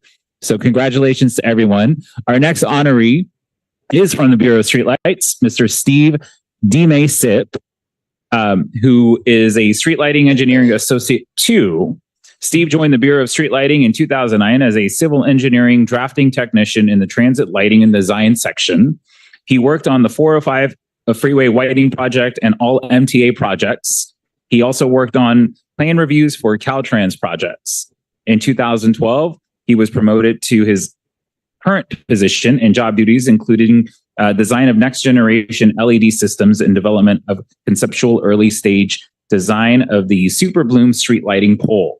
In 2018, Steve was transferred to Street Series to multiple design section, in which he was involved in fast-paced conversion design of high-voltage circuits to multiple circuits, including calculations and drafting for converting series circuits to multiple services. Sounds important. In 2022, he went to the co-location division to expedite mobile operations.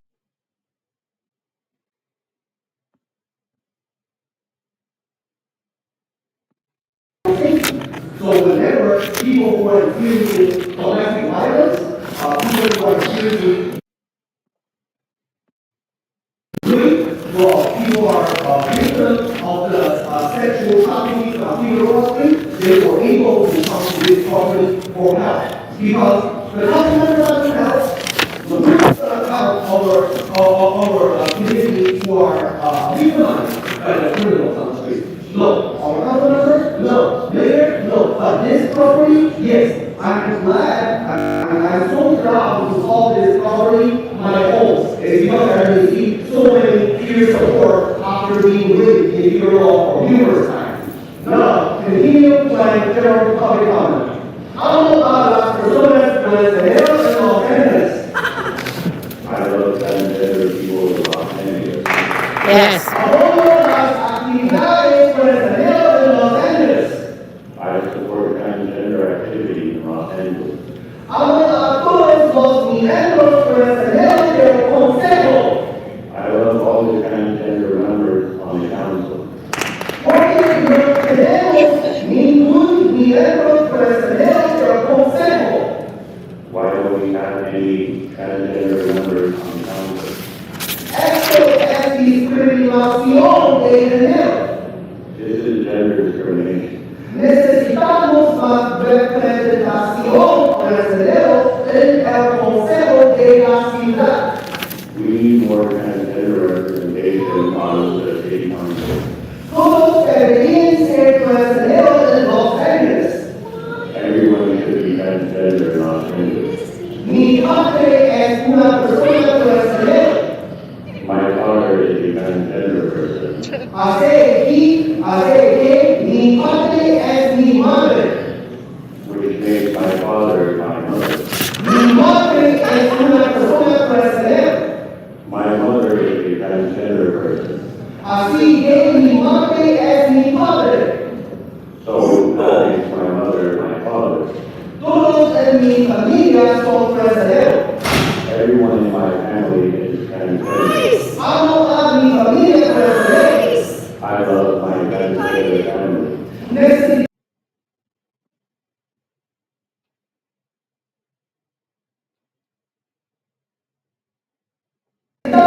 más personas transgéneros en Los Angeles. We need more transgender people in Los Angeles. Amamos a los oficiales de policía transgéneros. We love transgender police officers. And before that, you begin, just a reminder, if anybody who's experienced homelessness, including the last two, let us know which district you are currently residing on and need assistance, please let us start on this one. Good morning. I really love you. To 3 minutes behind as well as please speak with yes. Thank you. The National Council and other monetary things and limited on the house. As you mentioned, they're divided on their own unity and city homes. So then what happens to the tenants and money is from you and accountant. Incinerating for excellent families, restoring necessities, but then what?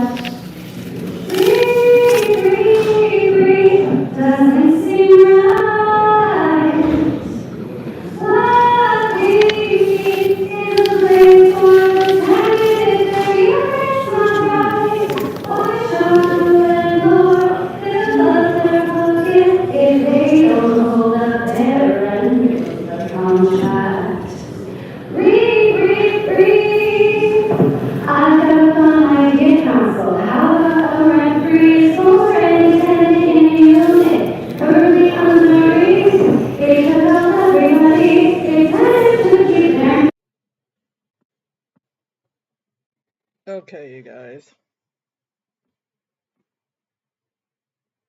I'm not kidding. Really. If you want to be the rebound, that's okay with me. But why can't the tenants get something for knocking at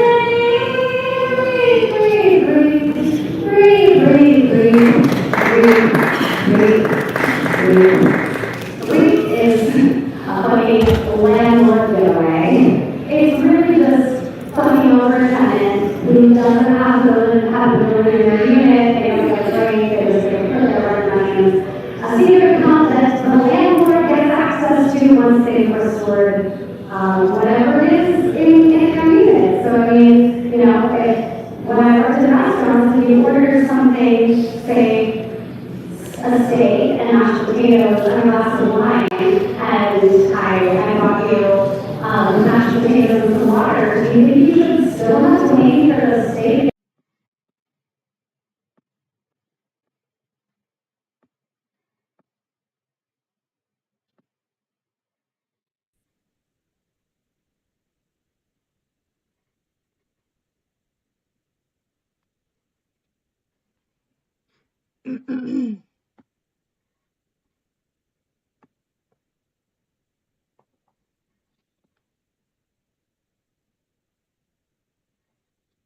Okay, Filipinos like pictures. You can take one. One more.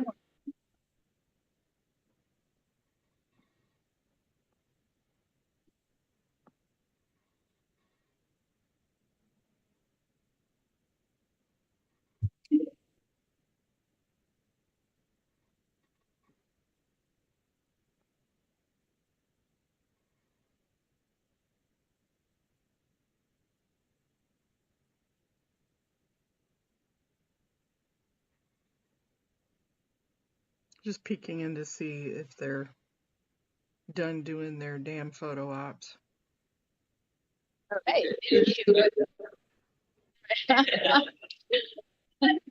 Oh, come on, people.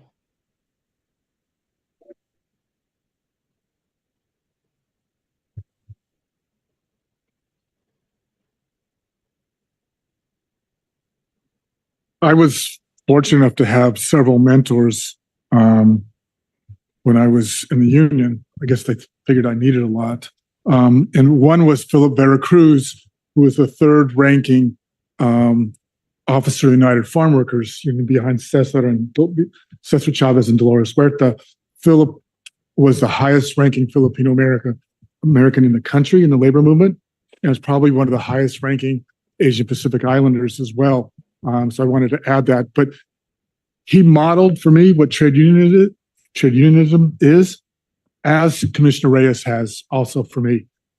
It's been my pleasure and now a little bit of my sadness to have this be her last board meeting, but it really has moved me and it showed me what a public servant should be and modeled all of that, as well as a mentoring sibling for me. And I want to express my gratitude both for your service to the board as well as your assistance to me. I'm fortunate enough to honor today Gisela Cardenas. You can come up.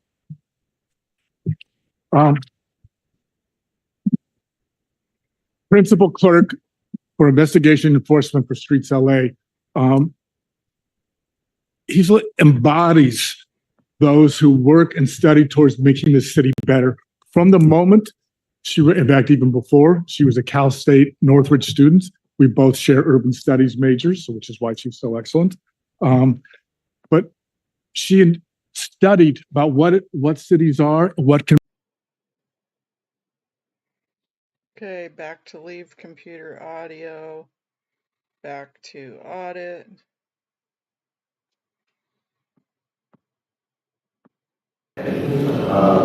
Our council and the entire duration of that conversation about what the interest of management are. And for 10 years now, I've been doing a consultation with nonprofit small business.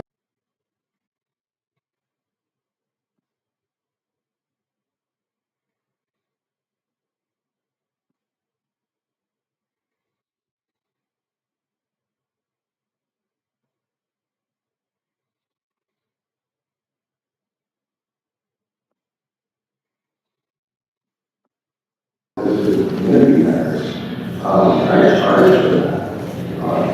The work that was owned for me in 2020 work, I see one in appropriate. And want to have some understanding and the rules that is wonderful. We're not being public, we can see the malice tendencies that are taking place. I want to make sure that she's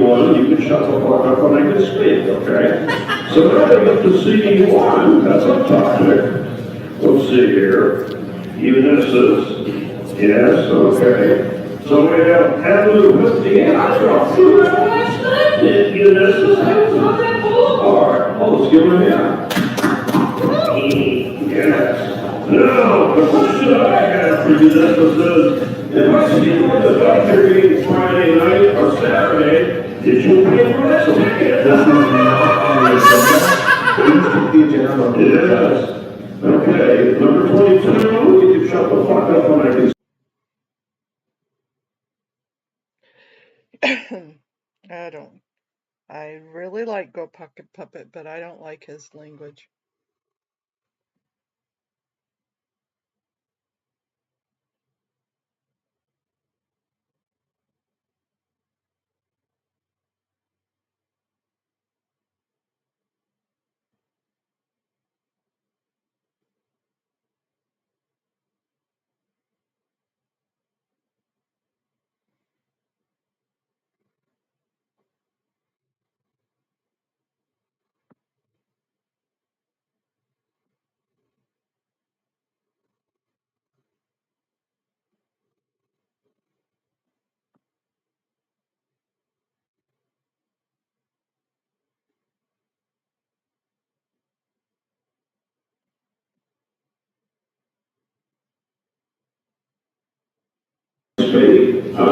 Section 13 motion.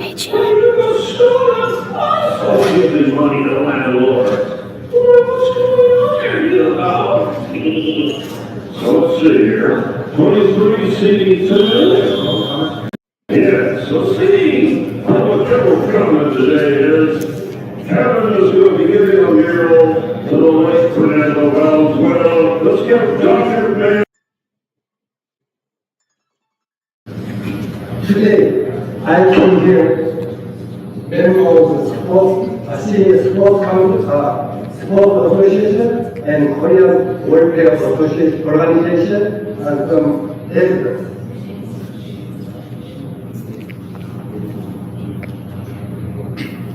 First of all, I know people of this government are very well, so my heart is very thankful. However, I cannot even pay and inconvenience of many residents. So I came here to choose the most of the residents and convey their voice. What is striking is that the decision of the commissioner is regarding fairness and common sense. I cannot understand who the commissioners are making this decision for. Your time has expired. We have to move on to the next speaker. Here, sir. Sir.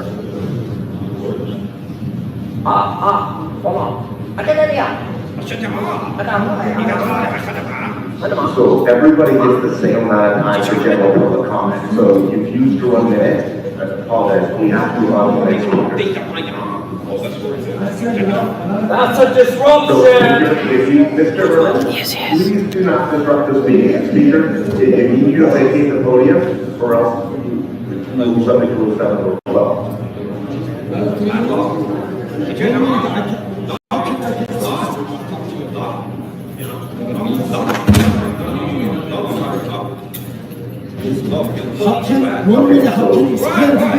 Speaker, I would need to vacate the podium.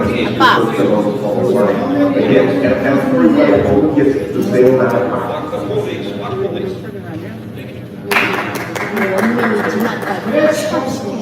And just to be clear, if people have additional comments in writing they would like to share, you're allowed to do so.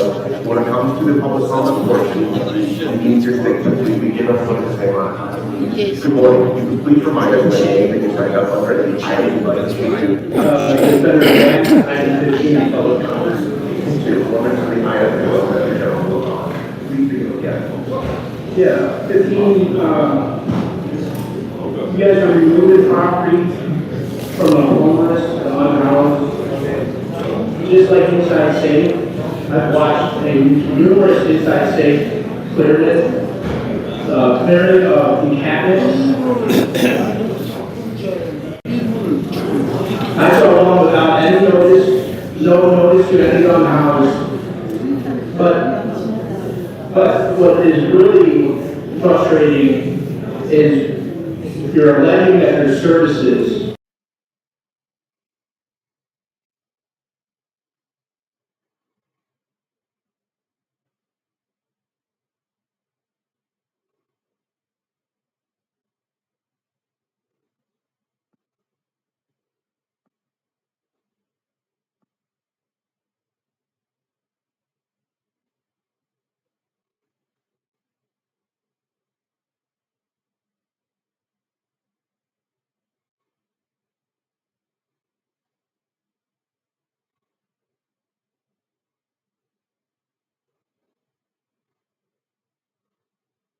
Okay, you guys, I think I'm going to have to close the stream and reopen.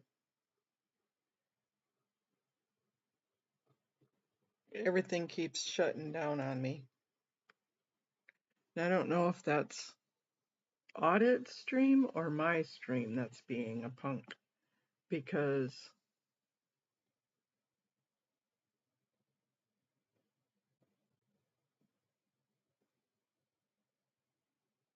this is working. Zoom is working.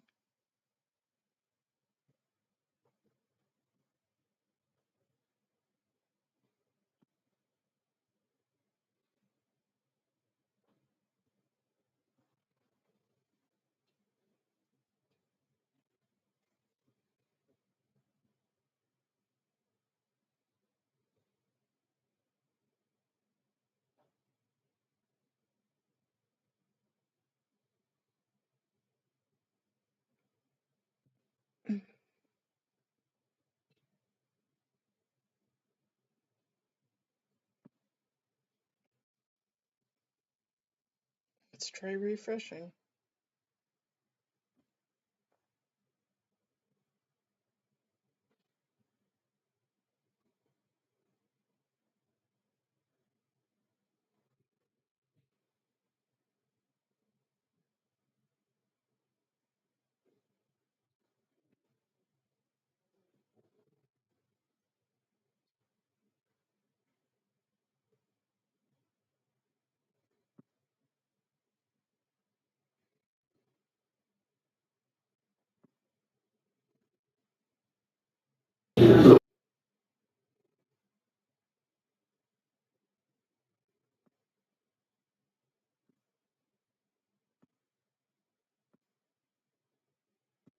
Honored them.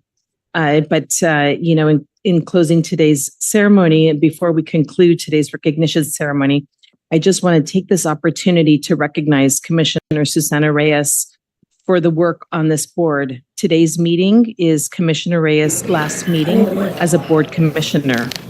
In her 2.5 years as Board of Public Works Commissioner, the dedication and hard work Commissioner Reyes has shown in making the city a better place for all residents sets an example for everyone in public works. And she does it with such great and positive attitude. I can attest to that. I worked with her agenda closely. items and public comment, please. Audit LA. So it's your 3 minutes for the items and 1 minute for general. Please be able to Yes, thank you, sir. Okay, first I want to talk about the REIT program. It seems like we're losing a lot of housing that is much needed. One of them's in Mr. Martinez's district. So can we request that you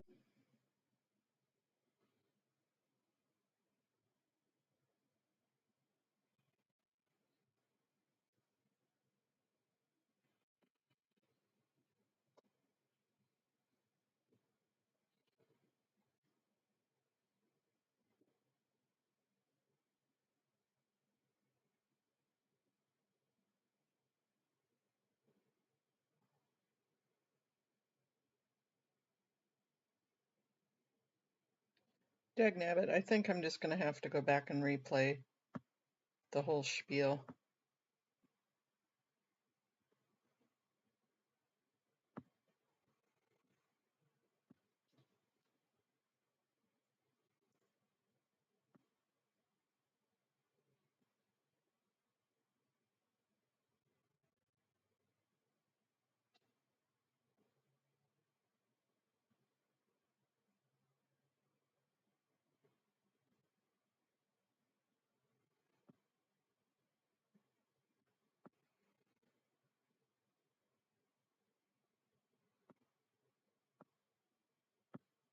Yes, I think we will try taking them in the back if we can.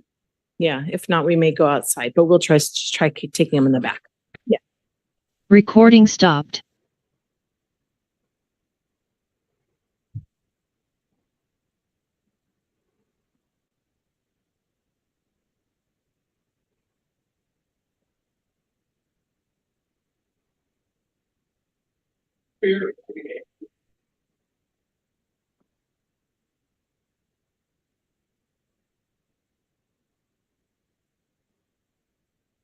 to search out other places that would be applicable. I can give you a couple of addresses. 4810 Sunset Boulevard. There's 500 rooms, I believe. Elevators, everything. Very, I think it's probably nice, except for the blasted. Sorry, everyone. We're going to not pause planters for that are not ADA 5 compatible. minutes. We're going to There's resume. also We do 4820 have Fountain Avenue, which is a special hotel. speakers that wanted It's to already a make some hotel. acknowledgements. So that would be one that maybe we could add for on to Commissioner it. Reyes. I would love was to just see that notified of this, so I happen. excuse Mr. Martinez, those are the two minor addresses. Please look change, into and then that. we'll go in the back and take to get those pictures. properties So up if you and could all running please for take your unhoused seats. individuals. Thank you so much. By the way, that's the Church of Scientology and their hotel. Just they have plenty of room because nobody.